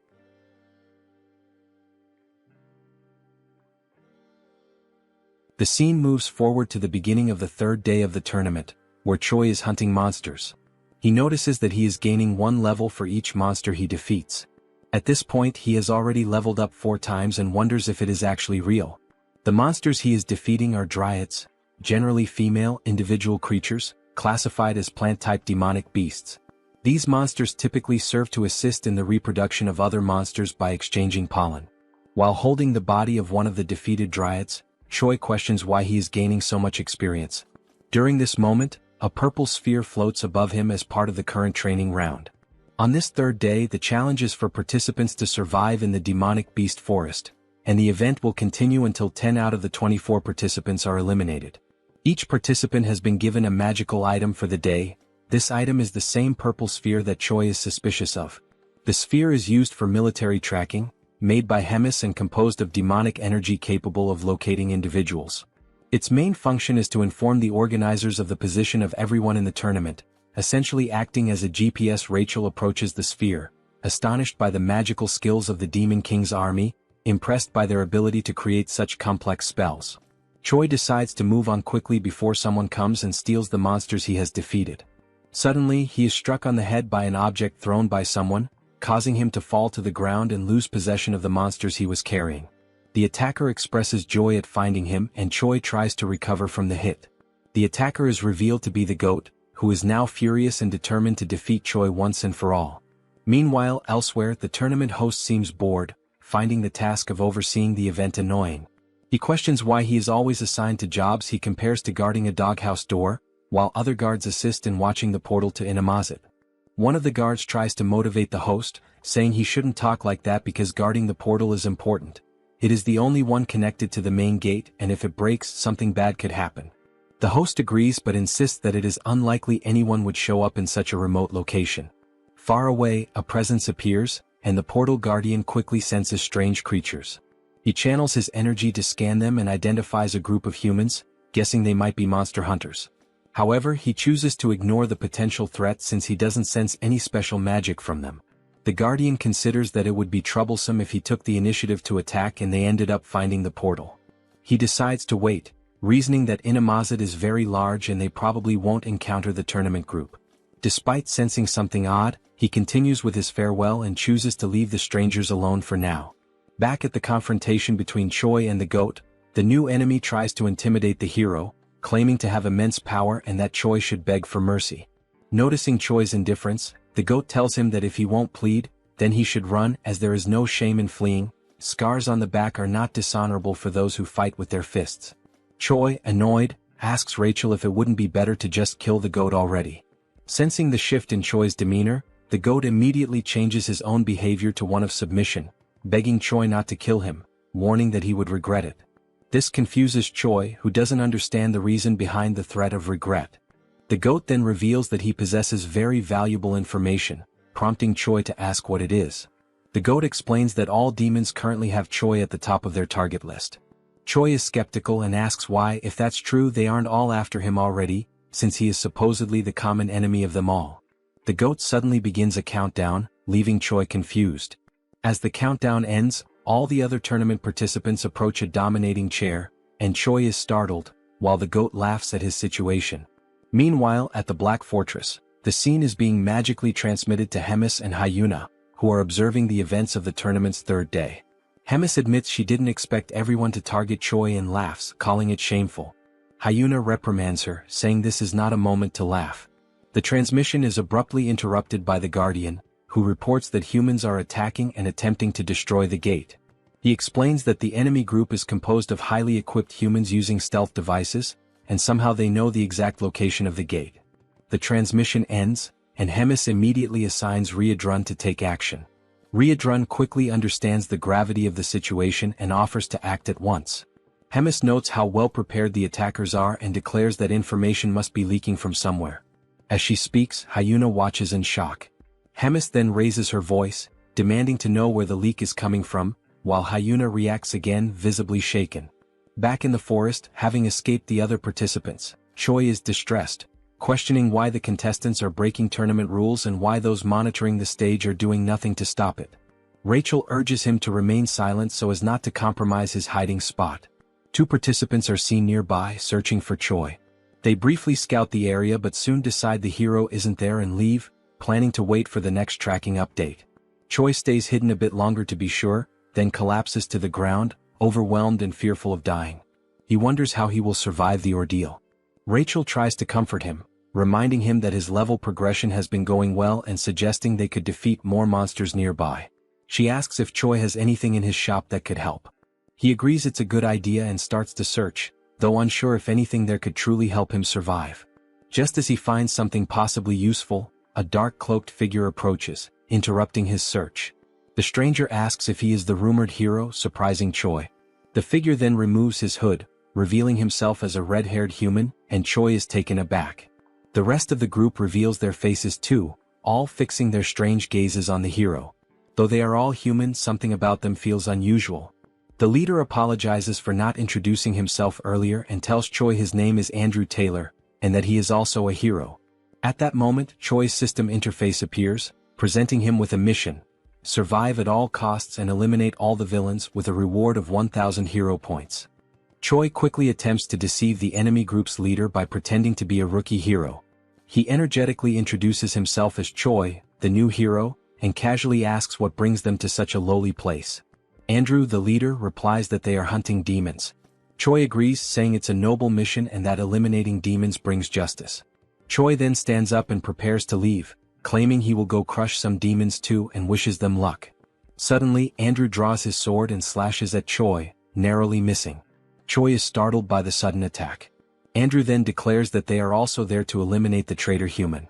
As Andrew readies another strike, the tournament participants arrive at the scene, also searching for Choi. The goat mocks Choi, claiming there's no way he can escape. Some of the participants behind the goat notice another human nearby and speculate that Choi may have the ability to duplicate himself. Andrew becomes confused by the statement, while Choi quickly analyzes the situation and begins to unfold an emergency plan. He boldly calls on everyone to recite the chant of the Demon King's army's third command. Everyone is surprised and doesn't quite understand what Choi is doing. Andrew is also confused by his actions. Choi then loudly begins a speech, declaring they are the mighty army of the Demon King. As he speaks, a blue aura begins to radiate from him. As he continues, the goat and the other competitors are unsure of the next step and ask if they should devour the humans ahead. Choi confirms and urges everyone to eliminate the enemies of their father, the Demon King, as true warriors. At that moment, the system announces the activation of a hidden status called Charisma and Leadership, and notes that morale among allies has increased. Choi raises his voice and commands the group to charge. The participants begin discussing among themselves, and the goat comments that Choi isn't wrong. Another participant agrees, saying they are an army either way. The goat then reinforces Choi's words, proclaiming that they should all advance and destroy the humans. Empowered by Choi's blue aura, the group charges into battle. In the midst of the crowd, Choi is thrilled that his plan is working and vows to remember their bravery. As they rush forward, Choi runs in the opposite direction, joyfully declaring that they will all meet again in Valhalla. As he flees, Choi reflects that they probably won't last long and that fleeing is his only option. Suddenly, someone grabs his scarf. It's the commander who was guarding the gate. Choi recognizes him and asks what's going on. The commander explains that the gate linked to the castle was destroyed during the humans' ambush. Choi asks about the fate of the gate's guards, and the commander says they were likely wiped out, adding that he barely escaped alive himself.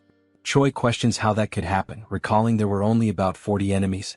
The commander explains that all of them were at least battalion commander level, with 3 at regimental commander level, and 1 nearly at division commander strength. Choi then asks what they should do to survive. The commander replies that survival may not be possible. He then reveals that Choi has a tracking spell on him and that, being of high rank in the Demon King's army himself, both of them are top priority targets for the enemy. Choi then asks the commander if there is any way to remove the tracking spell. The commander replies that it would not be possible, as the process takes too long and they do not have enough time. Suddenly, the tracking spell alerts them to the presence of a nearby creature of extremely high-level demon beast class. Choi realizes that this monster might somehow be useful.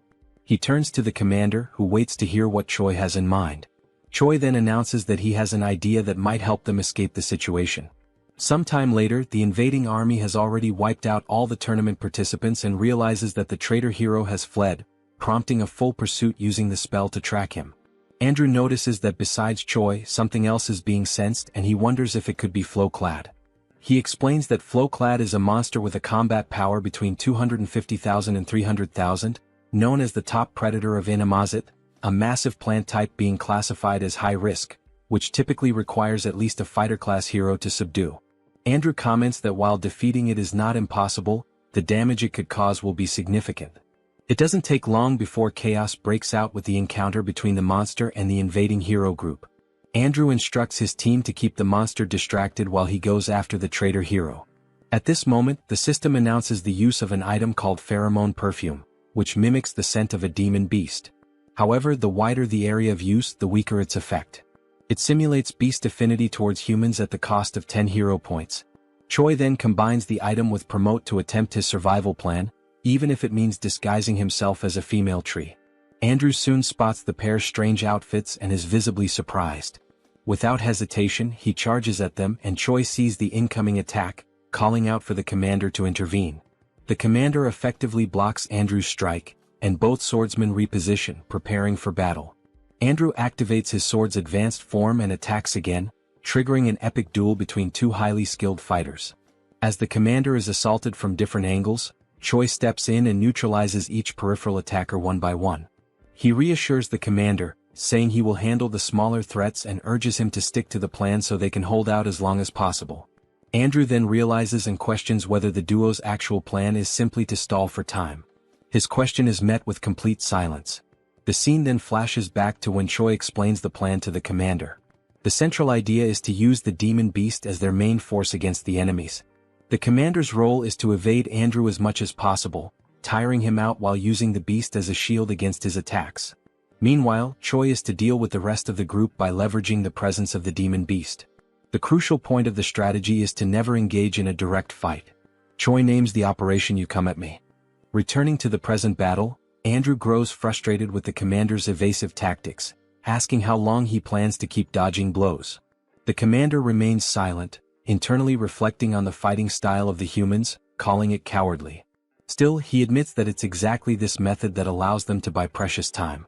The focus then shifts to Choi, who now faces a cloaked enemy. Weakened but determined, the opponent rises with one goal: kill the traitor. As the man charges, Choi easily dodges each attack. However, he notes the precision and strength behind the enemy's strikes, each one powerful enough to cut him in half. Despite that, the movements are highly predictable. Without embellishment, the enemy swings his sword like a machine. Choi counters, first striking the man's leg to unbalance him. When he falls, his chin hits the ground and Choi follows up with a direct kick to the head, knocking him out instantly. The swift victory earns Choi several level-ups, leaving him surprised by how easy the fight turned out. He wonders if they are truly human given their mechanical fighting style. Suddenly, while reflecting on the extended use of Promote, and the risk of exhausting his stamina, Choi is caught off guard by a potential side effect. His forehead begins to undergo a strange mutation. The system alerts him that his demonic chi has increased from rank C to rank B. As a result, a horn begins to grow from his head. Confused by the transformation, Choi now possesses a demonic appearance. The system then informs him that his body has temporarily synchronized with demonic chi, triggering an immediate transformation. The commander, covered in armor made of intertwined plants and vines, watched his opponent from a safe distance. His eyes were fixed on the hero Andrew, who held his sword with unwavering determination. The commander could feel his energy waning. He was already near his limit, and he looked at his opponent with growing concern. The demon beast he was using as a shield, a towering creature with alabaster skin and razor-sharp claws, bore several deep wounds across its body. Its breathing was labored, its legs trembling. Neither the beast nor the commander could hold on much longer. Andrew, steady with his sword in hand, broke the silence that had settled over the forest like a heavy fog.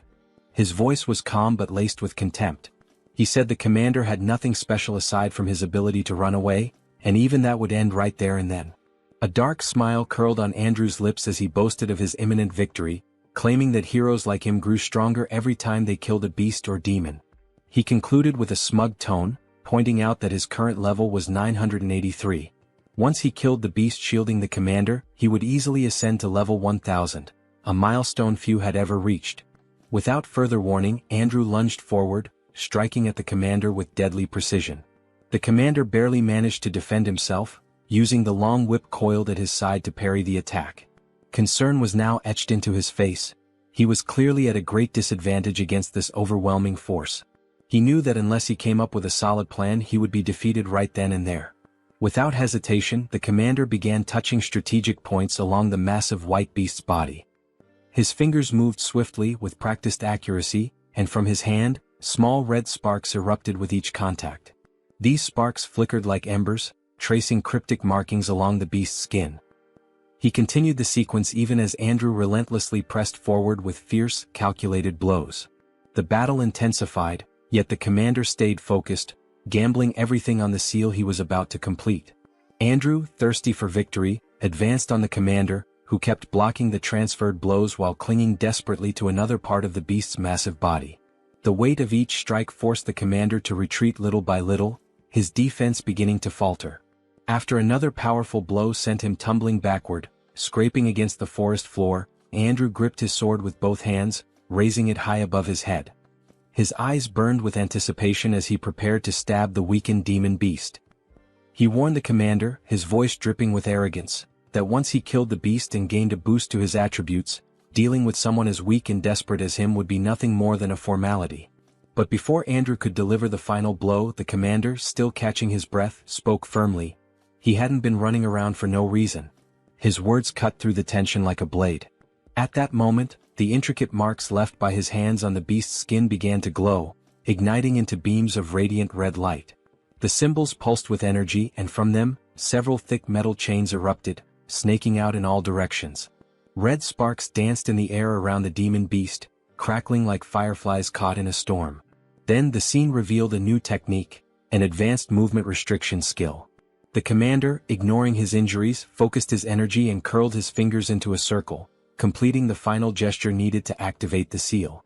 The red glowing chains, now shimmering with intensity, surged forward and wrapped themselves around Andrew from behind, just as he was about to drive his sword into the beast once more. The narrative then shifts to a memory, showing the commander and Choi discussing the second part of their plan in a quiet moment before the battle. Choi, barely able to contain his excitement, suggested they name the plan Kill Steel. The commander raised an eyebrow and crossed his arms, clearly skeptical, and asked if that was some sort of code among the heroes. Choi grinned and continued with the plan's outline, explaining that he would first take care of the rest of the group before the demon beast fell. The commander, always cautious, asked what would happen after that. With a confident smirk, Choi concluded that the commander would keep buying time, just like he was doing now, and when the right moment came Choi would return to help finish off the beast. The two shared a look that said they both understood the risks, even if they didn't speak them aloud. The commander scratches his head with an awkward laugh, accepting that they had no other options anyway, but he points out that Choi's plan has two glaring flaws. 1. Would he really be able to come back in time? 2. Even if he did, could he actually defeat that guy after leveling up? Choi, with his usual blunt honesty, admits that the chances of everything going according to plan are less than 1%. But, he adds with a sharp glint in his eyes, if they gave up now, the chances would be exactly 0. Choi clenches his fist with resolve. If those were his only options, he'd bet everything on that 1%. There was no room left for fear, only for action. The scene jumps forward to the battle's turning point, where Andrew is suddenly restrained by several glowing chains wrapping tightly around his legs, wrists, and even the sword he had just raised, now frozen mid-air. His expression twists in frustration, eyes burning with rage. He demands to know what the commander was thinking, using such a cheap trick to restrict his movement. His voice echoes through the battlefield like a growl. Unfazed, the commander keeps forming hand signs, controlling the magical chains with precision. His face remains calm, his gaze steady. He simply advises Andrew to wait and see, because they also have a hero who can level up. Suddenly, Choi appears on the scene in his awakened demonic form. His body radiates power, dark horns protrude from his head, and his muscles are tense with raw energy. The air itself seems to crackle around him. Andrew's face shifts from anger to disbelief. He can't believe what he's seeing. His voice falters as he asks what that thing is and whether Choi is actually a demon. Choi says nothing. Instead, he charges at the demon beast with nothing but his bare hands, landing a brutal blow that sends a shockwave through the battlefield. His strength is so overwhelming that the chains wrapped around both the beast and Andrew shatter instantly. The hero's system interface lights up, confirming that Choi has successfully leveled up, just as the demon beast lets out its final breath and collapses with a thunderous crash. The commander, kneeling with one fist on the ground and catching his breath, lets out a tired laugh. He jokes that there couldn't have been a better time for Choi to show up, even if the timing was clearly cutting it close. Choi, his fists still dripping with the blood of the beast he had just brought down, gives a slight nod and thanks the commander for holding the line. His tone is firm, but there's a flicker of genuine respect in his voice. Without wasting another second, Choi turns sharply and raises his arm, pointing straight at Andrew. "Now," he declares with unwavering confidence, "the hero will be defeated by me." Andrew lifts his sword, his expression darkening. He scoffs at Choi's boldness, dismissing his claim as nothing more than overconfidence. In his mind, no one could possibly defeat him just because they managed to kill a weakened demon beast. He tightens his grip on his blade and prepares to crush Choi's foolishness with overwhelming force. In the next scene, the air vibrates with tension as Andrew's newest skill is revealed, a high-level sword technique in Form 3, ominously titled Dragon Slayer. Energy flares around the blade, forming arcs of blue light as the hero steps forward, each movement heavy with the confidence of someone who has never lost a battle. Then with a roar he strikes. Choi doesn't flinch. He braces himself, raising his arms and crossing his wrists above his head. The massive blade crashes down, but he holds firm, stopping the strike with raw power. The ground cracks beneath him from the impact, yet he remains standing. Andrew's eyes narrow. In that instant he understands, this wasn't just a brute.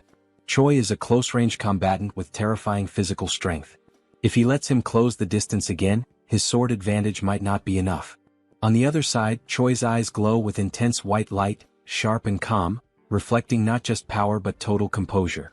His gaze pierces through Andrew, void of fear. He's not impressed by the glowing sword or the title of hero.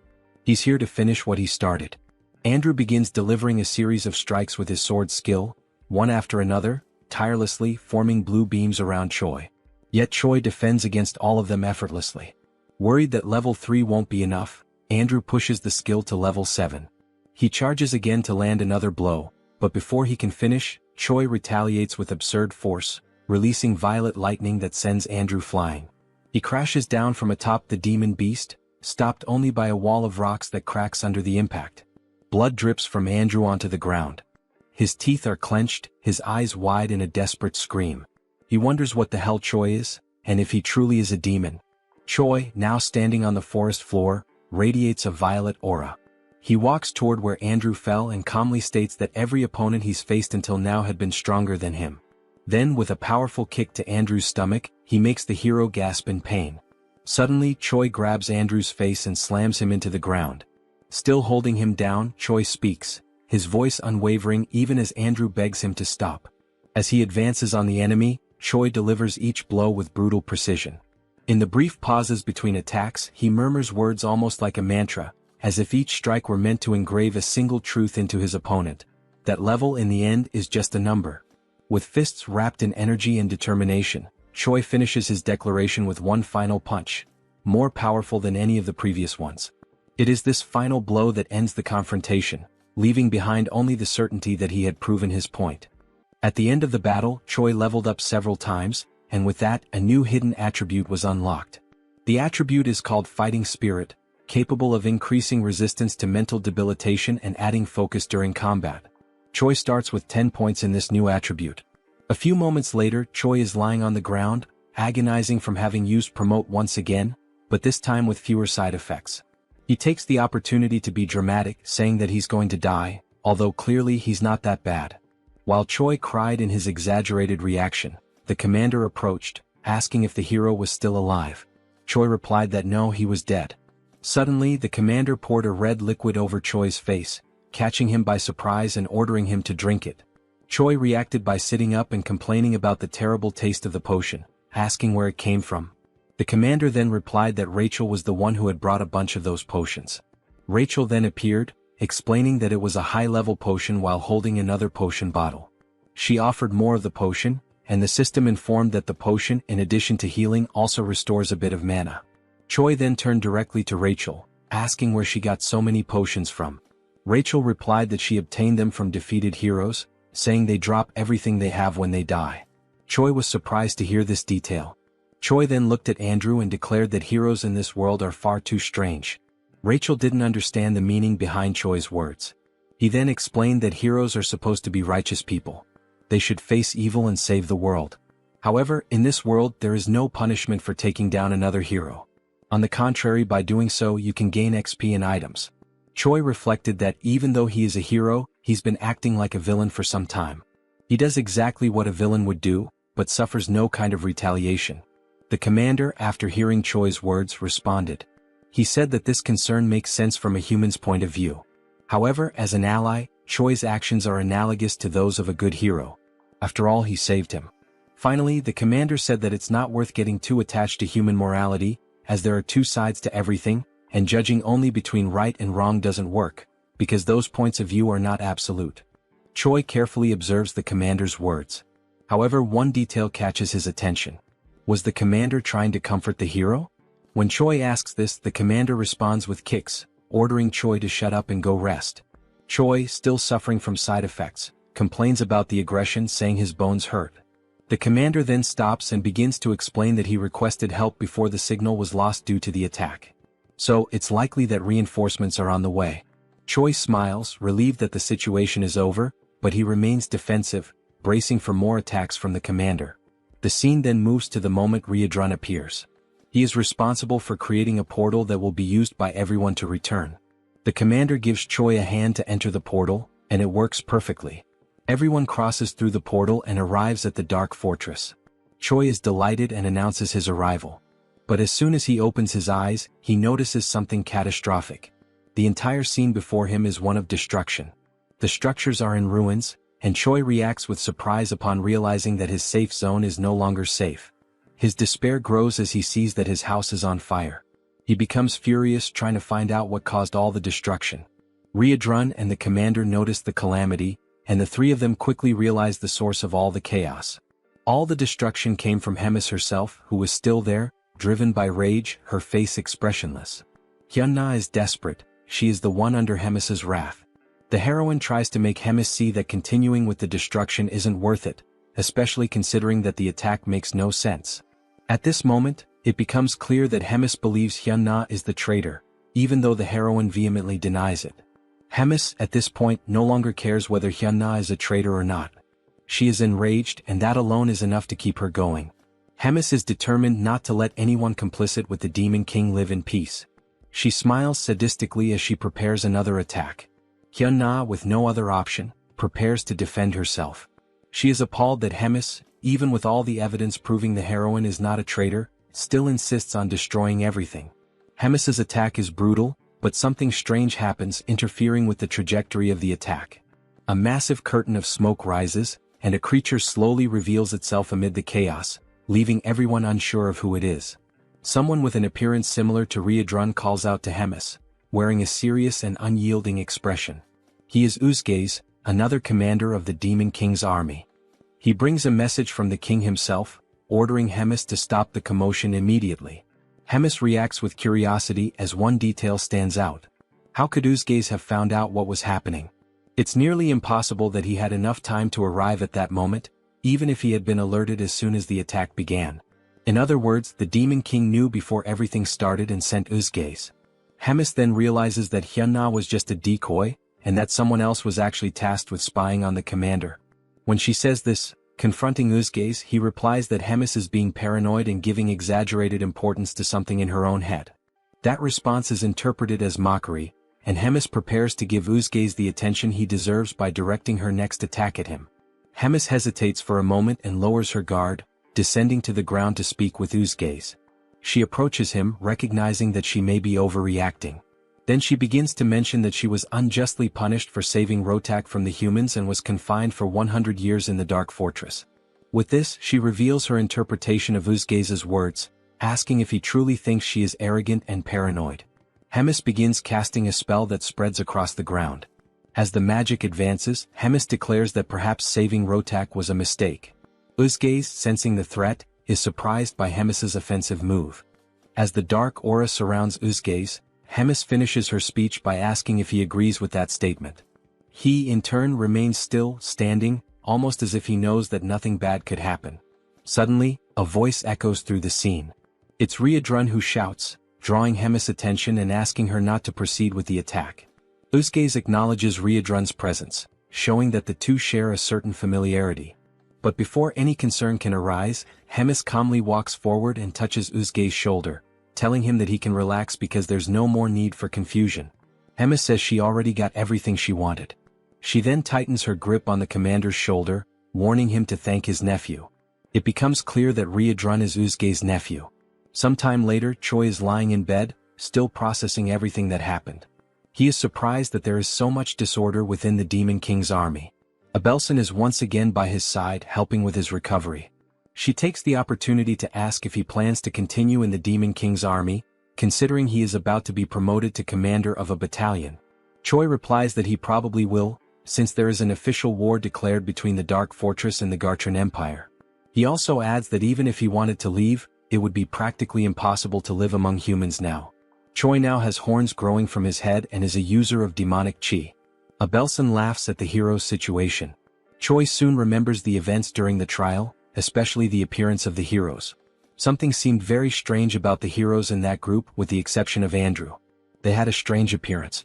All of them looked dazed, and no matter how injured or even killed they were, their expressions never changed. When asked if she knows anything about those heroes, Abelson responds to Choi that she isn't sure.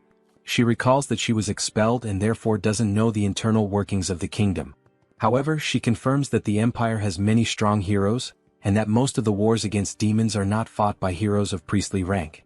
Amid this, it remains a mystery how the divided Empire manages to gather so many strong heroes so quickly. However, there are rumors that inhumane methods are being used to make that possible. As soon as she finishes speaking, their conversation is interrupted by someone arriving. Riadrun apologizes for interrupting and ruining the mood between the two, but he informs them that Hemis wants to see them. The scene shifts to the meeting in Hemis' office. There they are warmly welcomed by the commander. She happily announces that they have a new mission. There is a need to install a spatial interference magic shield. Choi is confused about what that is. Hemis then explains it simply, asking him to think of it like a barrier capable of preventing unauthorized teleportation. She argues that it's important so that he doesn't wake up with an assassin waiting in his room. Hemis explains that only the Second Corps can carry out such a task. Choi then understands where she is going with this, and Hemis continues by saying they will go on a work trip, under the cover of being a messenger and the messenger's personal medic. Hemis states that this is basically to protect them from humans so it won't be hard to fulfill a simple task. Moreover, she will send a trusted guide to lead the two. And that guide is, once again, Commander Roy, who reads the travel order with fire in his eyes, irritated at being dragged into another ridiculous task. The room where the group gathered was wide and imposing, bathed in the vibrant light of a flaming structure at the center, whose presence not only illuminated the space but also reinforced the grandeur of the place. On its sides, swords meticulously positioned on the walls reflected the firelight, symbolizing both the opulence and the power of those present. In front of the flame, a long solid wooden table stretched out, with 7 chairs designated for the members present, although only 5 were occupied. At the head of the table rested the most ornate chair of all, occupied by the host of the meeting, a figure of authority and command. One of the seats, however, remained empty. The absence was notable but not surprising. It was just another one of Rotaka's recurring absences. The 5th commander, named Uzgaze, who wore the head and hide of a bull, shrugged, knowing that Rotak never showed up to the meetings. Dorichigus, the 1st commander, dressed in purple armor, was irritated by Rotaka's absence, even though the meetings weren't mandatory.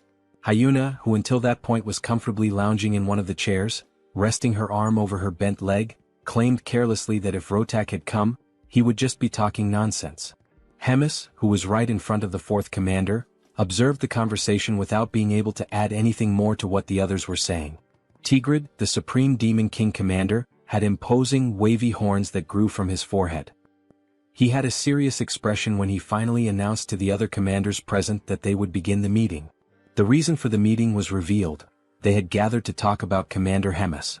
She had carried out a major event without reporting it. Scenes are then shown of the battle between Choi in his demonic form and Andrew. Tigrid continued explaining that the border had been left exposed, and the humans had created an ambush that resulted in severe consequences. Uzgaze then interrupted the Demon King's speech to specify that the effects of that battle were 97 dead, 100 wounded, and an even greater number missing. Tigrid had his black claws resting on the armrests of his golden throne. His expression was calm as he continued speaking about Hemis attacking the fourth commander for no apparent reason and, according to the rules, battles between commanders require prior approval. Then, with a serious look, Tigrid announced the beginning of the discussion regarding the punishment that would fall upon Hemis, based on her actions. At the moment he opened the floor for objections, Hemis promptly interrupted, wishing to express her side. She raised her hand and requested attention to object. With no resistance from the others, Hemis began to speak, aiming to defend herself against the claim that she had acted without cause. She then explained that everything happened because there was someone acting as a spy against her. She explained that the attack on the fourth commander happened because she thought he was the spy, given the circumstances. With that, Hemis raised a question, suggesting that the ideal would be to find out who was trying to harm her, not try to punish her for defending herself from something so sneaky. Tigrid's expression changed. He was irritated by the question, seeing it as an affront. He then asked if such a proposal was a way of challenging his authority. Hemis simply replied that it was nothing more than a humble suggestion. She smiled, and her bold expression spoke louder than her words. Such an attitude only raised Tigrid's indignation, who was stunned by the commander's boldness and clenched his fists on the armrest of his throne. Some time later, Uzgaze, Dorichigus, and Hyuna gathered in the corridors, in front of the meeting room, discussing what had just happened. Uzgaze pointed out how terrible the emotional outburst of both commanders had been in front of them, rendering the meeting useless. Hyuna expressed her frustration, irritated by the possibility that Rems and the Demon King would never be friends again.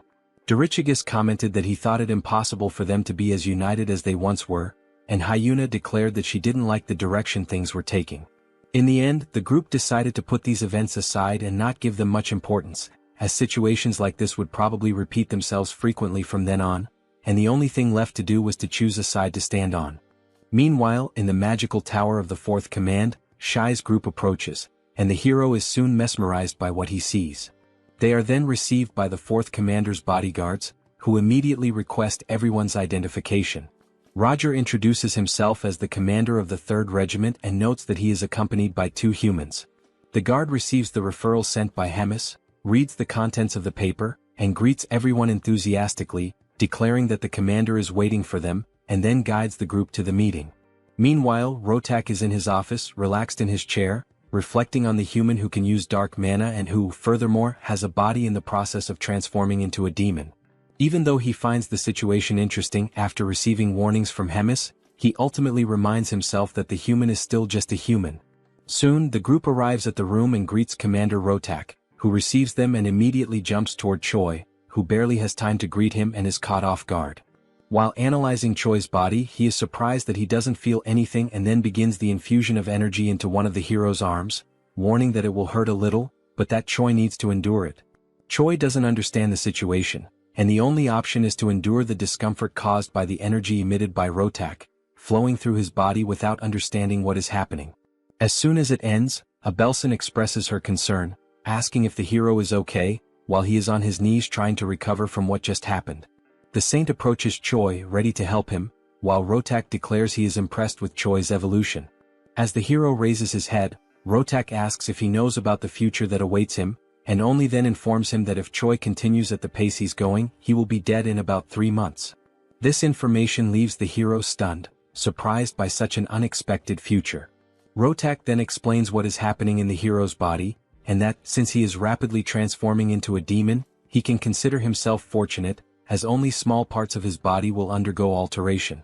However, it won't be long before, sooner or later, his organs will be corrupted by dark mana, and the moment Choi's heart or lungs are corrupted, he will die instantly. Choi doubts it, claiming that he doesn't feel anything, and Rotak turns his back to retrieve something, while simply warning that if Choi doubts it, he just needs to wait and see. He then picks up one of the papers on his desk and presents it to Choi, informing him that it is something called the Demon Contract, whose function is merely to reveal the truth. This surprises Choi.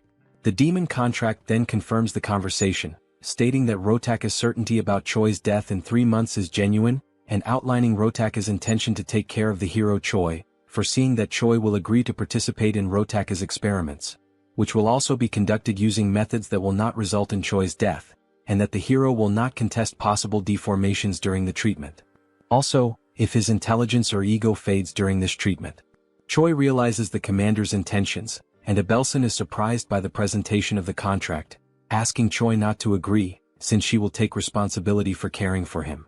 Rotak then intervenes, calling Abelson arrogant, warning that dark mana and divine power are opposites, and that her healing power only worked until now because Choi still has a mostly human side. However, in the future he will become a complete demon, and that will completely nullify the effect of divine powers on him. Abelson and Choi are surprised by Rotak's statement, and he, aiming for urgency in the contract signing, reminds them that 3 months is an optimistic estimate, urging Choi to decide quickly what he wants to do. The group then takes some time to reflect on the situation, and Rachel worries about what might happen to the hero, who apparently has a terminal illness, whose doctor capable of treating him demands that the hero give up his body to undergo psychopathic experiments. Choi explains that he is trying to buy some time before training the battalion, wondering if there is another way to get treatment without needing to be part of some kind of experiment. Rogers then questions why Choi doesn't try to seek an answer from Hemis. Choi is surprised by the suggestion, and the commander then replies that there is an unofficial ranking among the commanders, where Hemis is at the top of the hierarchy, while Rotak is at the bottom, and that she can easily exert some pressure and make the second commander yield on the conditions. The group then knocks on the door to return, requesting authorization, and Rotak promptly allows everyone to enter. Thus, Choi presents himself again, holding something covered by a cloth in his hand, asking permission and entering the room. Rotak then notices the artifact and asks what the hero is holding. Commander Rogers places the object on the table, revealing it to be a glowing purple orb, already known by everyone there, and then he begins to cast the spell to contact Hemis. Rotak becomes slightly startled and concerned by the presence of the communication orb, and it doesn't take long for Hemis to initiate contact, greeting Rotak and asking how he has been. Rotak, with a trembling voice, greets Hemis, highlighting how long it's been since they last saw each other.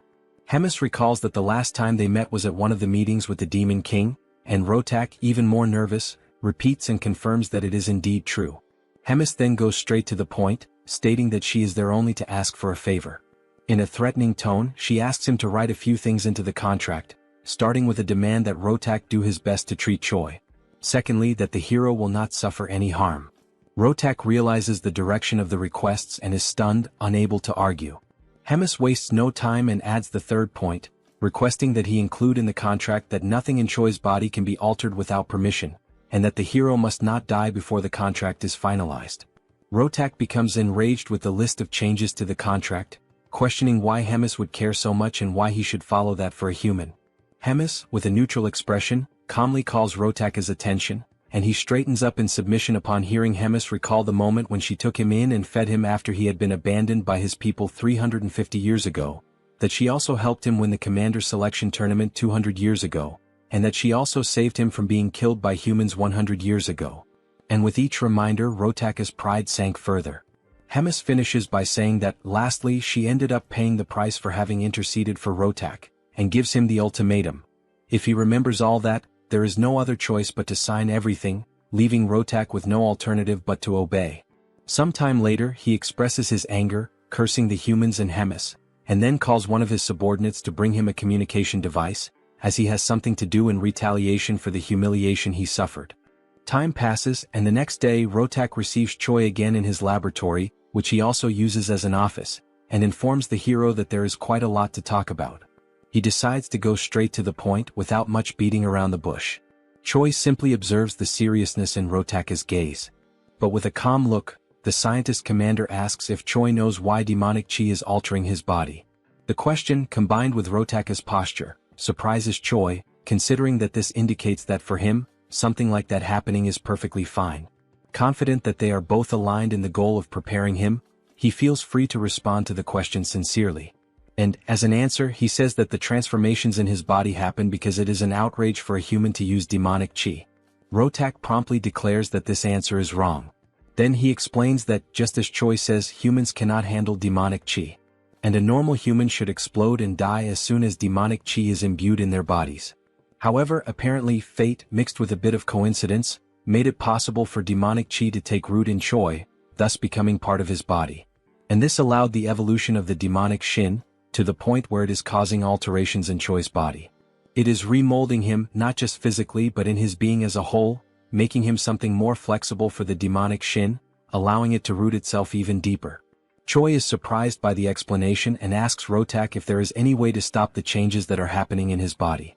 And Rotak, once again being direct, responds that it is not possible to stop the transformation.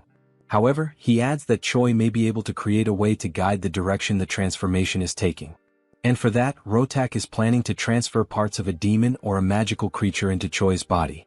The hero does not take the news very well, imagining how grotesque it would be to become part human and part demonic beast. Choi then asks if there is a possibility for him to say no to this idea, since all the substitution options seem bizarre. Rotak simply responds that if he does not accept the idea, the other option is to continue living like someone with a terminal illness until he dies. Furthermore, Rotak explains that there is nothing to worry about, as he intends to maintain the hero's appearance and his main organs intact, doing the transplant only with things that wouldn't be noticeable. Once the subject is closed and sometime later in the training arena, the commander and Choi gather for a noblesse demonstration. Rotak asks him to demonstrate the ability, and Choi promptly begins to focus, and it doesn't take long until the channeled energy displays a purple aura, signaling the start of the transformation. Rotak watches Choi's preparation attentively. He notices that the hero is producing an incredibly efficient output through the combined use of demonic chi and mana. Above all, he notices that Choi has obtained enough physical strength and mental sanity to overcome the result. He is surprised at how talented Choi is for achieving such an outcome. At the end of the noblesse preparation, Rotak quickly asks Choi to activate promote, and it doesn't take long before the horns grow again on the hero's head. Rotak notes that this is the only major physical difference between Choi's noblesse and promote characteristics. Rotak then reflects that Choi was perhaps lucky and confirms that this transformation was efficient in the sense that it protects his internal organs. Internally, Rotak despairs at the desire to study more about this and replicate it in his test subjects and future research. He laments that if it weren't for Hemis, he could dissect the hero to better analyze these results. He also regrets not being able to mass-produce the abilities in chimeras, which would make him an unreachable target for his enemies. But the only chance he has to make that possible is through a scroll pact. Choi notices that Rotak has entered a spiral of thoughts and brings the commander's attention back. Shortly after, he asks what he should do after using promote. Rotak refocuses and informs him that there's no need for further demonstrations today and internally, reflects that he already has all the information he wanted. Then he tells Choi that starting tomorrow he will begin working on fixing the hero's body and abilities one by one, and advises that it's best for him to get some rest. After that, the hero performed more promote demonstrations and also engaged in some physical training, pushing himself to the point of exhaustion. Once he reached that limit, he was subjected to physical interventions by Commander Rotak, causing changes and pushing him to surpass new limits with his altered body, which in turn generated more and more needs and modifications. He was always accompanied by Commander Rogers and Abelson, who monitored everything at all times. The scene then shifts back to a conversation between the hero and Rotak, and it's noticeable that Rachel is also in the room, enjoying some cookies. The system shows some improvements in the hero's status, who in turn, is so tired that he wishes for death, until he realizes he feels so bad that it's very likely he's already dead. Rotak observes the hero's drama and says that, unlike someone dead, Choi's aura and body are much more stable than before, thus declaring the end of another day. The hero thanks him and leaves, his exhaustion evident. As soon as he leaves, Rotak once again activates his communication orb and starts a conversation with someone, asking that person if they can talk now. On the other end, the person asks what's going on for Rotak to suddenly open a call like that. He then asks, with a sense of urgency, what the answer is to a proposal he made earlier. The person on the other side asks which proposal, but quickly remembers something mentioned earlier. It's then revealed that Reuna is the person on the other end who brings up the proposal made by Rotak, an alliance between the two of them to overthrow the third command of Hemis. Reuna smiles, given the situation, but replies with some doubt, wondering if she really understands what all of that means, since even though she has disagreements with Hemis, she doesn't understand why Rotak would want war against the commander, given that she was the one who raised him from childhood and supported his growth to the point of making him one of King Amon's commanders, carrying him on her back. Rotak apparently responds that that time has passed and that their paths have been separate for a long while now. His tone is sharp, distant. We then see a moment in which Rotak and Hemis talk, where he expresses a desire to proceed with his chimera research, claiming that it is undoubtedly a powerful technique. Hemis scorns Rotak's project, asking how long he intends to keep clinging to cheap tricks. She says that no matter how strong his chimeras become, it's all meaningless if he, their controller, remains weak. Her words cut deep, reinforcing how individually unremarkable Rotak is without his creations. Back in the conversation, Rotak asks Reuna to answer whether or not she will ally with him. The commander pauses, considering whether it might be better for him to just keep ignoring Hemis, just as Hemis ignores him, rather than insist on dragging her down. Rotak says he wouldn't mind continuing that way. However, there's an individual in Hemis's hands who changes everything. Someone too valuable to overlook. If he could replicate that individual's abilities in others, their alliance could become something much greater than revenge. It could reshape their position entirely. Reuna quickly realizes that he's referring to Choi, but asks if it might be someone else, still questioning whether he's really worth the fall of Commander Hemis. Rotak confirms that he is. As an argument, he states that no matter how powerful Hemis is, she won't be able to handle two commanders coming at her at once. If the two of them join forces, her downfall won't just be possible, it will be certain. Reuna reflects for a moment, her expression unreadable. Then, she agrees to the proposal and tells him to contact her as soon as a plan is in place. The call ends with Rotak calmly saying that he'll reach out again in a few days. Rachel, who was still enjoying her cookies, overheard the entire conversation and is shocked by Rotak's plans.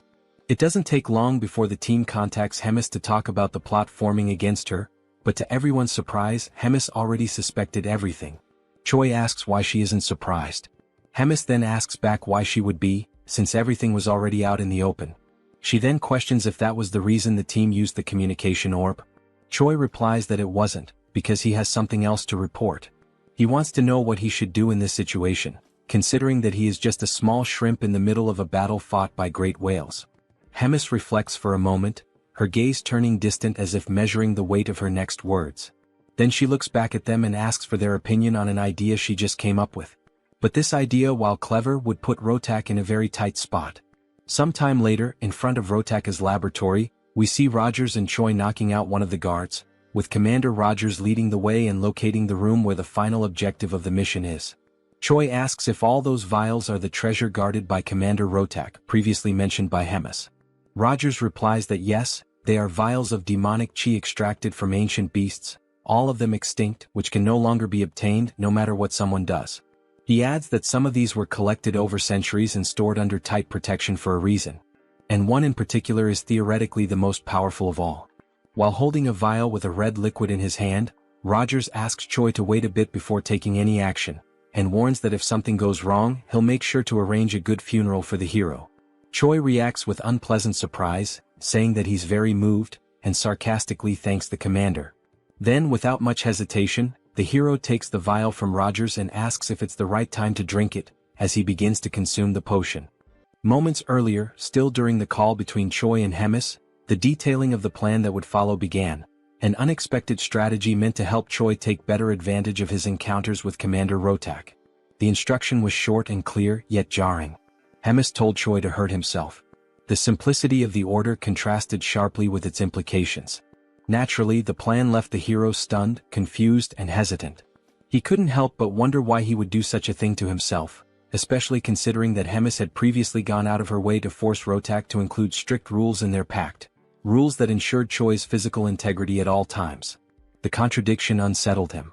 Hemis, noticing the hesitation and fear building in Choi's expression, softened her tone slightly.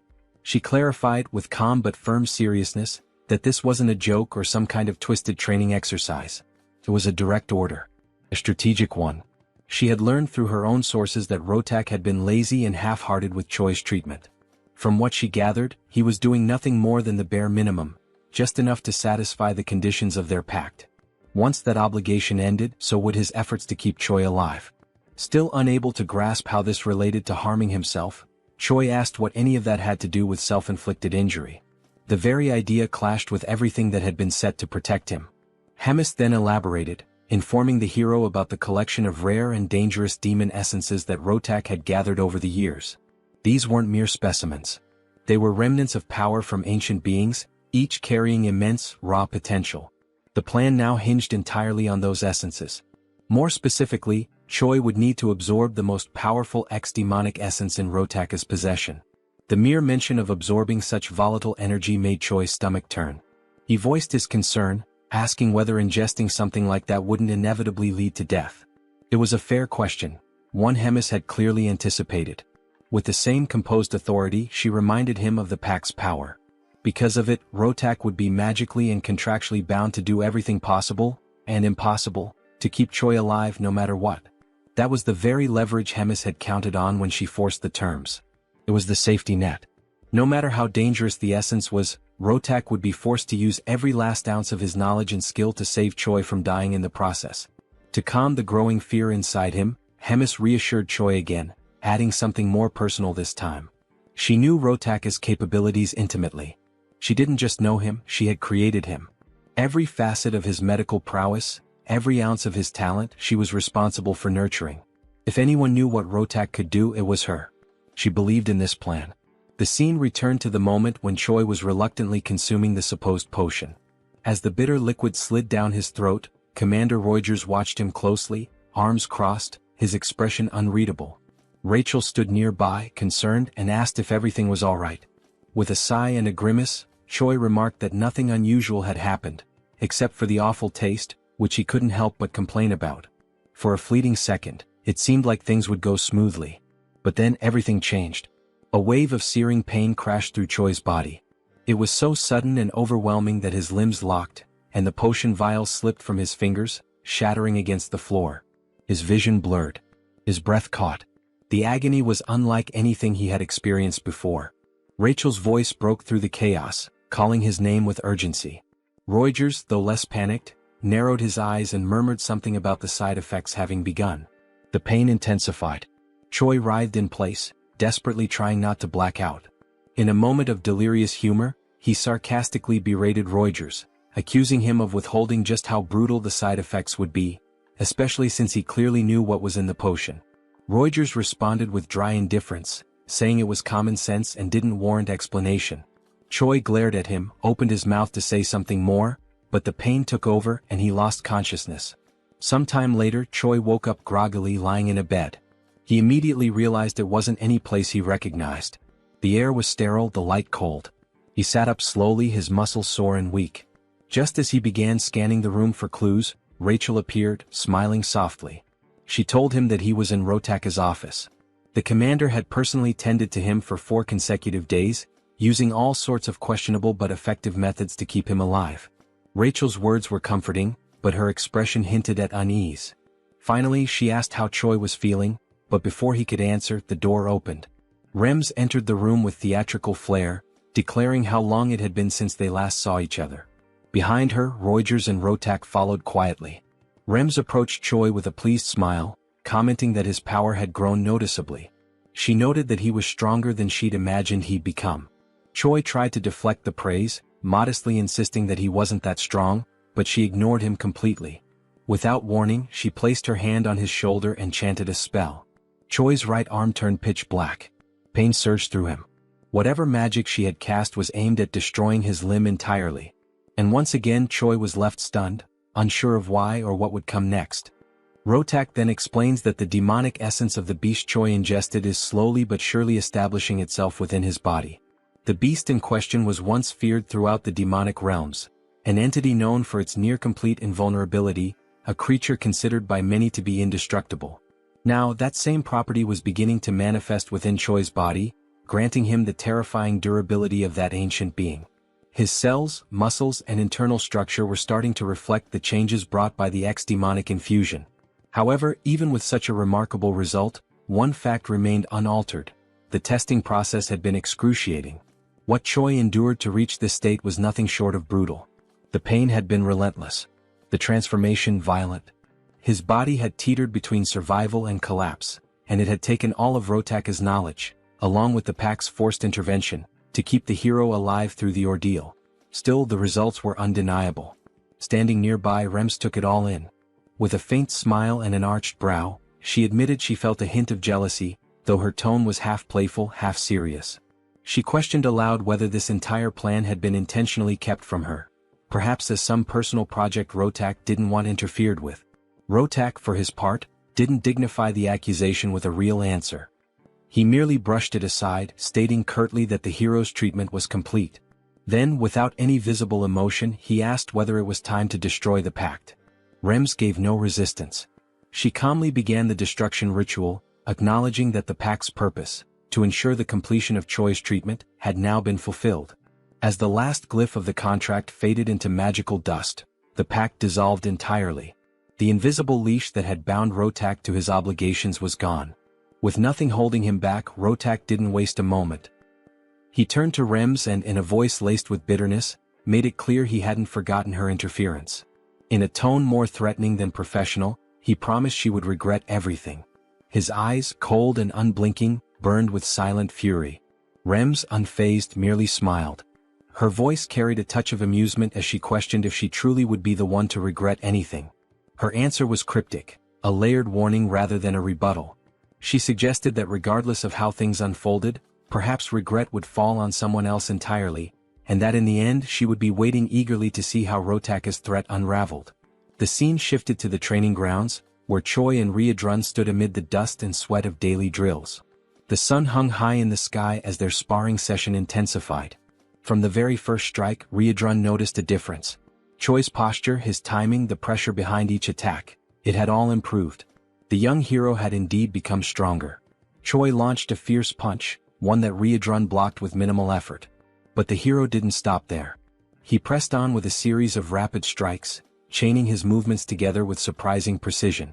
Riadrun watched carefully, analyzing each blow, studying the trajectory of Choi's fists, the positioning of his feet, the way he adjusted his breathing to manage exertion.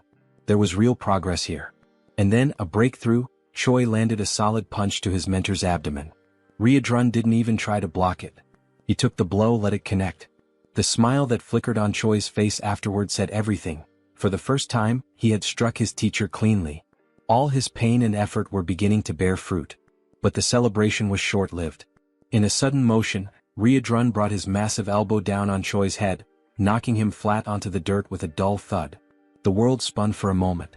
Choi lay there dazed, his skull pounding, once again reminded that there were levels to power, and he still had a long way to go. Lying on his back, he reflected on what everyone had been saying. That he had grown. That he had improved. And yet, here he was, laid out once again by Riadrun's sheer strength. He sighed. Maybe progress wasn't enough. Riadrun, ever the calm and supportive mentor, knelt beside him. He said that there was no need for discouragement. Choi was unlike anyone he'd ever trained. His rate of improvement was staggering. He didn't seem to have any plateaus in his development, just an unrelenting climb. His body hadn't fully adjusted yet, but once it did, the results would be extraordinary. Choi, still skeptical, rose to his feet. He muttered that he didn't believe it. He remembered how he'd barely survived the last real fight, and that was only because others had stepped in to help. Riadrun said nothing at first, just smiled at his student's humility. At the end of the session, he extended a hand and pulled Choi back up again. With a reassuring nod, he told him not to be so impatient. The real test would come, and when it did, Choi would be ready. Encouraged by that vote of confidence, Choi promised with quiet determination that he would prove his worth. Meanwhile, back in Rotaka's domain, the atmosphere shifted. Soldiers moved with urgency, preparing for something serious. Weapons were handed out, orders were issued. In another room, cages were being locked, each one containing a chimera ready for deployment. The air was tense. In his office, Rotak received confirmation. Everything was prepared. Without hesitation, he rose. His goal was clear. They were going to retrieve the human from the dark fortress, the one Rems had stolen. With fury burning in his voice, Rotak swore that she would pay. That human wasn't hers to take. He was his experiment, and he wanted him back. Back to the moment when Hydrun and Choi finished their training, and Hydrun speaks words of encouragement to Choi, asking him not to be impatient, as the moment to prove himself is yet to come, leaving the hero with renewed confidence. A great explosion occurs, causing massive damage to the wooden structure surrounding the training grounds. The explosion catches the hero by surprise, leaving him and Hydrun alert for what is to come. The Sentinel team quickly sounds the attack alarm, informing that the Skeben tribe is attacking them. Hydrun immediately realizes it is the troops of the second commander, and with that, both are left stunned. The Skeben tribe, commanded by Rotak, are, as previously seen, rat-like beings about 1.5 meters tall, who are physically weak due to their size and physical characteristics, but are extremely cunning beings. Outside the fortress, the commanders of the Skebens order more firepower, and cannon projectiles are launched toward the fortification that protects the fortress. The scene then focuses on Ryan, who praises Rotak's firepower and had not imagined how confident he and his tribe would be, before Rotak could respond to one of his subordinates. He arrives at the location warning that the wall that was being attacked has fallen, and the speed at which they achieved this goal was thanks to the previous attack that caused delays in the repair of those walls, information that had been passed on by Ryan to Rotak's subordinates. The second commander then orders the teams to attack with the chimeras on the front line and informs Galdeo to capture Choi. Rotak, in turn, states that he will go along with Hyuna to deal with Hemis personally and thus carry out his revenge plan. The scene then focuses on Hydrun and Choi again, who are moving as the hero claims he had already imagined Rotak might pull off some scheme like this someday, but with Tom declaring he didn't expect it to happen so soon. Hydrun, noticing Choi's agitation, asks him to calm down and adds that in moments like this, more than ever, he needs to act calmly. In contrast, Choi reacts hysterically, asking what they are supposed to do now in a situation like this and also asking what he himself should do. Hydrun, with a serious expression, declares that he will gather all the troops and assigns Choi a particular mission. Choi attentively observes the instructions, which are, first, to eliminate Commander Galdeo, which leaves Choi completely stunned, as he is being assigned to deal directly with a commander. Hydrun gives more details about this commander, explaining that he is a very close confidant of Rotak and adds that in other situations he himself would take care of fighting Galdeo. However, Hydrun declares he has full confidence in Choi's strength, and this vote of confidence makes the hero even happier, feeling ready to accept the mission. Secondly comes the mission that is quickly brought into the scene, where Choi is carrying Abelson by the arm while they run through the corridors. The Saint questions whether Hydrun sent Choi directly to get her out of there, and Choi confirms that indeed that is what happened. The justification for taking care of Abelson was rooted in a simple but strategic reasoning. If she were allowed to simply wander freely, sharing her divine power without restriction, she would quickly become a significant threat to the demonic forces. Her presence alone, radiating sacred energy, would be enough to destabilize entire squads. And if such power fell into the wrong hands, or even just wandered unchecked through the battlefield, it could shift the tide in unpredictable ways.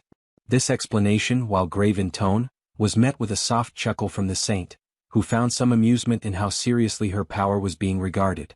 Choi, standing beside her with a focused gaze and unwavering seriousness, declared his intention clearly. He needed to find Galdeo. The air around him seemed to tighten with tension. But even before he could consider which path to take, the very commander he sought emerged from the shadows, appearing without warning and commanding immediate attention. The suddenness of his arrival caught both Choi and Abelson off guard. The imposing figure stepped forward, introducing himself with confidence and a hint of arrogance.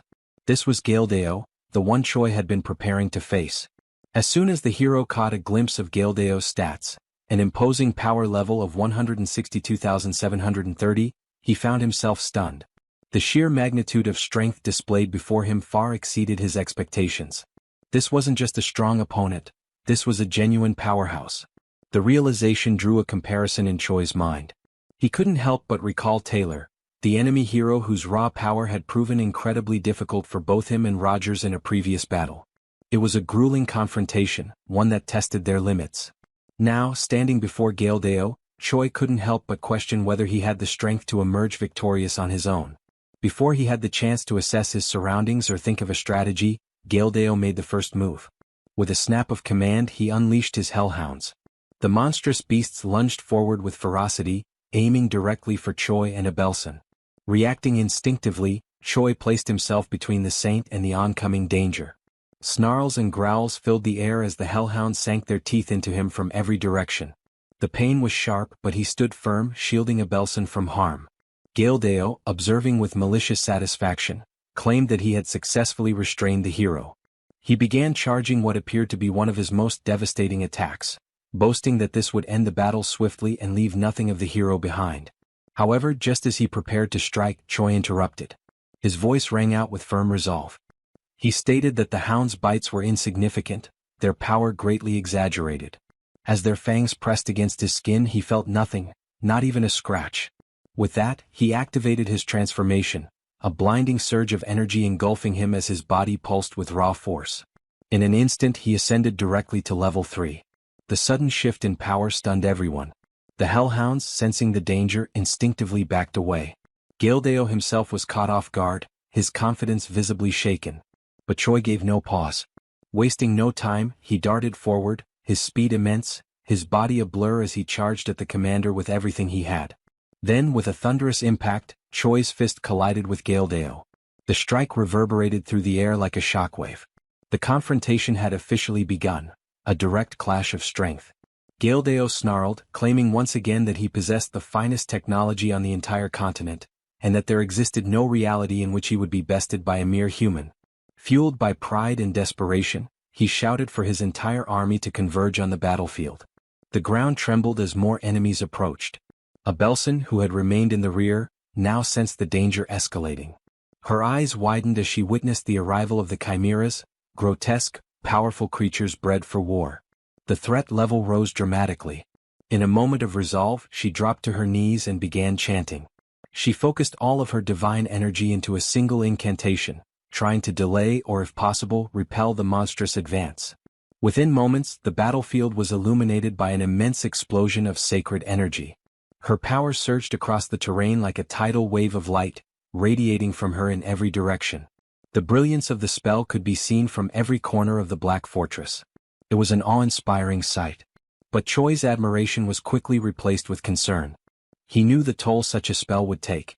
Abelson, breathing heavily, confirmed that she wouldn't be able to keep going. She had used everything she could muster to deliver a single blast. Her energy had now been spent like a sacred cannon shot. That was all she could give. But it was enough. With newfound vigor, Choi turned his attention fully to Gildeo. Channeling his strength and determination, he began to overwhelm his foe. With a fierce cry, he tore one of the mechanical arms from the commander's armored suit, ripping it free with a sound of screeching metal. Gildeo's expression contorted into one of fear. The commander, once so proud and composed, was now frightened. He couldn't understand how a human could possess such overwhelming power. But Choi didn't allow him time to process. Without hesitation, the hero surged forward once more, gathering all his strength into a single devastating blow aimed directly at the buoy that protected Gildeo's head. The punch landed with tremendous force. Metal cracked and shattered. The buoy split apart entirely, and the impact transferred directly into the commander's body, sending a tremor through him. It was a finishing blow, one that left no room for recovery. With that, the enemy is finally defeated, falling to the ground with a dull impact that echoed through the battlefield, and Choi finds himself unexpectedly disappointed with his rival's overall performance. He tilts his head slightly, observing the fallen enemy with a look of contemplation, questioning whether this individual truly carried the weight and responsibility of a commander. His tone inwardly is skeptical, claiming that the man wasn't all that impressive, at least not compared to the challenge he had imagined. However, as the adrenaline begins to settle, he starts to reconsider his initial conclusion. Perhaps Gildeo wasn't necessarily weak. Maybe, just maybe, the reason this fight felt underwhelming was because Choi himself had grown far too powerful. He reflects on his journey up until this point, training alongside warriors of immense strength, facing trials that demanded the absolute peak of his endurance. For so long he had measured himself against titans, against legends. And perhaps, being among such overwhelming figures had created a distorted image of himself in his own mind, making him feel small when in truth, he had evolved beyond what he once imagined possible. This line of thought is broken as Abelson, still visibly shaken from the recent skirmish, speaks up with a tone of concern, her eyes full of worry as she asks whether the hero is all right. Choi then turns his attention toward her, his expression softening. He answers calmly that he feels fine, still cloaked in the glowing aura of his transformation. Just as he begins to relax, the hero catches a subtle shift. Something about Abelson's posture, or perhaps her aura, catches his attention and fills him with unease. His brows furrow slightly, but before he can dwell on it, the scene transitions, cutting away to another battlefield, a different clash entirely. Now we find Hemis standing tall and firm in her own confrontation. Her eyes are locked forward, facing not one but two enemies. Before her stand Rotak and Hyuna, both exuding menace and confidence. The second commander, with a twisted smirk, asks whether Hemis is ready to face her end. His voice is laced with mockery, echoing across the scorched terrain. Hemis responds not with fear but with biting sarcasm. Her words drip with irony as she mocks their excessive preparation, noting with theatrical dread that they even saw fit to bring the fourth commander just to take her down. The absurdity of it almost amuses her, and she scoffs at what she calls cowardice taken to an entirely new level. But Rotak remains unfazed, dismissing her words with cold indifference. He makes it clear that he doesn't care what Hemis calls him, coward, weakling, dishonorable, it makes no difference. What matters is the result. And for him there is only one conclusion to this battle: her destruction. Not only that, but surpassing her as a warrior and burying her legacy in the ruins of this battlefield. With unwavering resolve, Rotak steps forward, his presence growing more intense, and prepares himself for the clash that is about to begin. Rotak then turns to Hyuna and asks if she is fully prepared and truly ready to begin the decisive battle that will at last bring an end to Hemis's reign. Hyuna reacts to his question with a sinister, almost mocking smile and a sharp, scornful gaze, as if she cannot fathom how naive and foolish Rotak has been all this time. She tilts her head slightly, her eyes glinting with mischief, and then, dripping with heavy sarcasm, she slowly and deliberately responds that she won't be able to join in because, all of a sudden, she felt an overwhelming, uncontrollable hunger deep in her core. She repeats this ironically several times, emphasizing the absurdity of her excuse, which only leaves Rotak utterly baffled and thrown off balance. Rotak, unable to contain his irritation, demands to know exactly what kind of nonsense and ridiculous excuses Hyuna is babbling about at such a critical moment. But Hyuna remains calm and composed, lightly waving her hand as she casually replies that Rotak and Hemis can go ahead and have all the fun and excitement on their own. She declares that she will be heading home instead to prepare and savor a delicious bowl of steaming hot ramen, almost as if nothing important were happening at all. Before finally turning to leave, Hyuna dramatically points her finger at Hemis and states that she has one final thing to announce before she makes her exit. It is then revealed that from the very moment Rotak first reached out to Hyuna with his plan, she had already secretly decided to betray the Demon King's army and side with Hemis instead, merely pretending and acting as if she were joining Rotaka's orchestrated attack. In exchange for taking Hemis's side, Hyuna asked for one favor in return: that all the endless disputes and conflicts between her and Hemis come to a final conclusion. With that agreement in place, Hyuna bids a rather casual and carefree farewell and walks away, leaving Hemis to focus entirely on Rotak. As Hemis turns her full attention to Rotak, she mocks him mercilessly, sarcastically asking if perhaps he has been abandoned and left behind by his strongest and most trusted ally, which stings Rotak deeply and fills him with rage. At that moment, Rotak finally begins to understand what had been obvious from the very start and demands that Hemis confirm the truth directly, whether she and Hyuna had truly conspired together to deceive and betray him. Hemis, calm and serene, gently affirms that Rotaka's guess is indeed correct. Hyuna had switched sides the very instant she learned of Rotaka's true plan, and because of this betrayal, Hemis had known every intricate detail of his schemes from the start. At last, Hemis, wearing a more peaceful expression on her face, decides to ask Rotak if even after everything that has happened, he still insists on moving forward with his foolish plan. Despite the shocking situation and betrayal, Rotak, seething with anger at what he perceives as Hemis's pity and condescension, activates a strange, hidden device embedded deep in his chest. While doing so, he fiercely declares that nothing else matters anymore and that he will finish this no matter the cost.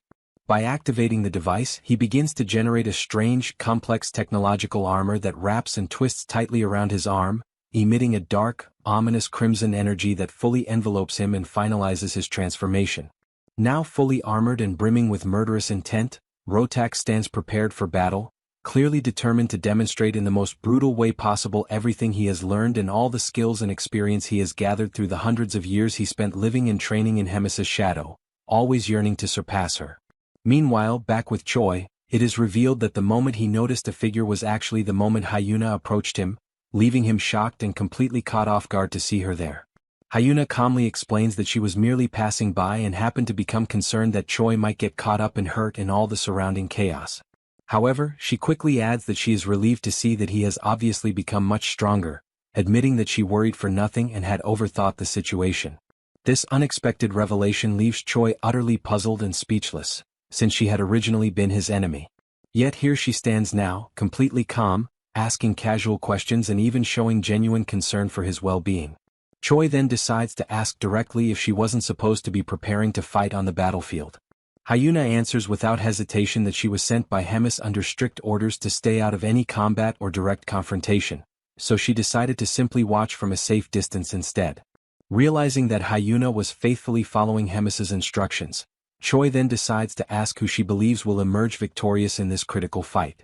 Hyuna, looking thoughtful, declares that she is truly impressed by how well-prepared and determined Rotak is for this battle. However, she calmly adds that she knows with complete certainty that Hemis is infinitely superior to any power or strategy Rotak could have possibly brought with him into the fight. As the battle ignites, several blazing energy spheres are launched directly toward Hemis, who merely stands still, patiently waiting in total composure as all of Rotak's attacks hurtle toward her. Seeing Hemis's unwavering, passive stance, Rotak grows increasingly frustrated and loudly questions why she refuses to retaliate, demanding that she take this seriously and treat it as a true fight. He reminds her that he, too, is one of the proud commanders of the Demon King's army and beyond that, the leader of an entire tribe of his people who are depending on him. Realizing that Hemis's unwavering stance would not change no matter what he said or did, Rotak decided to channel every last drop of his energy to the absolute limit, gathering all the strength he had accumulated through countless years of struggle and pain to strike at his opponent with everything he had left. Hemis, still calm and composed as if nothing in the world could shake her, questioned out loud why she should even bother to counterattack or treat this as a real battle. In her mind, it was pointless, since regardless of any effort Rotak might make, she already knew with absolute certainty and unshakable confidence that she would ultimately emerge as the sole and undeniable victor. Without any further words or hesitation, Hemis unleashed a tremendous, blinding surge of energy that roared forward like a raging storm, crashing directly toward Rotak.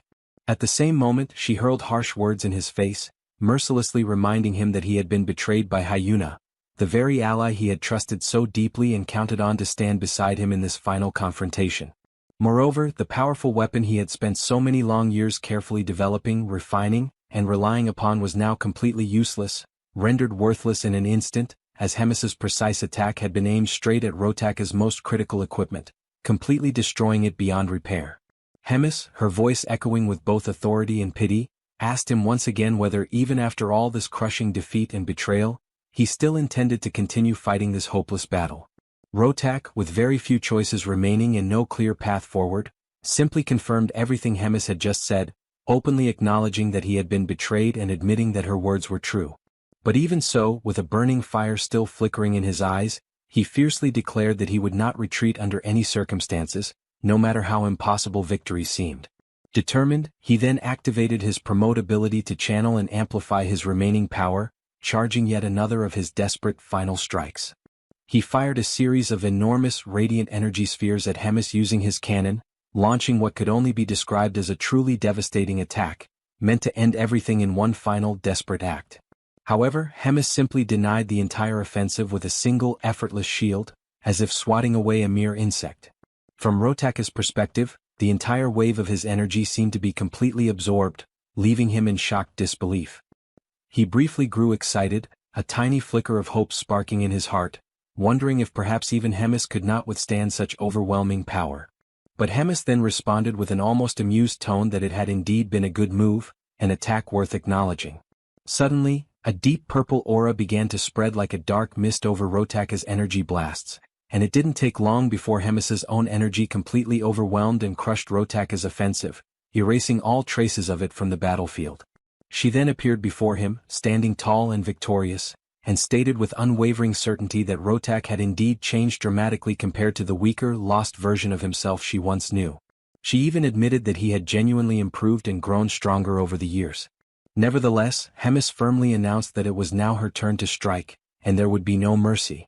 With a chilling grace, she slowly licked one of her fingers, her eyes locked on Rotak, and then pointed it directly at him, activating her formidable ability. Countless black claws suddenly materialized and surged forward like a pack of ravenous beasts, advancing rapidly toward Rotak with lethal intent. Rotak quickly recognized the immense danger of Hemis's conjured technique, and in an instant, all the fierce determination he had gathered was replaced by pure, paralyzing terror. He stood frozen in place, unable to react, helplessly waiting for the swarm of claws to reach him. It didn't take long before he was completely caught, wrapped up and immobilized by the relentless claws. The assault quickly intensified, growing ever more savage and merciless. With overwhelming ferocity, Rotaka's limbs were torn and separated from his body, leaving only the trembling, weakened torso of someone who had come so determined to eradicate Hemis and her people. Knowing his end had finally arrived, Rotak decided to use the last remaining moments of his life to ask something of the woman who had once been his beloved mentor. As Hemis slowly approached his broken figure, she questioned whether he was about to beg her for some form of mercy, her voice carrying a distant, cold sadness. Rotak then asked, with his last flickering strength, whether she still saw him as weak, useless, and pathetic, recalling his entire painful journey. He remembered vividly how he had once declared he would become as strong as Hemis and rise to be a true leader, a leader who would stand equal to or above all others. Yet, his path had been completely shattered and derailed by the torment of being scorned and rejected by Hemis, turning his only goal into a desperate mission to surpass her and make her pay for all the humiliation and pain. Hemis paused in heavy silence to reflect deeply on his words. Instead of giving him a direct answer, she remarked that time is cruel and unrelenting, lamenting how certain things seem as though they will last forever. But as time inevitably moves forward, people change, making choices and taking actions they later come to regret. Despite it all, she expressed her sincere gratitude to Rotak for, in the end, being able to find and enjoy at least something meaningful in his journey over the many long years, and for the destiny that his actions had helped shape. These final, heartfelt words drew a faint, peaceful smile from Rotaka's face, and at last he collapsed, his eyes closing for the final time, as Hemis softly wished that he may now rest in peace. The scene slowly transitions to the crumbling remains of the Black Fortress. Once a formidable stronghold, the structure now teeters on the edge of collapse. Its towering walls are scarred with deep cracks, and dust drifts from the ceilings with every minor tremor. The air is heavy, stale with age and decay. In the heart of this battered ruin, a tense meeting unfolds between Hemis, Choi, and Riadrun. The topic at hand is the inevitable. The fortress can no longer serve as their base of operations. Then comes the announcement, sharp and unexpected. Hemis informs them that they are preparing to relocate. The news lands like a thunderclap, catching the others off guard and momentarily silencing the room. Hemis, ever composed, elaborates on her decision. She states firmly that no matter how many repairs are attempted, no matter the effort poured into rebuilding, the fortress will remain fundamentally broken. Its integrity, both physical and symbolic, has been compromised beyond saving.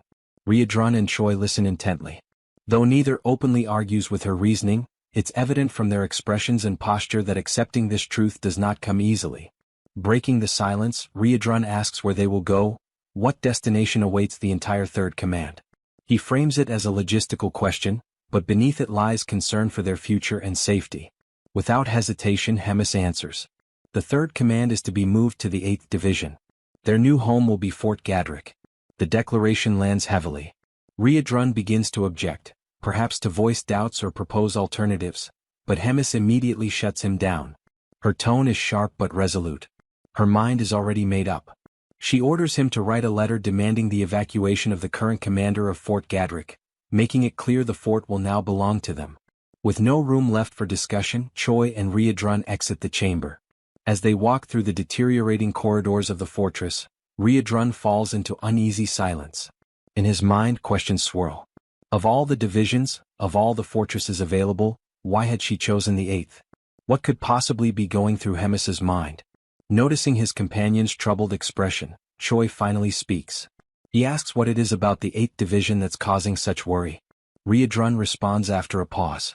He explains that Fort Gadrick isn't just any fortress, it is the one closest to the forward outposts maintained by the human forces. In short, it is the closest thing they have to a frontline base. A dangerous, volatile position. Choi's face hardens as the implication sinks in. It's a deadly place to be stationed. And yet, he reasons, if the fort has survived this long under such pressure, then surely the one commanding it must be highly capable. Riadrun disagrees, shaking his head. He reminds Choi of Fort Hemron. The reference seems to confuse him, which visibly irritates Riadrun. That's where they first met, he says with a touch of frustration. He recalls the fierce battle that forced the command to retreat, an unforgettable moment of loss and tension. He goes on to remind Choi that Grat had been the commander of that division during those days. Choi then asks how they managed to deal with Hemis's wrath in the aftermath of the defeat. Riadrun answers soberly. Amid the chaos, Grat had somehow managed to protect Fort Gadrick, his personal base of operations. Choi gives a brief nod, commenting that Grat must be someone who knows how to protect what's his. But Riadrun doesn't agree outright. Instead, he responds carefully. Perhaps Grat truly defended it with skill, or perhaps he resorted to some other method. It's impossible to say for certain. The scene shifts to Fort Gadrick itself. Grat, seated in a dimly lit office, finishes reading Riadrun's letter. The veins on his temple twitch as his hand curls into a fist.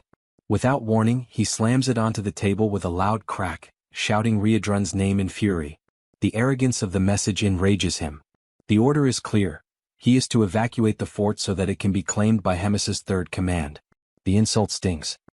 He mutters bitterly under his breath, calling Hemis an old witch, and questioning what her true intentions could possibly be.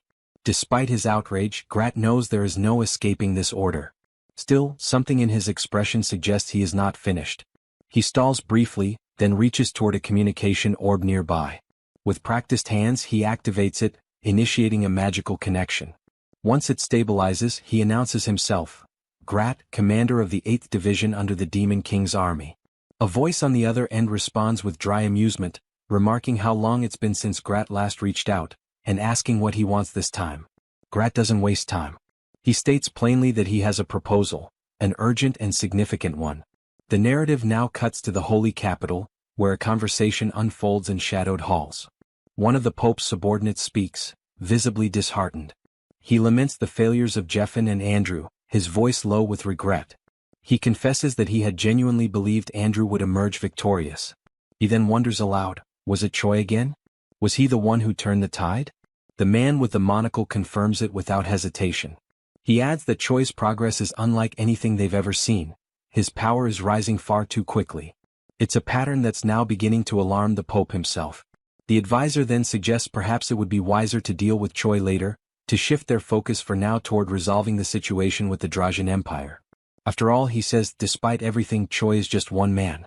But the Pope rejects that reasoning. If Choi were merely a regular citizen, then perhaps yes, he could be ignored. But he is not. He is a hero. And that changes everything. The Pope then scolds the monocled man for brushing things aside so easily. He accuses him of failing to grasp the true nature of what a hero is, and more importantly what a hero can become.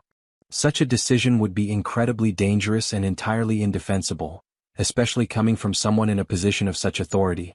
The weight of such recklessness could ripple across kingdoms.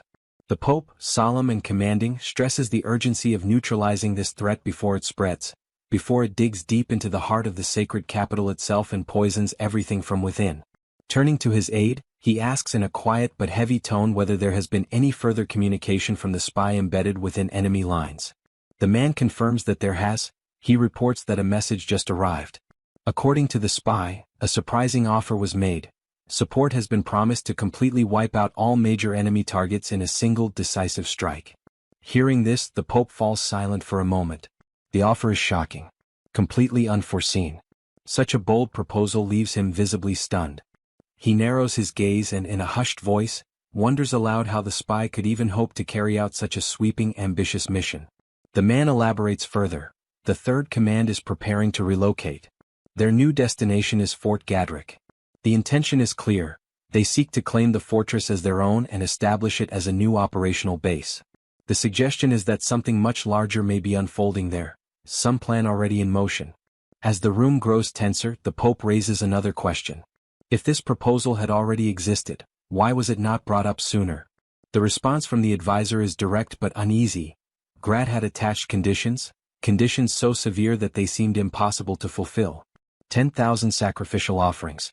The strategic recall of support posts scattered across multiple fronts. And a non-aggression pact spanning 5 years. The monocled man hesitates as he says it, his voice tinged with disbelief. The demands, in both number and scope, are immense, perhaps even unreasonable. The Pope considers this. Then, calmly but with precision, he asks what Grat's true motives might be. Why place such a steep price on this deal? The advisor takes a breath and then answers. He's heard whispers that the second command seat has been vacated, the result of internal strife, specifically tied to Hemis's elimination of Rotak. With such a power vacuum, Grat might see a chance to ascend, to claim that seat for himself. And to do so, he may be attempting to manipulate the fragile balance between Hemis and the Demon King. The Pope ponders this out loud.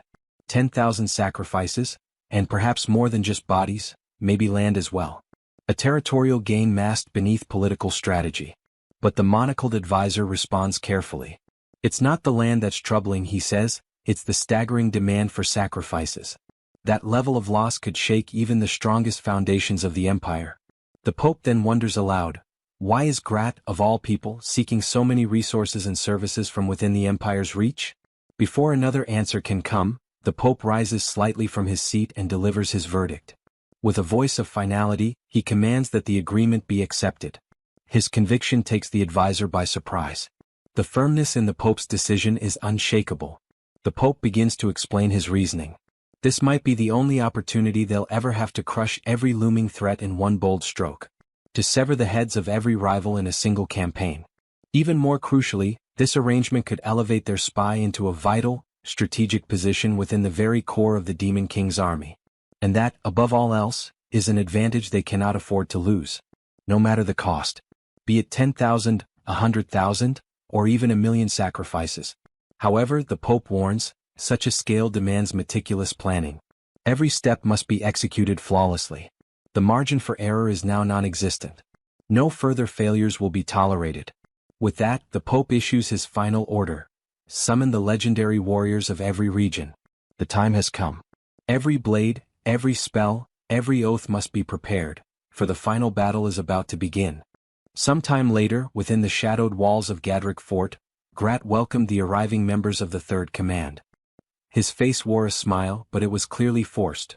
His exaggerated enthusiasm poorly disguised the tension lingering beneath. He appeared to agree with their mission, to vacate Gadrick Fort as ordered by Hemis. On the surface he was cooperative. But it didn't take long for the cracks to show. Barely a few words in, Grat's tone shifted. Something wasn't right. His eyes narrowed and a hint of concern bled through his voice. Riadrun, sharp as ever, cut straight to the point. He demanded to know what kind of issue Grat was referring to. Grat then launched into a detailed explanation. According to him, the nearest human army had been behaving oddly. Their troops had been shifting in strange patterns, and massive quantities of supplies were being relocated. From that movement alone, Grat deduced something dangerous. They were likely preparing a full-scale siege on the fortress. It wasn't a guess. It was a calculated warning. Riadrun, concerned but focused, immediately asked what countermeasure had been planned. With a grim look, Grat laid out his strategy. He was preparing a segmented wave offensive, designed to strike preemptively before the enemy could tighten their hold. But to execute it properly, he needed support, solid reinforcements to hold the line until Hemis's main force could arrive. According to Grat, the 8th Division had been suffering from ongoing complications, minor setbacks here and there, that left them undermanned and overstretched. They were in no shape to hold out on their own. Riadrun gave his word. The Third Command would provide the necessary backup. Then he asked if the rest of their team would also participate in the counterattack. Grat hesitated for a moment, then shook his head. He claimed their presence might slow things down. Their involvement, he argued, could be more of a liability than an advantage. With an urgent tone, he volunteered to assign roles himself and made it clear. Everyone was to get some rest and prepare for the operation ahead. Later that evening, in the quiet of their quarters, Choi and Rachel sat in conversation, tension still thick in the air. Choi, clearly conflicted, turned to Rachel once more with the same question he'd asked before. What did she really believe it meant to be a hero? Rachel immediately sensed where this was going. She braced herself, knowing full well that Choi's mind was already spiraling into another round of reflection. He spoke slowly at first, then with growing emotion. He was a hero, but he was fighting humans. And that truth was tearing him apart inside. Rachel's response was calm, even a little distant. She said there wasn't much they could do, it was just how the situation had turned out. But Choi wasn't satisfied. He was taken aback by her resignation. Rachel, who used to speak endlessly about heroism, duty, and righteousness, now seemed strangely indifferent. When had that changed? Rachel simply smiled and asked when, exactly, had she ever said those things? Choi didn't hesitate. He recalled how she had once promised to guide him to defeat the Demon King and protect humanity. But something had shifted inside him recently. Choi admitted he'd started to see things differently. A hero shouldn't exist solely for humans. And more than that, heroes didn't always follow the right path. Sometimes they chose wrong. At that moment, Abelson spoke up, breaking his silence. He said he'd once read that heroes existed to fulfill the will of all. Choi blinked, confused. What did that even mean? Abelson elaborated. He'd seen ancient writings that claimed heroes were born to secure the happiness of the absolute majority. That was their true calling. Those words triggered a buried memory. Choi's commander had once told him something similar, that in his eyes, Choi was already a hero. It made him question what majority truly meant. Did it include non-humans too? The saint nodded. She said it likely did. Humans, she explained, often believed their happiness represented the happiness of the world. But maybe that wasn't true. Maybe human joy didn't equal universal peace. Choi's brow furrowed. Were heroes supposed to be responsible for the happiness of every intelligent life form? The saint didn't flinch. She said that might be exactly the case. And maybe that's why Choi was different, why he was a hybrid hero. That answer left him silent, his thoughts consumed by the gravity of that role, what it meant to protect the happiness of the absolute majority. At dawn, the assignments were finally handed down. Riadrun would operate solo, an independent unit. Roiger, meanwhile, would lead the observation team. According to intel gathered by the Analysis Division, he was tasked with triggering a direct engagement once the enemy was detected. His unit would engage immediately upon visual contact. The 8th Division had their role as well. They were to intervene at the end of Riadrun's skirmish, acting as support during the fallout. As for the trio, Choi, Abelson, and Bobo, they were stationed in the rear guard. Their duty was to defend the fortress's stockpiles and resources. Following instructions, the trio moved into what appeared to be a mess hall. It was a modest section of the 8th Division's domain, repurposed for quiet waiting. There, surrounded by crates, benches, and distant clatter, they awaited the moment the real battle would begin. Choi didn't wait long before voicing his discontent with the orders they had been given. There was something wrong, he could feel it in his gut. Something about the plan, the placements, it didn't sit right with him. Rachel, catching the seriousness in his tone, leaned in and asked what kind of bad feeling he was talking about. Choi paused. His eyes scanned the room as his thoughts raced. Then it clicked, he had noticed something strange about the group formations. When he compared them to the original setup that Rems had authorized, it became clear. Everyone had been split apart and sent in directions completely opposite from their intended formation. Rachel tilted her head, trying to wrap her head around the logic. Her face contorted with confusion, her usual confidence momentarily lost. She mumbled something, half thinking aloud, trying to figure out what it meant for them all to be positioned on opposite ends. But her puzzled expression said it all, she didn't get it.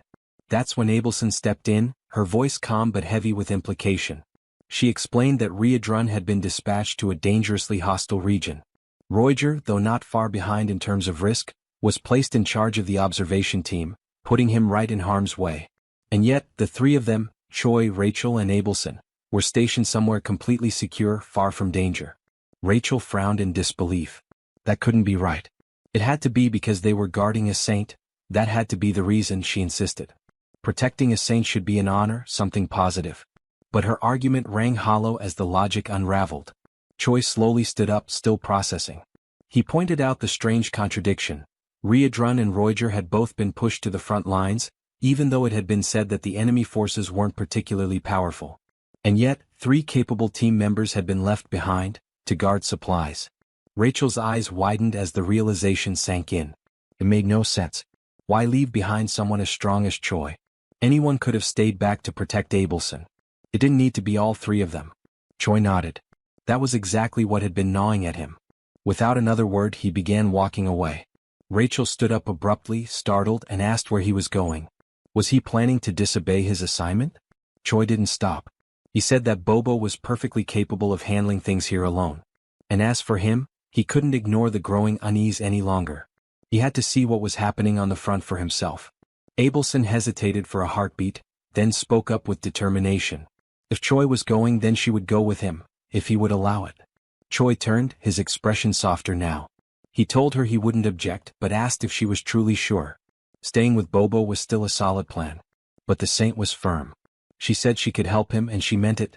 Choi reminded her that he could move faster using his transformation. He wouldn't just sit around and slow anyone down. That wasn't the issue.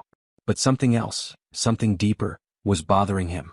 Abelson looked confused by his words, but before she could press, Choi shook his head. He told her to forget what he said. As long as she felt well enough to keep up, then she could come along.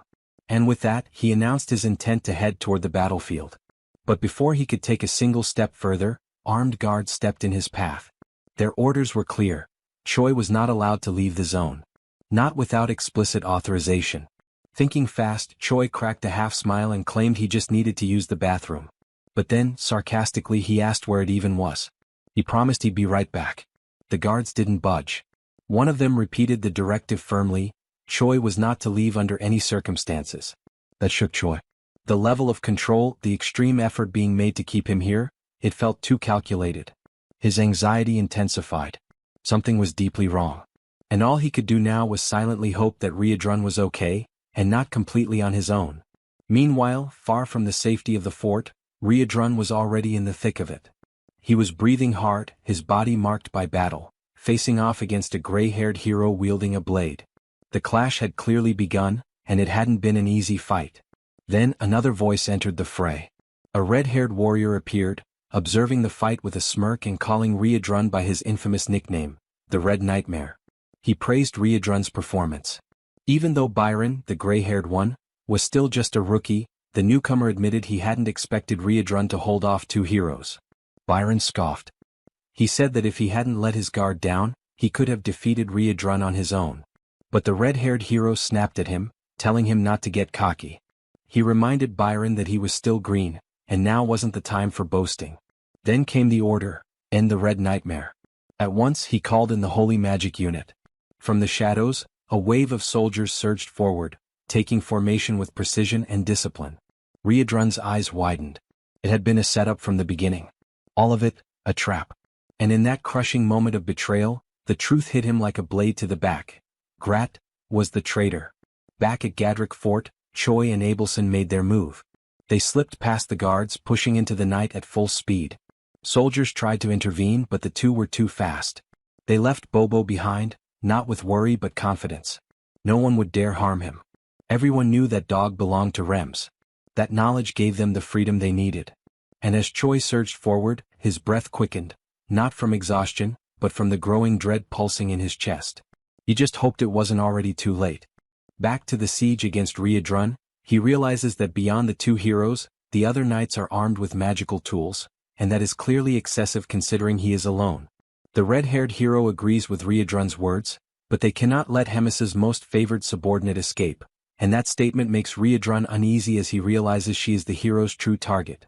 This gives Riadrun extra motivation to fight, and the red-haired hero notices Byron's agitation, ordering him to stay cautious, as the plan is to drain Riadrun's energy before taking advantage of a better opportunity. After that, he commands the 2nd Regiment of Warriors to prepare for the assault. Riadrun, noticing all the organization, also becomes tense, ready to give them a proper battle. As soon as he activates his combat mode, which looks more like a Super Saiyan Level 3 transformation, the hero signals the 1st Regiment to attack. Now fully transformed into a Super Saiyan, Riadrun is immediately struck by a rain of arrows and braces himself to repel the overwhelming force launched at him. With a single punch, he manages to defend himself and even sends several of the arrows back toward the hero's army. The incredible strike is capable of using just the force of the wind to both shield Riadrun and turn the enemy's attack into one of his own. The hero then tells the remaining soldiers not to be afraid, as they still have the advantage in numbers while Riadrun stands alone. Several spear-wielding warriors then charge at Riadrun, who waits calmly for their approach. Riadrun then prepares to unleash one of his special attacks, called Destructive Explosion Wave, and with a single-hand motion he strikes the ground, causing massive devastation. He then leaps, letting the forming crater swallow the soldiers who had launched themselves at him. After jumping, he advances toward those who remained stranded among the crater's wreckage, neutralizing the warriors one by one. As he finishes off the last spearman by slamming his head into the ground, Byron becomes increasingly agitated from being forced to simply watch the battle. With Riadrun's chances of escape growing, Byron decides to break free from the red-haired hero's restraint and charges, attacking Riadrun directly. But he fails as the Red Nightmare easily dodges the hero's strike. Even so, Riadrun is surprised at how quickly the hero recovered and readied himself for battle, although it doesn't change much. From that point, Riadrun prepares to attack Byron, but the red-haired hero intervenes, pulling Byron away from Riadrun's strike and countering. Riadrun manages to stop the attack with the red-haired hero's sword by grabbing it and locking eyes with his enemies, taking the moment to strike both of them at once. He launches another destructive blow at the ground, causing a new crater. However, once the dust settles, the heroes are already far away, having escaped nearly unscathed from the attack but now stunned at how powerful Riadrun truly is, far beyond the expectations set by the intelligence divisions, leaving them frustrated. Meanwhile, Riadrun, still in his Super Saiyan form, begins to feel the effects of having used too much power. Having relied heavily on his demonic chi, he wonders how much further he can still go. But with little time to reflect, he is caught off guard by the hero sounding the signal for the 2nd Regiment to strike, taking advantage of the opening caused by Riadrun's moment of reflection on his energy use. Along with the 2nd Regiment's attack, the heroes themselves now launch forward with the other warriors, and Byron stays behind, irritated at how the red-haired hero always takes command. Riadrun, realizing the massive assault, prepares to unleash his destructive attack once more. However, before he can complete the conjuration, the heroes advance, drawing his attention and forcing him to defend against numerous strikes simultaneously.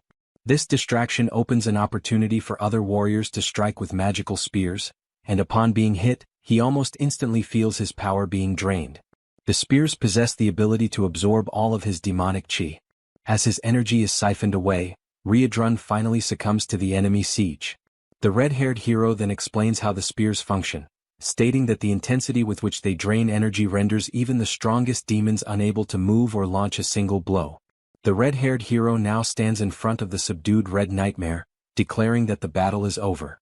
As a precautionary measure, he orders his subordinates to drive more spears into Riadrun to ensure he remains in that state, and that as soon as possible, they should finalize the capture and take him as a prisoner.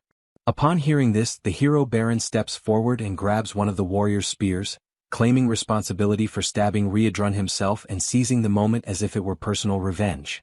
As he approaches, mocking the Red Nightmare situation, comparing him to just any other demon, completely subdued and defenseless, he readies himself to strike.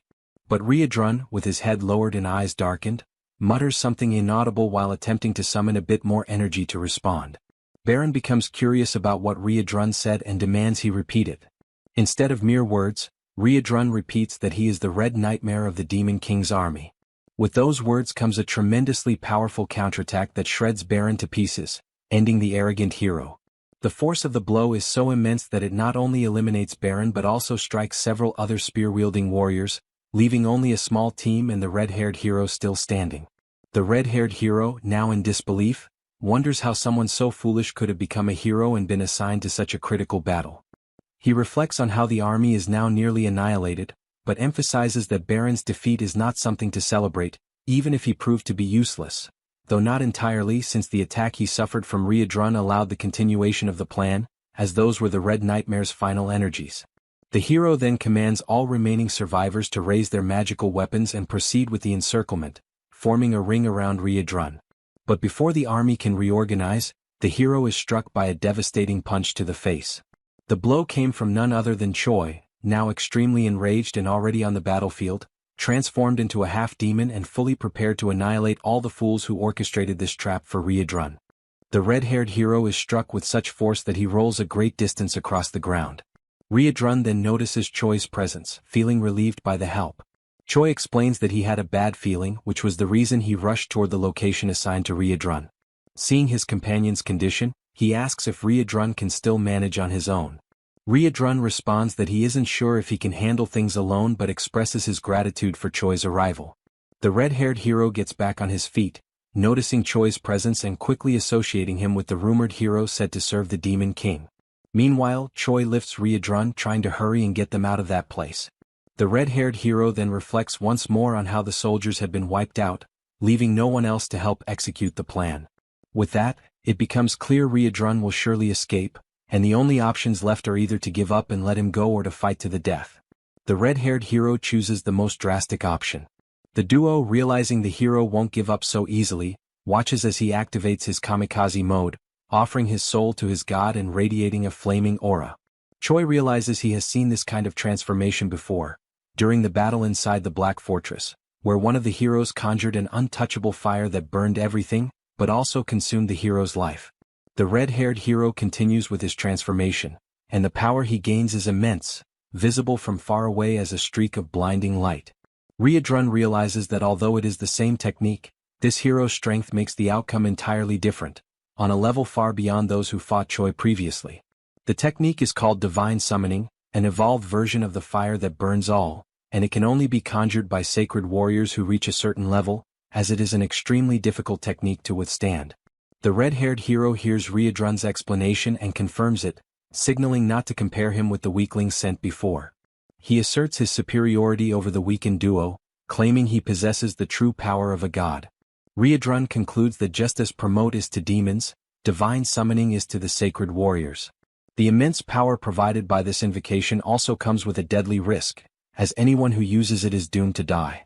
The red-haired hero is surprised by all the details given by Riadrun and confirms that once the power fades, he will die, because life is traded in exchange for sacred strength. But with that, both Riadrun and Choi will also die, making it worth it to perish knowing they will fall too. The hero finishes his words and charges toward the duo, striking directly at Choi with his sword. However, Choi blocks the attack without much effort, reflecting on how he managed to stop the blow easily, though the impact caused something unusual. The red-haired hero then explains that sacred power and demonic chi are polar opposites, and apparently Choi is no longer human at this point, as he is almost entirely consumed by demonic chi. The battle continues as the hero attacks and the duo defends themselves as best they can. The moment arrives when the red-haired hero decides to intensify his assault and claims that Choi is nothing more than a walking corpse, with nothing left to defend himself. What follows is a devastating explosion that creates another massive crater in the battlefield, hurling Riadrun far away and leaving him severely injured, while Choi still manages to withstand the blast and remains standing after the strike. Even with difficulty, as he turned his head to the side, he noticed that Riadrun had been far more affected, and his condition was much worse than expected. He observed Riadrun gasping, trembling as his body began to collapse under the effects of the battle. He then compared the side effects of the transformation and the attacks, effects that were tremendous. However, considering he himself was half-human, they were still less severe than what Riadrun, a pure demon, had to endure. This meant all effects on Riadrun were intensified, causing excruciating pain. Even so, Choi renewed his hopes, realizing he only needed to endure. Once the sacred power was exhausted, the red-haired warrior would be defeated. And if that opponent continued launching reckless strikes like before, he would burn out quickly. Still, Choi wasn't sure how long he himself could remain standing. He weighed between staying on his feet or provoking the enemy into unleashing more powerful attacks to burn through his remaining energy. In the end, fate was left in luck's hands, because no matter how much Choi could endure, there was no telling how long Riadrun would last. Just as Choi finished this internal reflection and refocused his gaze on the red-haired hero, he was surprised. His opponent was shaking, struggling against the effects of having already overused divine power. Going beyond expectations, side effects had already begun to manifest. Loss of vision, a ringing in the ears. Still, he wouldn't need those senses much, for he could feel the presence of demonic chi, making it possible to continue his attacks. Choi then caught the hero's attention, curious about something, and the hero asked what a walking corpse had to say. Choi questioned if the red-haired hero was having trouble seeing. The hero replied that he had wondered what Choi would ask, and confirmed it. Yes, he was going blind. But it didn't matter because he reiterated that he could still sense demonic chi even with his eyes shut. The duo then exchanged a remark, with Choi realizing this could be a disadvantage, even if the red-haired hero could still strike. Choi's behavior puzzled both Riadrun and the red-haired hero. Suddenly, someone wielding a bloodied club arrived on the battlefield. Choi prepared to deliver the finishing blow and declared that the red-haired hero was now nothing more than a random blind man, mocking him with an indifferent expression as he gave the command for Abelson to attack. She had approached from behind the red-haired warrior, gripping the club. We then flash back to a few minutes earlier. From atop a mountain, she had been watching the battle unfold, worried that the duo might die if things continued as they were. She wondered what she could do. Suddenly, someone grabbed the saint by the ankle, taking her by surprise. It was one of the heroes, pretending to be dead. The soldier explained that he had been waiting for Choi to move away so he could advance toward the saint and have the chance to take her with him. Abelson was unsure of what to do, considering she had no one left to lose her body for. However, realizing she was cornered, she knew she could no longer rely on others for protection. Reflecting on all the times Choi had protected her and spared her from a cruel fate, giving everything, even willing to die for her safety, she, in turn, had simply remained complacent, living under the same roof, day after day, never giving anything back to the one who always defended her. She had portrayed herself as fragile, and that had made Choi constantly worry. The saint then noticed the club nearby and decided that from now on, she would defend herself. She gathered courage and eliminated the soldier. The scene returned to the present moment, when she struck the red-haired hero in the head. With that blow came not only victory, but also the relief of knowing that she would no longer be a burden to the one she called the hope of the world. The scene shifts to a tense meeting between Grat and the army of the Divine Empire. Grat finds himself surrounded on all sides, the sharp edges of countless weapons pointed his way, and the eyes of the soldiers filled with hostility. The atmosphere is heavy, every breath drawn feels like a challenge, and Grat's confusion grows with every passing second. He cannot understand why they are treating him as an enemy. After all, by his own reasoning, he had done exactly what had been agreed upon. He had managed to contain Riadrun, keeping the dangerous demon in check. That, in his mind, should have made him a trusted ally rather than a target. One of the stern-faced leaders of the Divine Army steps forward, his voice echoing across the field. He demands that Grat remain silent and punctuates his order by calling him a vile demon, his tone dripping with disdain. The words sting, and the accusation lingers in the air like a blade yet to strike. Without hesitation, the leader goes on to accuse Grat of orchestrating deceitful schemes that had led to disaster. According to him, the demon's tricks were the direct cause of the defeat of both heroes sent to the front. The outcome, he claims, was nothing short of catastrophic for the Divine Empire. Grat listens in disbelief, realizing that he had been completely unaware of such events. His mind races trying to piece together the chain of events. How could this have happened? How could Riadrun, on his own, have been capable of defeating not only two heroes but also an entire army? Before Grat can think further or prepare a defense, the ground beneath them seems to vibrate with an unnatural force. The sky itself begins to change, a sudden burst of energy descending like a divine judgment. From above, a blinding light crashes down, striking Shang with unimaginable force and carving a massive crater into the earth. Dust and heat erupt in every direction. When the glare fades, the source of the devastating arrival is revealed. It is none other than Hemis herself. Her presence commands immediate attention, and as she takes in the scene before her, the rows of Divine Empire soldiers and the lone figure of Grat, she pauses, her voice calm yet sharp as she questions what exactly is unfolding here. The soldiers, quick to draw conclusions, link Hemis's sudden appearance to Grat's presence. Whispers ripple through the ranks, accusations forming faster than reason. They begin to suspect this is all part of an elaborate trap, one designed by Grat himself, in which every soldier here is nothing more than a sacrificial pawn. Grat, ever opportunistic, instantly seizes on their words. A sly smile creeps across his face as he steps forward, addressing Hemis directly. With exaggerated confidence, he declares that he had indeed lured every human here for her, calling it a grand offering. Not stopping there, he embellishes the lie, claiming these soldiers are the finest and most formidable force in the entire surrounding region of the human army. Hemis studies him for a long moment, her gaze unreadable. At length she acknowledges, almost reluctantly, that in one way or another he might have done something worthwhile for once in his life. Without further delay, she begins casting a skill, her voice ringing with authority. As a superior, she proclaims she would not deny herself such a feast so generously prepared by Grat. The air grows tense as the earth begins to tremble beneath their feet. Darkness creeps slowly but relentlessly across the battlefield, swallowing light and color. One of the soldiers notices movement in the sky and shouts a warning, but the moment is too brief to act. From above, a massive sphere of roaring fire plummets toward them, its heat searing the air long before impact. It strikes with cataclysmic force, annihilating every soldier caught in its path. There are no survivors. The once proud army is reduced to silence, leaving behind only scorched earth, shattered armor and rivers of blood. When the flames die down, Grat wastes no time. He rushes toward Hemis, his voice spilling over with exaggerated praise. He showers her with flattery, calling the attack beyond incredible, a strike so overwhelming it had single-handedly erased an entire army. He even goes so far as to call her an unmatched living legend, a figure without equal. But Hemis's patience for his fawning quickly runs thin. The false sweetness in his words grates on her nerves. Without warning she moves, faster than the blink of an eye. In one seamless motion she separates Grat's head from his body. His lifeless form collapses to the ground before the echo of the strike even fades. Only then does she speak, her voice now tinged with cold finality. She reveals that she had known for some time that Grat was the spy, even considering that he might have accomplices. She had watched as he foolishly created problem after problem, but in the end she had seen him for what he truly was, a compulsive liar, reckless, unafraid, and above all, acting solely for his own gain. Her only regret, she admits, is that she had not put an end to him sooner.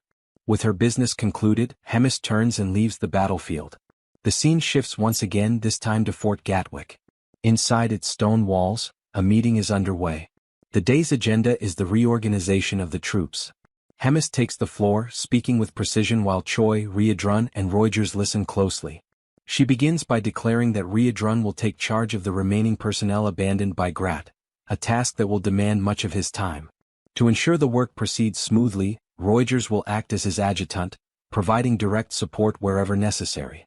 As for Choi, Hemis had a surprise prepared, one that she revealed with a calm but decisive tone.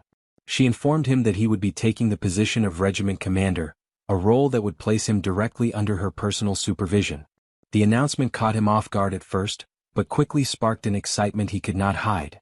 Still, curiosity got the better of him, and he questioned why he had not been placed at a lower rank, such as a simple battalion commander. Hemis's answer came without hesitation. She explained that she could not afford to waste a talent like his on something so limited. In her eyes, his skill set was far too valuable to confine to a mere battalion. This new rank would serve as both recognition and reward, for his hard work, his survival against all odds, and even for the strange way he had managed to entertain her along the way. Yet there was a condition, one that immediately shifted the mood in the room. Choi, as regiment commander, would move forward without the assistance of any troops whatsoever. The statement hung in the air, drawing puzzled glances from everyone present. No one could fully grasp the reason behind such an unusual arrangement. Riedrun, ever the curious observer, finally voiced the question lingering in everyone's mind. He asked if Hemis would share her plan, as he found it difficult to understand the purpose of appointing a regiment commander without any soldiers to lead. Hemis answered without so much as a pause. She explained that there was a possibility, however unlikely, that Choi might not require subordinates at all. She wanted to see firsthand how events would unfold if he were left to operate entirely on his own. Before anyone could press further, a firm knock echoed against the heavy door. A voice announced a visitor's arrival, and the timing was almost deliberate. It came just as Hemis mentioned that Moten would serve as a proxy commander. The door opened and Moten himself stepped into the room. With a small but purposeful smile, Hemis concluded her statement by requesting that the two men get along well. The moment provided Moten with an opportunity to greet Choi warmly, clearly pleased to see him again. Choi, however, instantly recalled the less than pleasant memories of the time this same man had caused him trouble during one of the tournaments in the past. With the formalities concluded, Hemis dismissed herself from the meeting, explaining that there were other pressing matters demanding her attention. The scene shifted to the quiet interior of Abelson's room. Here the atmosphere was markedly different, less formal but filled with a quiet intensity. Choi spoke plainly, admitting that he had been genuinely surprised by the saint's recent actions. He asked what had given her the courage to crush that hero's head in such a decisive moment. Abelson's reply came first in the form of a gentle smile, and then in carefully chosen words. She explained that she had felt a strong urge to act after realizing that constantly being shielded by Choi had made her complacent, lazy even, and it had begun to bother her deeply. Choi noted the change in her demeanor, a more proactive energy replacing her earlier passivity. He asked whether this meant Abelson would now join him in battles going forward. She answered without hesitation, if he needed her, she would fight. She reminded him that she possessed the powers of a saint and could summon strength similar to a divine invocation. The drawback, however, was obvious. Her physical endurance could not match the demands of long battles and she would tire quickly. Choi was pleased by her determination, even if it came with limits. He remarked, half in jest and half in truth, that she might one day surpass him entirely. There was even a hint of jealousy in his tone, knowing that as a saint she now wielded the highest level of divine power attainable. Abelson, however, responded with humility, saying she was not certain such power alone mattered. Fighting, she said, was never simply about possessing the greatest strength. Her words carried the weight of experience, coming from someone who had often found eccentric, unconventional ways to win against brute force. It was at this point that Rachel joined the conversation, her voice carrying a teasing undertone. She commented that Abelson's words almost made it sound as though Choi relied solely on dishonorable tactics and dirty tricks to win. Then, with a shift toward a more factual tone, she explained something that caught Choi by surprise. The position of battalion commander, she said, was equivalent to the rank of hero in the human hierarchy. Across the entire continent, there were likely only 1,000 humans who ranked higher than hero. By that measure, Choi was already within the top fraction of the most powerful individuals in human society. The revelation left Choi momentarily stunned. He had known his strength had grown, but to be counted among the 1,000 strongest in the world was something else entirely. From here, the focus shifted again, leaving the personal discussion behind. The scene transported itself to one of the holy cities, Benedict. The sight was grim beyond words. The city streets were lined with devastation, collapsed buildings, shattered defenses, and the lifeless bodies of countless soldiers. A dark trail of blood wound its way through the main avenues, leading toward the grand silhouette of a towering church. In front of its massive doors stood only two figures, Hemis and a lone survivor trembling in her shadow. Hemis took a moment to absorb the scene, her expression unreadable. When she finally spoke, her voice was steady and commanding. She told the man she would spare his life, but not out of mercy. It was so he could carry her message far beyond these walls, across the land, to every ear in his people's domain. The man's trembling intensified as she continued, explaining that from this day forward, she would wipe every single village of the Divine Empire from the map, one by one, leaving no survivors. And in that moment, the only thing left for the man to do was to fall to his knees and beg for a mercy he knew would never come. 500 years ago, the continent was plunged into chaos by endless wars. The Great Drazen Empire sought to expand its territory, swallowing smaller kingdoms that resisted. The conflict grew fiercer day by day until suddenly, a new region appeared in the middle of nowhere, accompanied by a massive pillar of light. Speculation quickly spread. Could this be the legendary supercivilization of Valington? A civilization that had vanished into the ocean without a trace 1,000 years before the Great War, once hailed as the apex of magical arts. Rumors suggested that if these were indeed the ruins of Valington, they might hold the key to reviving ancient magic, a power nearly lost when Valington fell. Every nation believed that whichever kingdom succeeded in reviving this magic would gain unmatched supremacy. Thus, each realm embroiled in war sent expeditions into the newly appeared land, hoping it would guide them toward a golden age of power. However, what the humans found, there was nothing like the ruins of Valington, nor the lost people of that civilization. Instead, they encountered beings from another realm, demons, hostile, lustful for conquest, and utterly alien to humankind. Faced with this common threat, humans ceased their wars against one another and united for the sake of survival. Their armies turned against the demons, beginning a new war, one that would last for centuries. At first, it was the demons who seemed destined to win. Their innate belligerence and overwhelming physical strength far surpassed that of humans. On top of that, they possessed the demonic chi, a force of cunning and power that tipped the scales in their favor.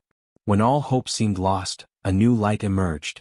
Clerics, healers and priests who had until then served as non-combatants, declared their intent to join the battlefield. With them came divine power, a force capable of countering the demons. Their presence was decisive. Not only did it balance the tide of war, it also spread the influence of religion across the continent. From this, the divine empire of Gartran was born, a union of faithful nations bound together by belief. Over the next 2 centuries, the power of faith grew stronger, and the number of combat clerics multiplied exponentially. Humanity, once outmatched, eventually surpassed the demons, gaining complete military superiority. It was during this period that a new figure emerged, the greatest contributor to the war against the demons. He became a legend known as the Pope.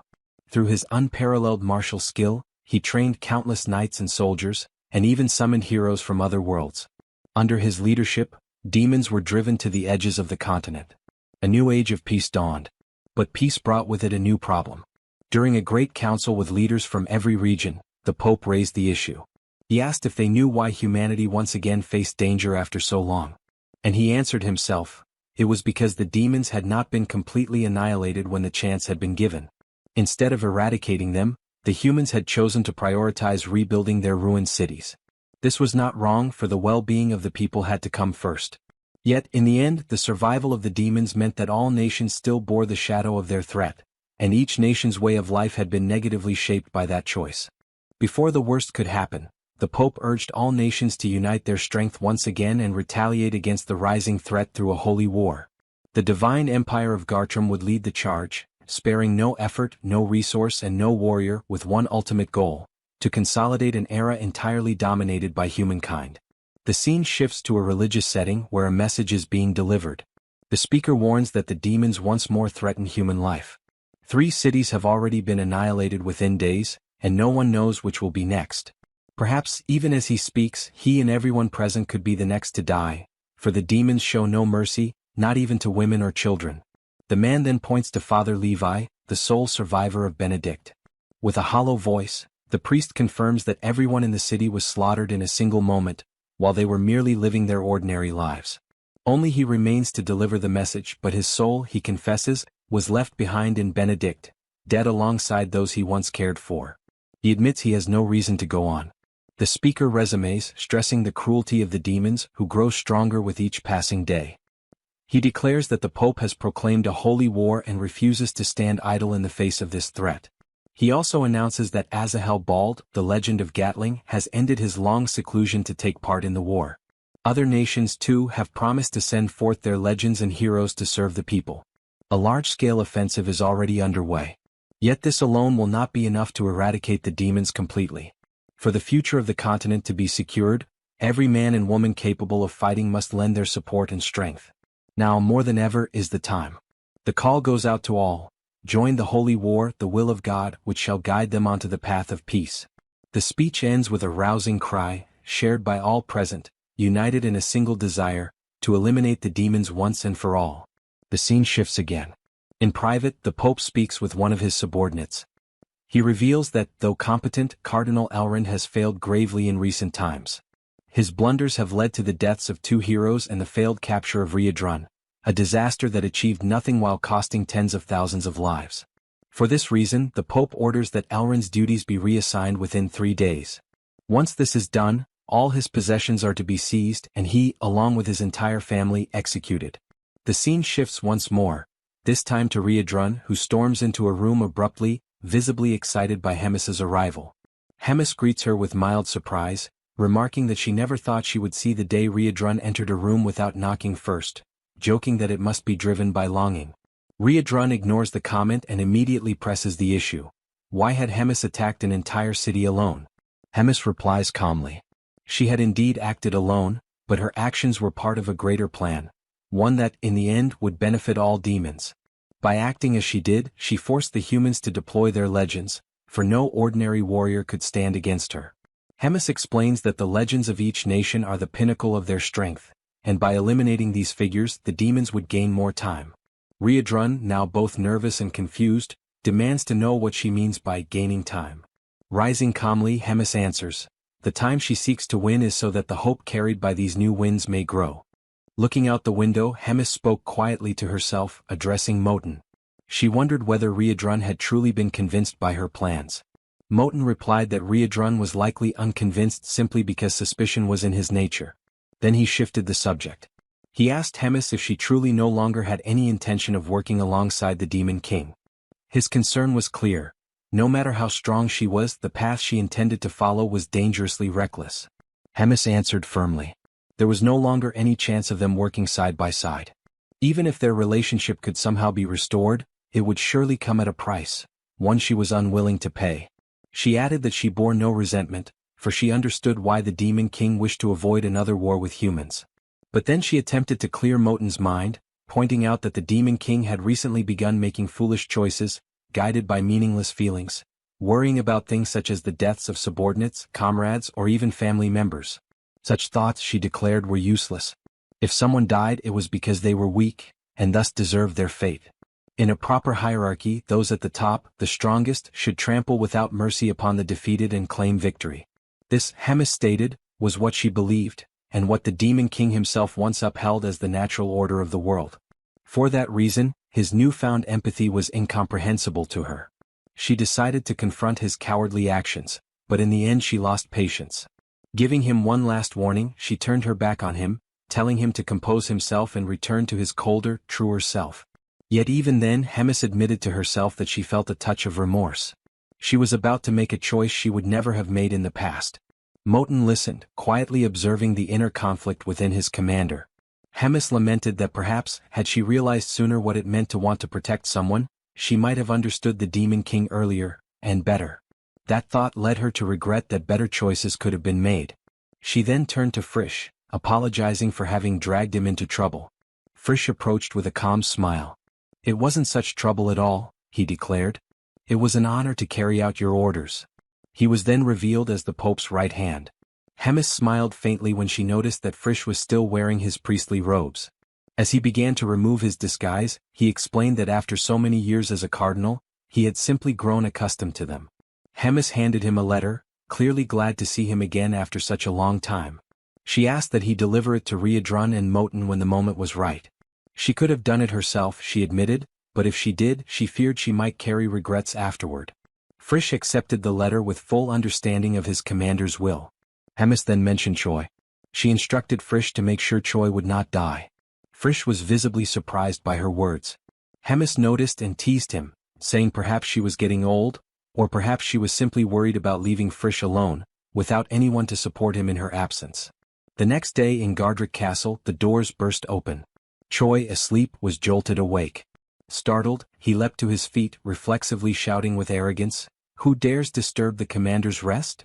But when he saw it was Riadrun who had woken him, his pride quickly faded. He lowered his tone and asked what was happening. Riadrun ordered him to leave immediately, to flee as far as possible. Shocked, Choi asked why such sudden orders were being given. Riadrun explained that the next day the human army would launch an assault on the castle. A massive battle involving the highest-ranking humans, their legends. Choi protested. Would it not be better for him to stay and help? Riadrun shook his head. The enemy's sole objective was Hemis's death. Though he did not doubt her victory, if anything happened to her, he would not be able to protect Choi alone. The scene shifts to the moment when a letter is slipped under the door of the room where Riadrun is staying. He picks it up and begins to read. Its contents reveal part of Hemis's past and the truth behind recent events. Hemis writes that the demons endured countless deaths and were ultimately forced into exile at the very edge of the continent. Yet, despite having cornered them completely, the humans never carried out a full extermination. There were many reasons for this decision, but the most significant one was the existence of the Holy Empire. For the Empire to remain valid, it needed the demons to exist. The Demon King exploited this convenience to form a secret pact with Gartrum. They agreed to maintain the front lines and preserve each other's territories. Thus, the very survival of the demons became tied to the humans' perception of a war, kept alive only through small-scale skirmishes and minor threats. This balance became a key element in maintaining unity among Gartrum and the other nations. Only Hemis was entrusted with knowledge of Gartrum's proposal. Yet she rejected it outright. To her, a proud death was far better than a life of servitude. The price she paid for this defiance, however, was exile. Using Rotaka's actions as a pretext, she was banished to the Black Fortress. Hemis clarifies in the letter that this long explanation was only the introduction. What truly matters now is what comes next. According to Frisch, the humans are preparing a massive attack, an unparalleled battle involving the legends and heroes of every human nation. While she faces this threat directly, Riadrun must protect the castle and take her place as its commander. She admits openly that she knows his current strength may not be enough to make this task easy. However, when the vote to select the next commander takes place, Hyuna and Ashjas will support him. This was arranged beforehand, and Ashjas in particular required no convincing. His affection for his nephew made it impossible to ignore such a request. "This," Hemis writes, "is all I can do for now. From here onward, everything rests in your hands. I believe you will handle it in the best possible way." She thanks Riadrun for making her confinement in the suffocating castle feel just a little lighter. As a postscript, she mentions Choi. She tells Riadrun not to worry about him. His path has already been arranged. Choi will leave the Demon King's army, and if all goes well he and Riadrun will meet again. For now however Choi must depart together with the saint. Later, preparations for departure are made. Riadrun assures Choi that once everything is settled and he has taken his rightful place, he will reach out through the communicator. Choi, uneasy and unwilling to accept what is happening so suddenly, nevertheless agrees to the plan. Suddenly someone calls out to Choi, drawing his attention. Abelson and Frisch appear. Hemis's aide steps forward, introducing himself and stating that he has been assigned to accompany them by Hemis's orders. He explains their next step. They must infiltrate human society and observe events as they unfold. During this time, Abelson will act as a priestess in training. Frisch distributes false identities for them all. He declares that both Choi and himself will disguise themselves as mercenaries. If there are no further questions, he says, everyone should board the carriage. Abelson climbs in first, followed reluctantly by Choi, who is still overwhelmed by denial, clinging only to the hope that everything will turn out well. Once inside the carriage, Choi asks Frisch where exactly they are heading. Frisch sighs, regretting that he had not explained it earlier. He clarifies, the regions of the Holy Empires are extremely dangerous, and Drazen is known for rejecting heroes. That is why they are moving toward the kingdom of Marriott. The next morning as the sun rose, Riadrun found himself alone in his new room. He sat in silence, thoughtful about the next steps he should take, his eyes fixed on the desk that had once belonged to Hemis. His mind wandered, reflecting on the many demons who had already died up until now. He knew that if things continued in the same way, the number of losses would inevitably grow. Riadrun, aware of the truth surrounding the war between humans and demons, reached a painful conclusion. All these losses had no meaning at all. Suddenly, a knock at the door interrupted his thoughts. It was Reuters, standing firmly and declaring that it was already time to depart. Riadrun, taking in one last breath of inspiration, raised his resolve and declared that from that moment onward, demons would be different. He would give his all to ensure that his will prevailed. The scene then shifts to the moment when Riadrun gathers his army. Standing before them, he demanded that everyone pay close attention to his words. He began his speech by exalting who they were, reinforcing that demons are a warrior race, born to fight, and that no other race would ever be able to tame them. For that reason he told them, they must face the battle to come without hesitation. And if necessary they must be willing to die for freedom, to die as the warriors they were for the sake of the future of their entire race. Riadrun raised his voice as he reached the climax of his words, declaring his own way of combat, and as he finished his speech, he emphasized with force and conviction that demons are warriors of pride.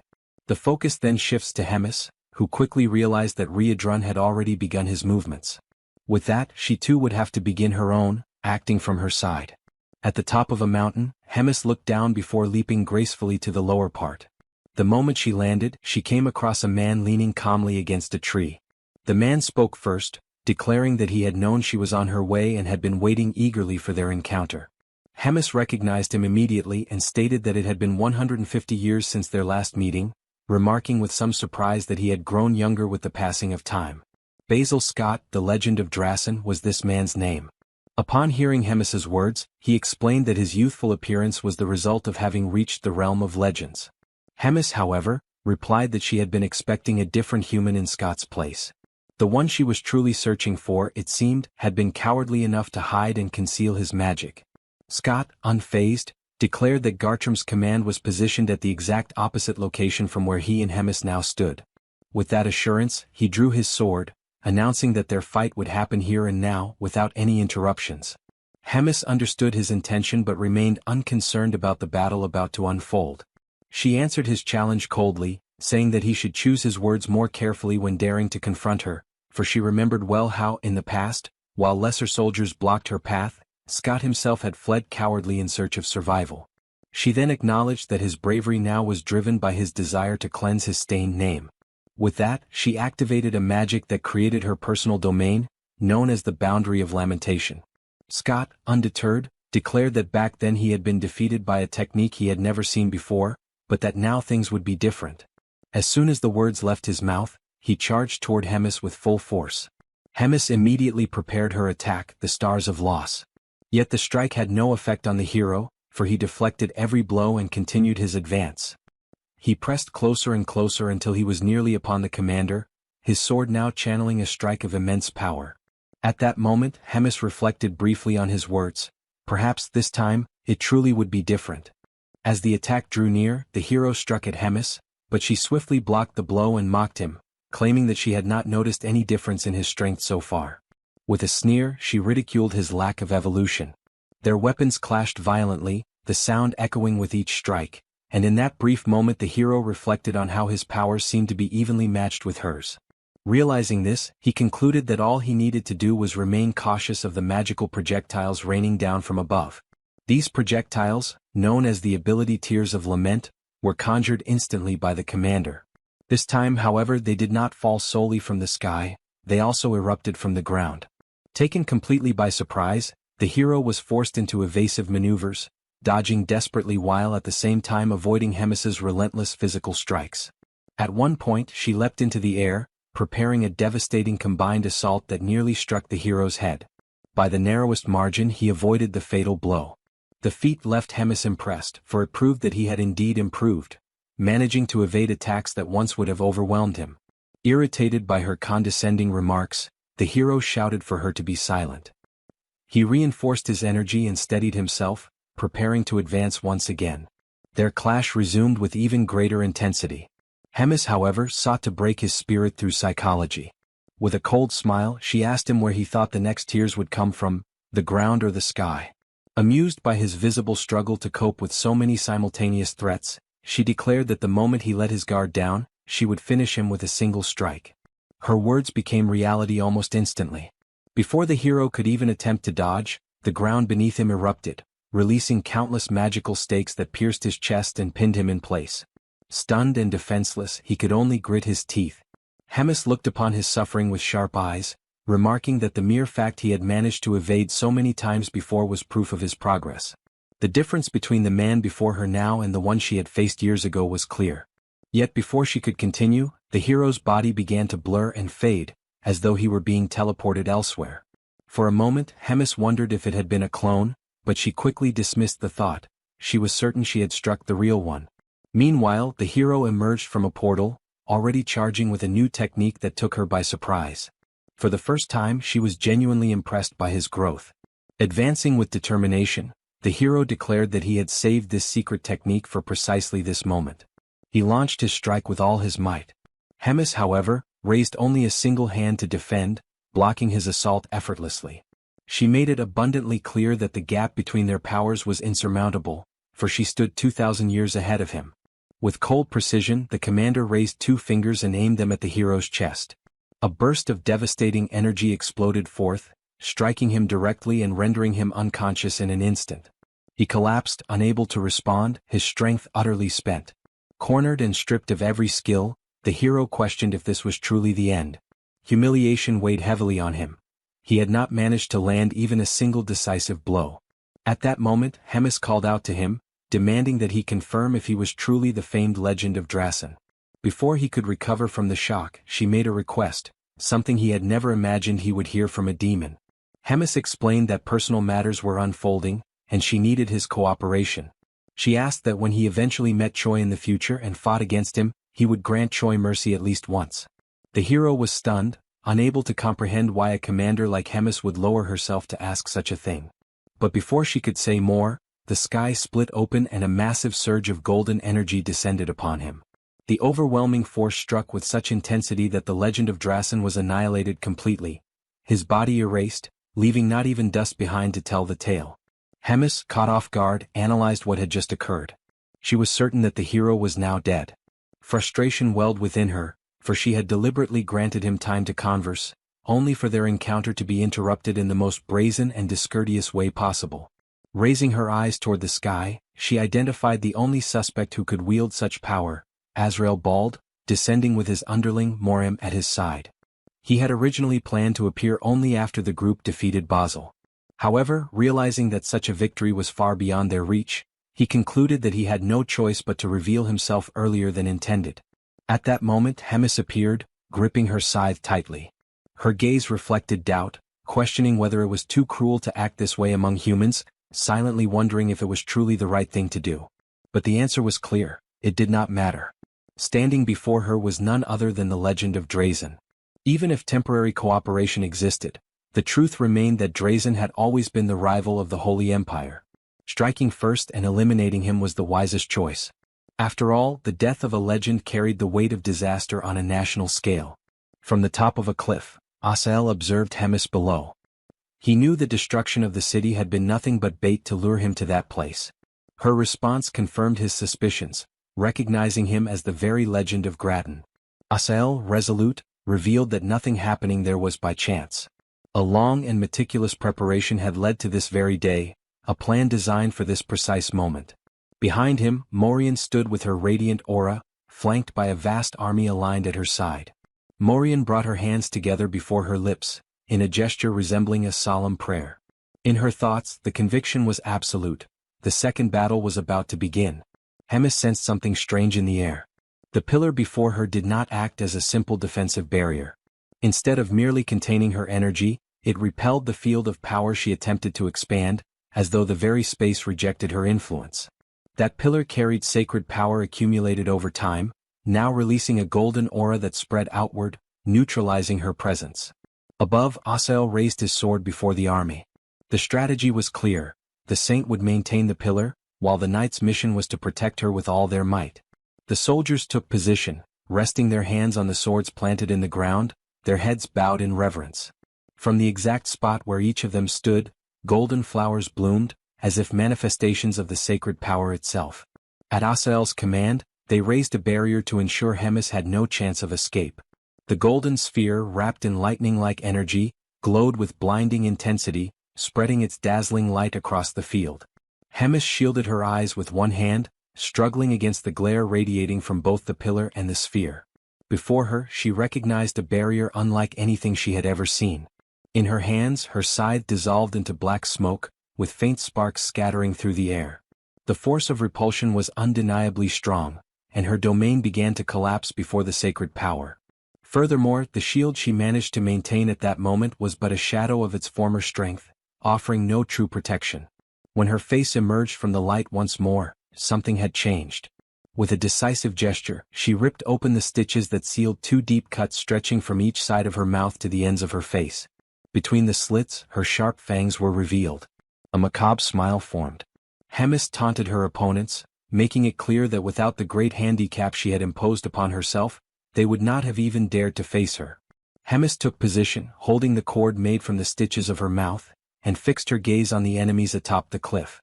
With a swift motion, she rushed forward, lashing her whip toward Asael, who leapt from above to defend, raising his sword. She struck from one side, then the other, each whip crack swift and precise, while he continued to block with his blade. One strike came dangerously close to his face, slicing the air with a sharp snap.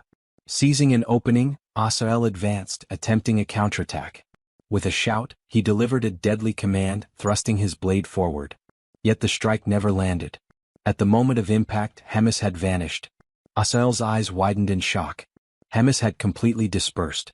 From above, Morian called to him, urging him to look up. When he lifted his eyes, Asael saw Hemis hovering above, chanting an incantation. A searing red light wrapped around her figure. It was Hellflash, the evolved form of Hellflare. On the ground, Asael bent forward, frustrated, aware of the overwhelming power pressing down on him. High above, Hemis pressed her hands together and unleashed her might, sending a direct impact crashing down on Asael as if it descended from the heavens themselves. But the attack was halted. Asael gripped his sword with both hands before him, fully blocking the surge of energy. The force etched a deep V into the earth where it clashed against his defense. Hovering above, Hemis clenched her fists, observing the scene. She reflected on his strength. Even as a defensive authority wielder, she had not expected him to emerge without a single scratch.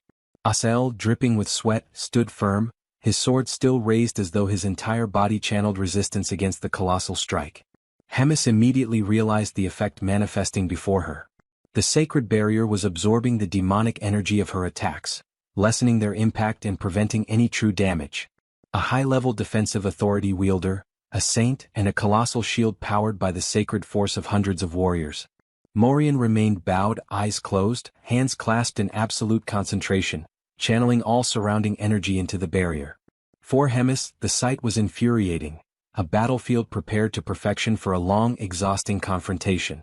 In her right hand, violet sparks began to crackle, glowing with rising intensity.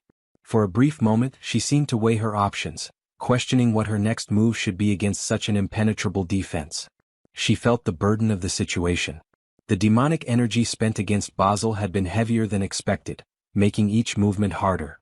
With only half her strength, breaking that shield was impossible. As she stared at the white-haired man before her, she realized she had now taken Basil's place, facing the very trial he had endured. Suddenly, a flash of memory crossed her mind. The battle resumed at full force. After trading several blows, Asael pressed forward with determination, gripping his sword and declaring his intent to end it once and for all. With his full strength, he drove the blade into the ground, unleashing an immense power of divinity, sword of revelation. At the point of impact, golden light erupted, so intense that shards of stone tore from the ground and scattered into the air, clouds of dust rising around them. Before Hemis, a crimson sphere began to form, pulsing with condensed energy. She watched the technique with both recognition and defiance. Despite the display, she showed no fear. The maneuver was familiar, yet she was far from believing the battle was over. The sphere advanced slowly toward her, as if it had a will of its own. Her claws, sharp and golden, shimmered with a menacing gleam. Then, suddenly, blood gushed from the upper part of her body, forcing her to arch backward. The kneeling soldiers, their swords still planted in the ground, witnessed the scene in utter disbelief. Morian's eyes widened in shock as she exclaimed that he had struck down the glutton. Asael stood equally stunned. His sword still pierced the earth while before him Hemis lay bloodied, collapsed, unable to move. Trembling, he returned the blade to his waist, struggling to accept what had just occurred. A drop of sweat rolled down his face as he murmured to himself, questioning whether it had truly happened. His gaze fixed on Hemis's hand, adorned with golden claws, motionless upon the ground. Suddenly, before Asael could even realize that she was still alive, he found himself caught between the fangs of Hemis. She lunged forward with a monstrous maw, bursting open from the wound Asael had inflicted on her moments earlier. In a single motion, the legendary hero became nothing more than a morsel for the glutton. Only a fragment of him remained, leaving the scene both grotesque and astonishing. The saint, unable to believe what had just happened, cried out desperately for Asael, her voice filled with disbelief. Hemis, brimming with confidence, returned to her original form, mocking the situation and ridiculing the shock she had caused. She then reflected on how dire her circumstances had become, forced to feign death and rely on a strategy once used by Baal. Yet, with a sardonic tone, she joked, asking what everyone thought of her magic trick. But her composure soon faltered as she began to spit blood. It was then that she admitted the Empire was indeed far stronger than she had anticipated. The saint noticed the blood and speculated whether it was caused by Hemis's wounds, or perhaps the result of being unable to digest a paladin. Without wasting another thought, the saint commanded all the warriors to begin multiple enchantments, while she alone maintained every barrier. The warriors obeyed, dividing themselves as they prepared their incantations. Meanwhile, Hemis stood still, drained of strength, unable to muster any form of resistance. She reflected on how the digestion had been far slower than usual, likely suppressed by the sacred barrier. When she lifted her eyes, she saw the attack was nearly ready. In that instant, she understood that her end had already arrived. With a tone of acceptance, the commander declared that her role had been fulfilled. She entrusted the future to those in whom she had placed her faith. Unable to resolve everything on her own, her only hope now was that her allies would succeed. The saint then unleashed the strike, a radiant beam of sacred energy, that struck the commander directly. Hemis accepted it calmly, seated and unmoving, yet content that she had never surrendered to a destiny of servitude. The battle at last came to an end. All that remained from the devastating clash was the shattered and broken ground, a scar left upon the earth itself. At the center of it all lay a vast crater, silent and empty, with no trace whatsoever of Hemis. The saint, breathing heavily and at last somewhat relieved, allowed her thoughts to wander. Her mind returned to Asael, who had acted like a reckless fool. He had let himself be carried away by the fleeting belief that victory was already his. That overconfidence had left him vulnerable, and in the end, it had cost him dearly. His fate had been a terrible one. She also pondered the weight of his loss, the fact that Asael had been taken from them so early in the sequence of events now unfolding. Losing him at such a moment cast a shadow that she could not shake. Beyond that, she knew in her heart that the Pope himself would be gravely disappointed by what had transpired. A warrior broke the silence, asking her what course of action they should take next. The saint turned slowly to the gathered army. With a firm voice, she instructed them to return to the capital for now. She then warned them to listen carefully, to etch into their memory the words she was about to speak. She declared that the tale to be carried forward, the only tale to be remembered, was this. Sir Asel, together with Sir Basil of Drazen, had fought with unmatched valor. For the sake of the Empire of Gartram, the two had perished side by side with the gluttonous foe. Both had met an end worthy of the highest honor, befitting the titles of living legends. And with that solemn declaration, she commanded that no other version of the story must ever be told. The scene then shifted elsewhere, to the battlefield where Riadrun now stood. He had cut down every last soldier who opposed him, and still he remained tall and unwavering. It was then that Moten arrived, his steps echoing with authority, and he praised Riadrun's performance. Moten declared openly that none of those fallen soldiers had ever been a match for Riadrun's strength. Riadrun brushed off the praise, insisting that compared to Moten himself, his own journey was still long, his growth still incomplete.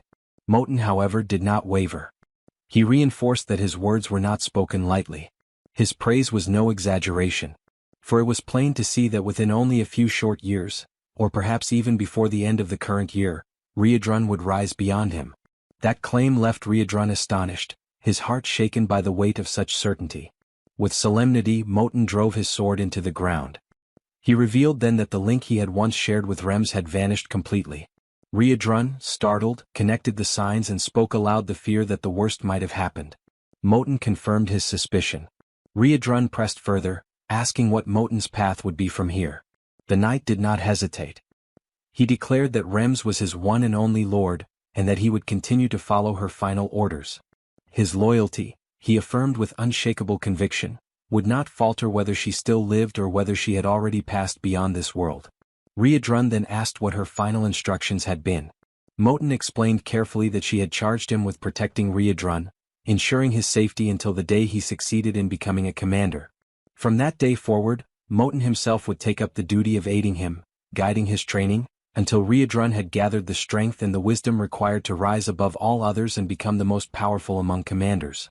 Powerful enough to change the rotten and corrupted state of the demon race itself. Standing face to face, Moten extended his hand to Riadrun, sealing their pact with a promise that he would remain forever as his ally. The scene shifted once more, this time to a grand place of worship, where the Pope himself stood before the gathered faithful. His voice echoed through the sacred hall as he delivered grim news. One of the greatest pillars of the Holy Empire had fallen. He announced that Asael had become a martyr, a man who had given more than 2 full centuries of his life to service. With sorrow heavy in his tone, he mourned the passing of a comrade who had shared so many years alongside him, and alongside the legendary Sir Quinley as well.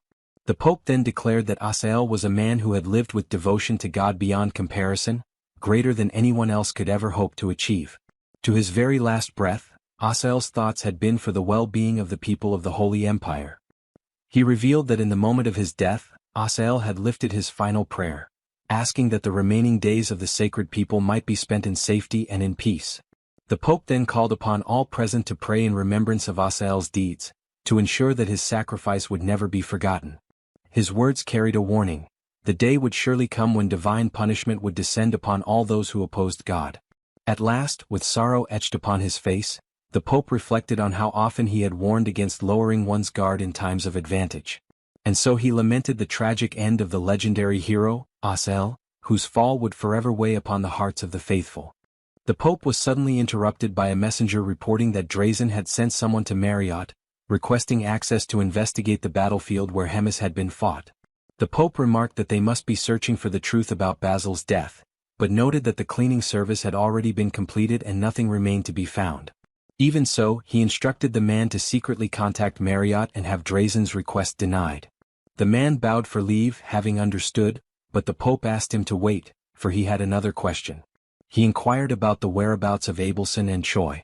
The man explained that neither of them had been sighted, not even during the recent battles. He found it particularly strange that Choi had not appeared, as there would have been no reason for him to avoid the front lines. He suspected that Hemis had removed him from the Demon King's army. The Pope then faced the reality that even in the final moments, Choi remained a thorn in his side. Since Choi had not appeared during Hemis's moment of crisis, the Pope ordered the man to search the entire continent if necessary, but to find them both. He warned that if anyone dared to hide them or offer them shelter, they would suffer divine consequences. The scene then shifted to the carriage of the group, or rather the quartet, where Choi and Rachel were muttering complaints but were quickly interrupted. Rachel was asked to check whether the disguises were ready. She was surprised at how quickly they had been prepared. Looking at Choi, she noticed his newly dyed cold red hair, evaluated it, and asked him not to make a mess of things. Abelson then appeared, announcing that she had finished her disguise as well, and asked for everyone's opinion. Choi reacted with typical exaggeration, his eyes nearly popping out, declaring that Abelson looked stunning, like a princess from a fairy tale. Abelson laughed, thanked him for the compliment, and replied that she might not be from a fairy tale, but she truly was a princess, one of Marriott. Choi quickly snapped back to reality. Frisch was astonished that Choi had not connected Abelson's surname to the kingdom, which happened to be their current destination. Rachel admitted she would have liked to defend Choi, but he had been far too foolish this time. Choi then bent forward toward Abelson, apologizing for not realizing sooner that she was a princess. She assured him it did not matter and asked him to continue treating her as before. Choi muttered that he was Korean and carried something like a slave mentality. He then reflected on the fact that being a princess meant Abelson must have influence in Marriott. Abelson answered that she was not sure, explaining that she had already spoken to Frisch about it, but if possible, she wished not to reveal her identity or even return there. Choi, surprised, asked why, only to receive a blow to the head from Frisch, who called him an idiot, with Rachel echoing the insult. Frisch explained that one of the greatest empires of the continent was hunting him, and Abelson had no intention of letting anyone else suffer on her account. Abelson added that it was not as though she would never return, but if the situation became critical, she would have to find a way to ask for help, because in the end they were still her family. The scene then shifted back to the battlefield where Hemis and the heroes had clashed. A sharp crack echoed among the stones, and from within the ruins a dark aura began to rise. Whether this was a good sign, or not, remained uncertain. Already within human territory, the trio continues their journey deeper into the forest. Choi, worried, checks his system once again, intrigued by the fact that it is not functioning. Rachel notices the hero's concern and asks what is going on. Choi then explains the situation, saying that, strangely, ever since they entered human territory, the hero system has stopped working. The only thing displayed is a screen full of glitches and scrambled text. Rachel doubts the situation, saying that the system is far too intelligent to break down like that. Choi reports that he has been feeling something strange for some time now, as if someone were watching his steps and creating obstacles in real time. Rachel defends herself against Choi's remark by saying that, since she cannot see the system, she cannot be very sure. Perhaps the reason for the system bug is the fact that they are taking a completely different path compared to other heroes. Choi is such an irregular existence that the system simply could not withstand it. In other words, a depraved user of demonic energy who goes against humans. Choi focuses only on the word depraved, noticing that Rachel does not mince her words. Rachel concludes by saying that, despite everything, considering that she has not yet received any order to abandon Choi and return, this may mean that he is doing a good job.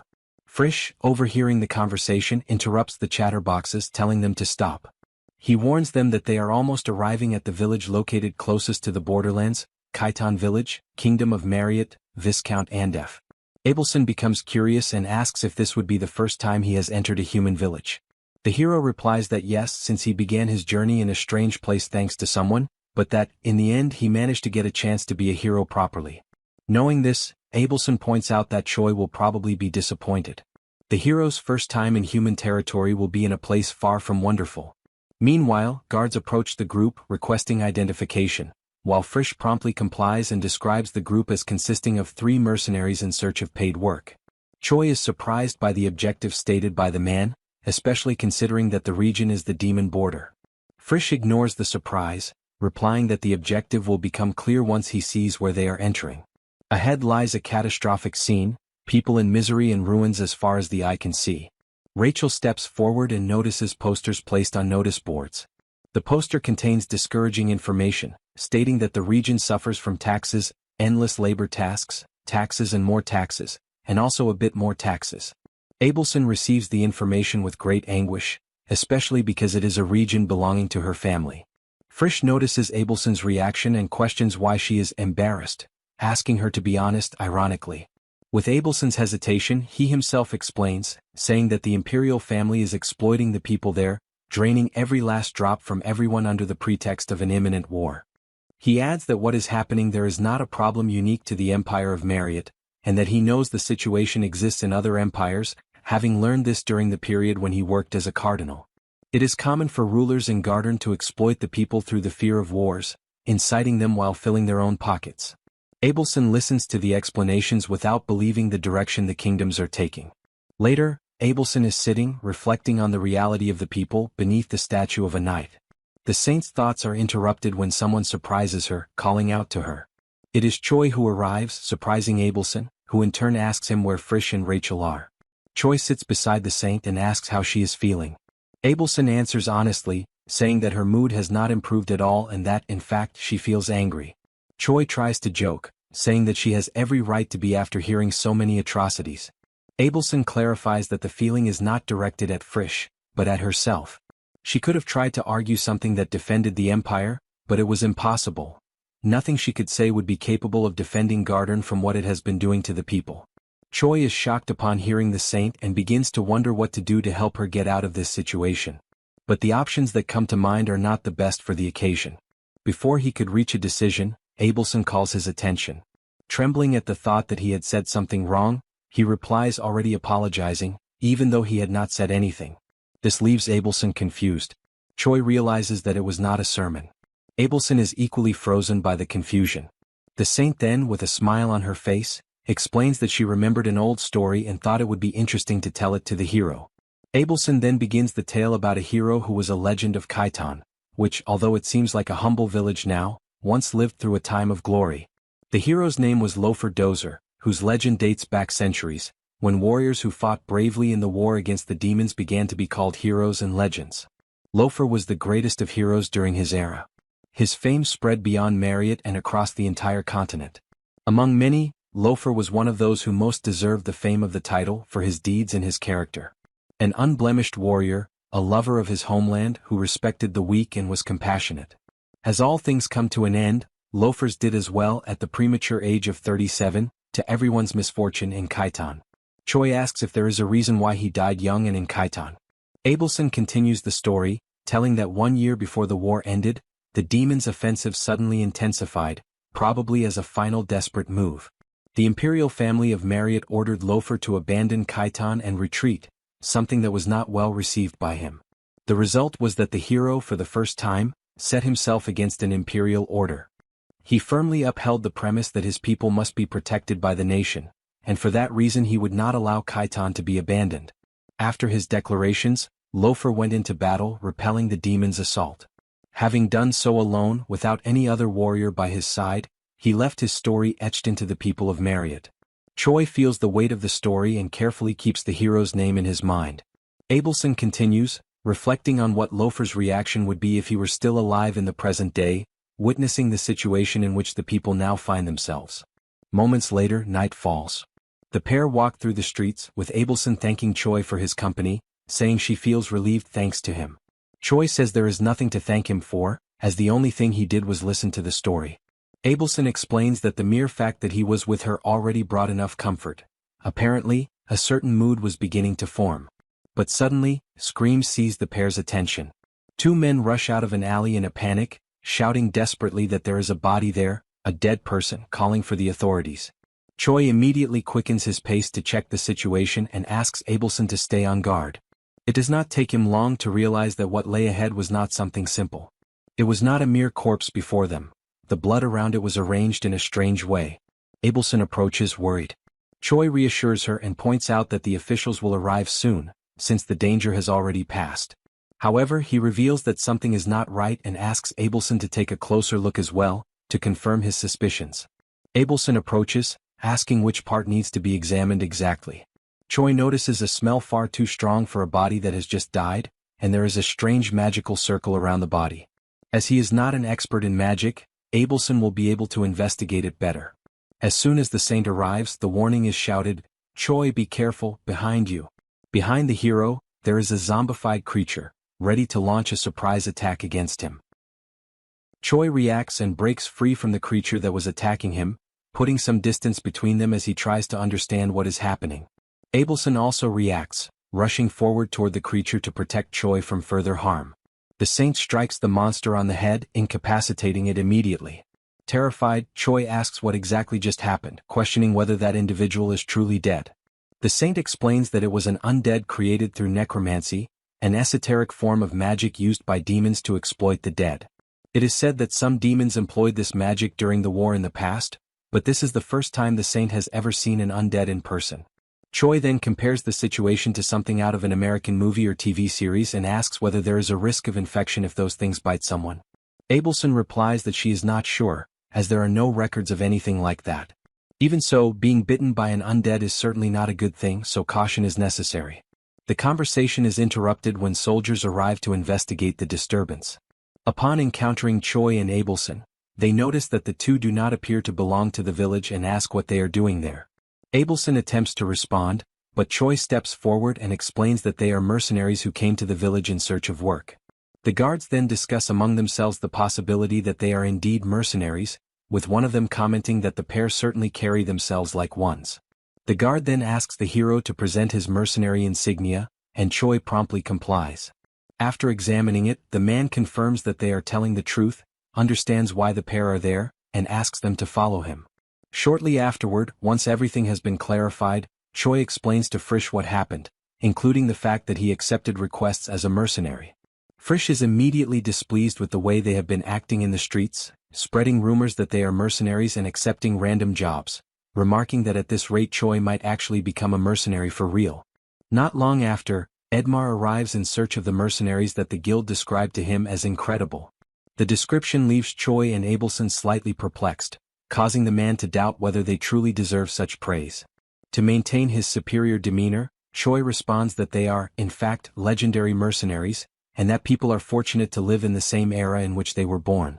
After boasting a little, he apologizes internally to the saint, believing it was the best way to prevent their true identities from being revealed.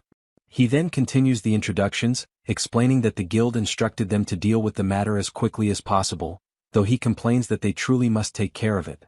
The saint feels embarrassed before God and silently asks for forgiveness for her companion's lies. The man states that now that he has confirmed the mercenaries' identities, he will get straight to the point. Choi then summarizes that, according to the village chief, residents have been disappearing one by one over the course of several months. What is strange is that these are not simple disappearances caused by people leaving because life has become too difficult. Not long after each disappearance, some bodies are always found around the perimeter of the village.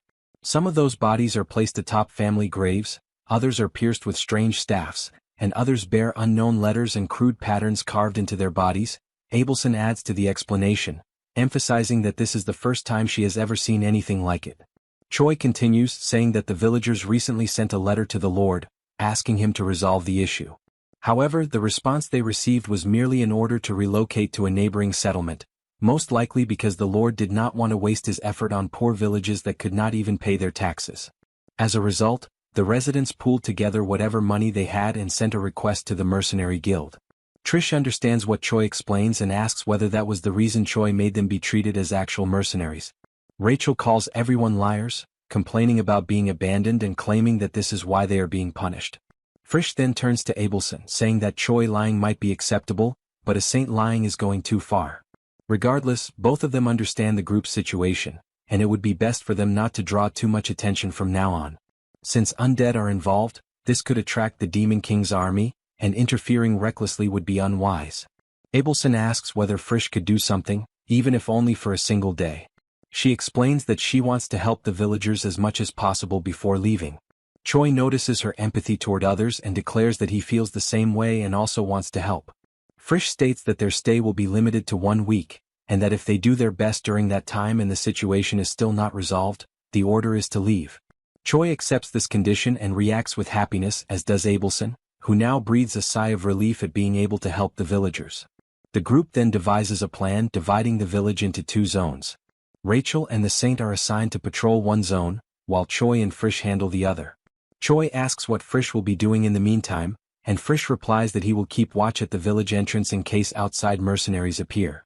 4 days later, Abelson returns to the room where they are gathered and is greeted by Choi, who remarks that she is late. She replies that she needed to check something beforehand and that she has something important to tell him. Choi grows curious and asks what it is.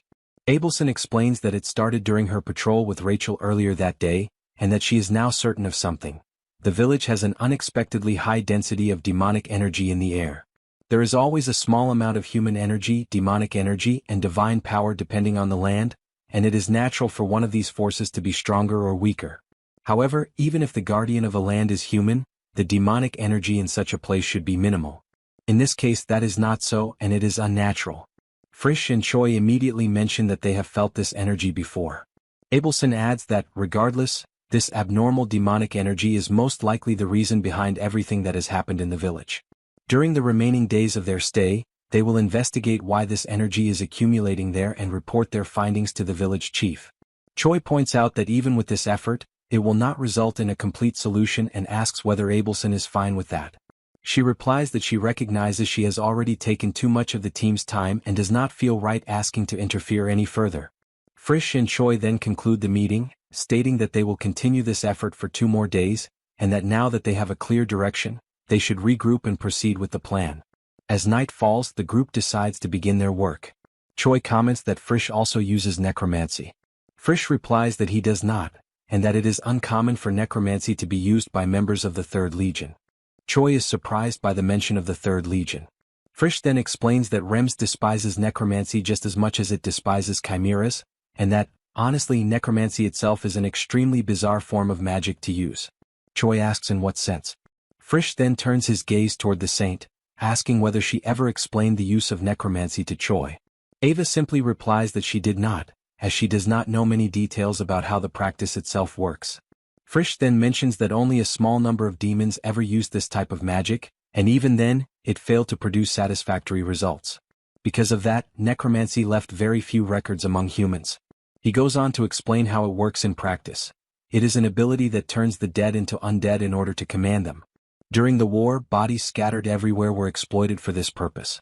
At first glance, it appeared to be a grand form of magic capable of increasing army numbers. However, low-rank undead were far too stupid, requiring the caster to control each one individually.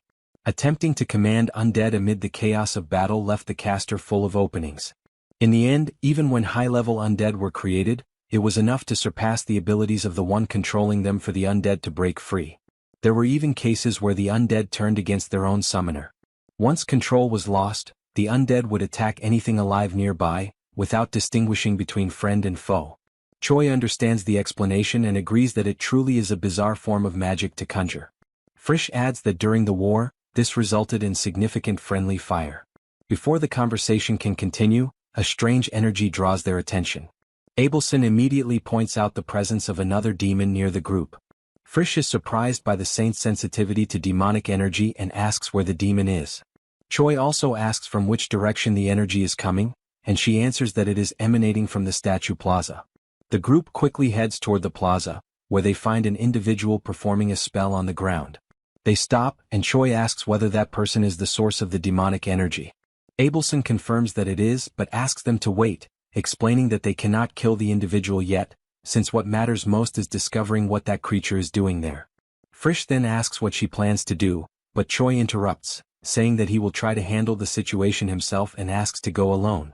The individual casting the spell senses their presence and remarks that, for a human, Choi possesses a very strange aura. Choi realizes how sensitive the individual is. The caster then stands up and announces that since they are not coming any closer, he will go to them instead. Choi is surprised by the man's reaction, but before he can take any further action, Choi initiates his plan and shouts for no one to attack the individual, declaring that he is an ally. This leaves his companions confused, as it seemed Choi was about to start a fight. The individual is also confused and asks what the hell is going on. Choi then loudly declares that he is Ryansak, the regimental commander of the Demon King's army, 3rd Legion, and demands that the individual state his own name and rank as well. The moment Choi issues the order, the man in the hood hesitates. He turns the command over in his mind, unsettled by the fact that the demand for identification comes from a human, one who was recruited into the demonic army and made infamous through countless rumors. Doubt lingers. The last time the man had contact with his regiment, Choi had been nothing more than a company commander. Obeying him now feels uncertain. Abelson senses the tension immediately and questions inwardly whether Choi's attempt to mislead the man is the right course of action. Frischl, however, chooses a different approach. Without hesitation, he steps into the role, presenting himself as the leader of a regiment within the 3rd Legion. With measured authority, he points out that the man before them does not appear to belong to the 3rd Legion at all, reinforcing the demand that he properly identify himself and state his affiliation. The situation leaves Abelson deeply unsettled. From her perspective, both of her companions are blatantly lying. Frischl, however, remains focused on a single objective, resolving the matter quietly without allowing the village to suffer any collateral damage. He calmly advises that if the situation escalates, the saint should withdraw and contact the village chief, requesting an immediate evacuation as a precaution to protect the civilians. At that point, the hooded man slowly reveals his face, his expression tinged with suspicion. He finds it unsettling that Choi and Frischl are acting so calmly while walking among humans. Frischl responds without missing a beat, stating that they are operating under a secret mission issued directly by Hemis himself. Any information beyond that, he claims, is classified and cannot be disclosed. The mention of Hemis carries weight. The hooded man acknowledges the authority at once, and Frischl takes the opportunity to repeat his demand for identification. Reluctantly, the man admits that he belongs to the 4th Legion. The realization strikes Choi immediately: this man is a subordinate of Park Hyuna. The hooded man's composure shatters as anger surges through him. He declares that Hyuna is not the rightful commander of the 4th Battalion, insisting instead that the position belongs to Lord Onyx. Choi and Frischl exchange a brief whisper. Frischl explains that Onyx was once the 4th commander, but lost his post after a decisive defeat and was demoted to vice commander. He also notes that the hooded man's reaction is hardly surprising. Many demons refuse to accept a human hero as their superior, and even within the Demon King's army, the chain of command is riddled with tension and resentment. Noticing their hushed exchange, the hooded man demands to know what they were whispering about. Choi dismisses the question, telling him it is nothing important and that he should not concern himself with it. Shifting the conversation, Choi recalls the man's earlier remark, that when he left his unit, Choi was still just a commander. That detail suggests the man has been away from his homeland for a long time. Seizing the opportunity, Choi softens his tone and offers words of understanding, suggesting that much time must have passed and that the man has likely endured many hardships along the way. Frischl mirrors the sentiment, acknowledging the difficulty of solitary assignments and expressing that he understands what it means to carry such burdens alone. The hooded man's resistance gradually fades. Moved by the unexpected empathy shown by the two, his posture relaxes. Before long, the three of them form a loose circle, their guard lowered, and begin speaking more freely, unraveling the reasons that brought the hooded man to the town in the first place. The hooded man hesitates, weighing his words carefully as if measuring the risk of speaking against the comfort of silence. Sensing the opening, Choi presses forward, calmly pointing out the obvious, that the man harbors no fondness for the current Legion commander. If all he wants is a moment to vent his frustrations and speak ill of Hyuna, Choi assures him that both he and Frischl are more than willing to listen. Choi goes further, adding that Hyuna's personality is genuinely deplorable, something he can personally attest to after a recent encounter with her. Frischl follows up by noting that the relationship between Hemis and Hyuna is severely strained, then casually asks whether the hooded man was aware of that fact. Without giving him much time to respond, Frischl mentions that their own presence in the city is tied to a mission as well, and that sharing information would be wise so neither operation interferes with the other. As the hooded man pauses to reflect, the two remark that he seems disconnected from the latest developments in the lands ruled by the King of Amon. Frischl explains that this kind of isolation is common for those assigned to solitary missions, often leading to long stretches without contact or updates from the main force. That observation seems to lower the man's guard. After a brief silence, he finally begins to speak, revealing that his mission involves testing a magical device capable of converting mana into demonic energy. The revelation visibly surprises Choi. The hooded man elaborates, explaining that when demonic energy is injected into the device, it triggers a reaction that converts surrounding mana into additional demonic energy for a fixed duration. The result is an environment heavily saturated with energy and yin, an ideal condition for necromantic practices. He adds that the device itself was created through a joint effort between Onyx and Rotak. Over the span of several months, they buried close to 100 bodies while constructing a massive magic circle centered on the village. Recently, the plan began to bear fruit, with zombies appearing on their own without direct summoning. The hooded man explains that he was sent to observe the results, gather data, and oversee the progression of the experiment, until he crossed paths with Choi and Frischl. Choi then asks what is meant to happen once the preparations for the circle are fully completed. The hooded man responds that there are rumors tied to the village, stories of a legendary hero connected to its past. The ultimate objective is to resurrect that hero as an undead. Frischl immediately thinks of Lothar Dozer and questions whether necromancy has truly advanced to the point where someone who died so long ago can be brought back. The man replies that summoning such a figure is certainly possible. Control, however, is another matter. He admits that the operation remains experimental, with no absolute guarantees.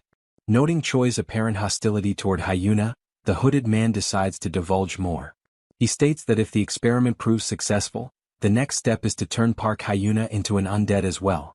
The statement jolts Choi to his feet, shock written across his face. The man calmly continues, explaining that such an undertaking would require an enormous number of magical devices, but if it succeeds, there would no longer be any need to entrust the position of commander to individuals of other races. In that scenario, his master, Lord Onyx, would be free to reclaim his rightful place as commander of the 4th Legion. With that, the hooded man concludes the conversation, expressing his hope that the paths of the two groups will not cross again. Choi shifts his gaze toward Frischl, and Frischl meets it without hesitation.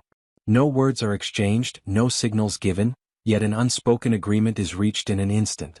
Their movements align perfectly. They strike at the same time, clean, precise, merciless. The hooded man is decapitated, and his heart is pierced before his body even has time to collapse. In the final fragments of his consciousness, disappointment settles in. Not fear, not hatred, only the bitter realization that he had been outplayed by the very people he thought he had manipulated. The moment his life ends, the magical device loses stability. Its core pulses erratically, energy spilling outward as it ricochets across the plaza, scraping stone and scattering sparks before crashing violently into the statue at the center. The device shudders once, then falls silent.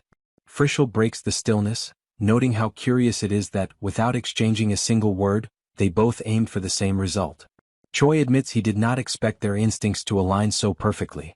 Frischl follows by stating that the interests of the Legion mean little to him compared to those of Lord Hemis. He adds that he would much rather see Hyuna remain a passive, unambitious commander than allow chaos to rise through internal power struggles. Choi lets out a slow breath, tension finally easing from his shoulders. From his perspective, the legal problem is over. The summoner is dead, the device neutralized, and they can leave the city without guilt weighing on them. If they manage to dismantle the remaining magic circles, the undead will disappear entirely, and the demonic energy saturating the village should return to normal levels. Confident in that conclusion, neither of them notices the subtle shift in the air behind them. As they walk away from the plaza, a strange mist begins to thicken in their wake, spreading silently across the ground. Choi casually remarks that after this incident, his relationship with Park Hyuna will probably improve, if only slightly. His words are cut short. A massive beam of green light erupts behind them with a thunderous roar, shaking the air itself. The sudden surge of power forces both Choi and Frischl to stop in their tracks, shock flashing across their faces as they turn back toward the plaza. Far from there, Abelson stands before the village chief and the gathered residents, calmly issuing instructions. Suddenly, an unnatural silence settles over the crowd. She pauses, sensing something deeply wrong, and wonders whether she should continue. That doubt vanishes the moment the green light pierces the sky.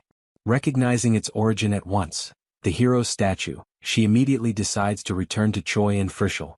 Before moving, she warns the villagers not to enter the town under any circumstances and orders the chief to contact the nearest temple without delay. Back at the center of the village, Choi struggles to make sense of what he is seeing. The summoner is dead, he is certain of it, yet the ritual continues. As the dense mist slowly begins to disperse, Frischl narrows his eyes, noticing a shape forming at its core. Something stands there, solid and unmistakably real. From within the fading fog, the summoned undead finally speaks, its voice heavy with age and authority. It demands to know whether its homeland is still a safe place.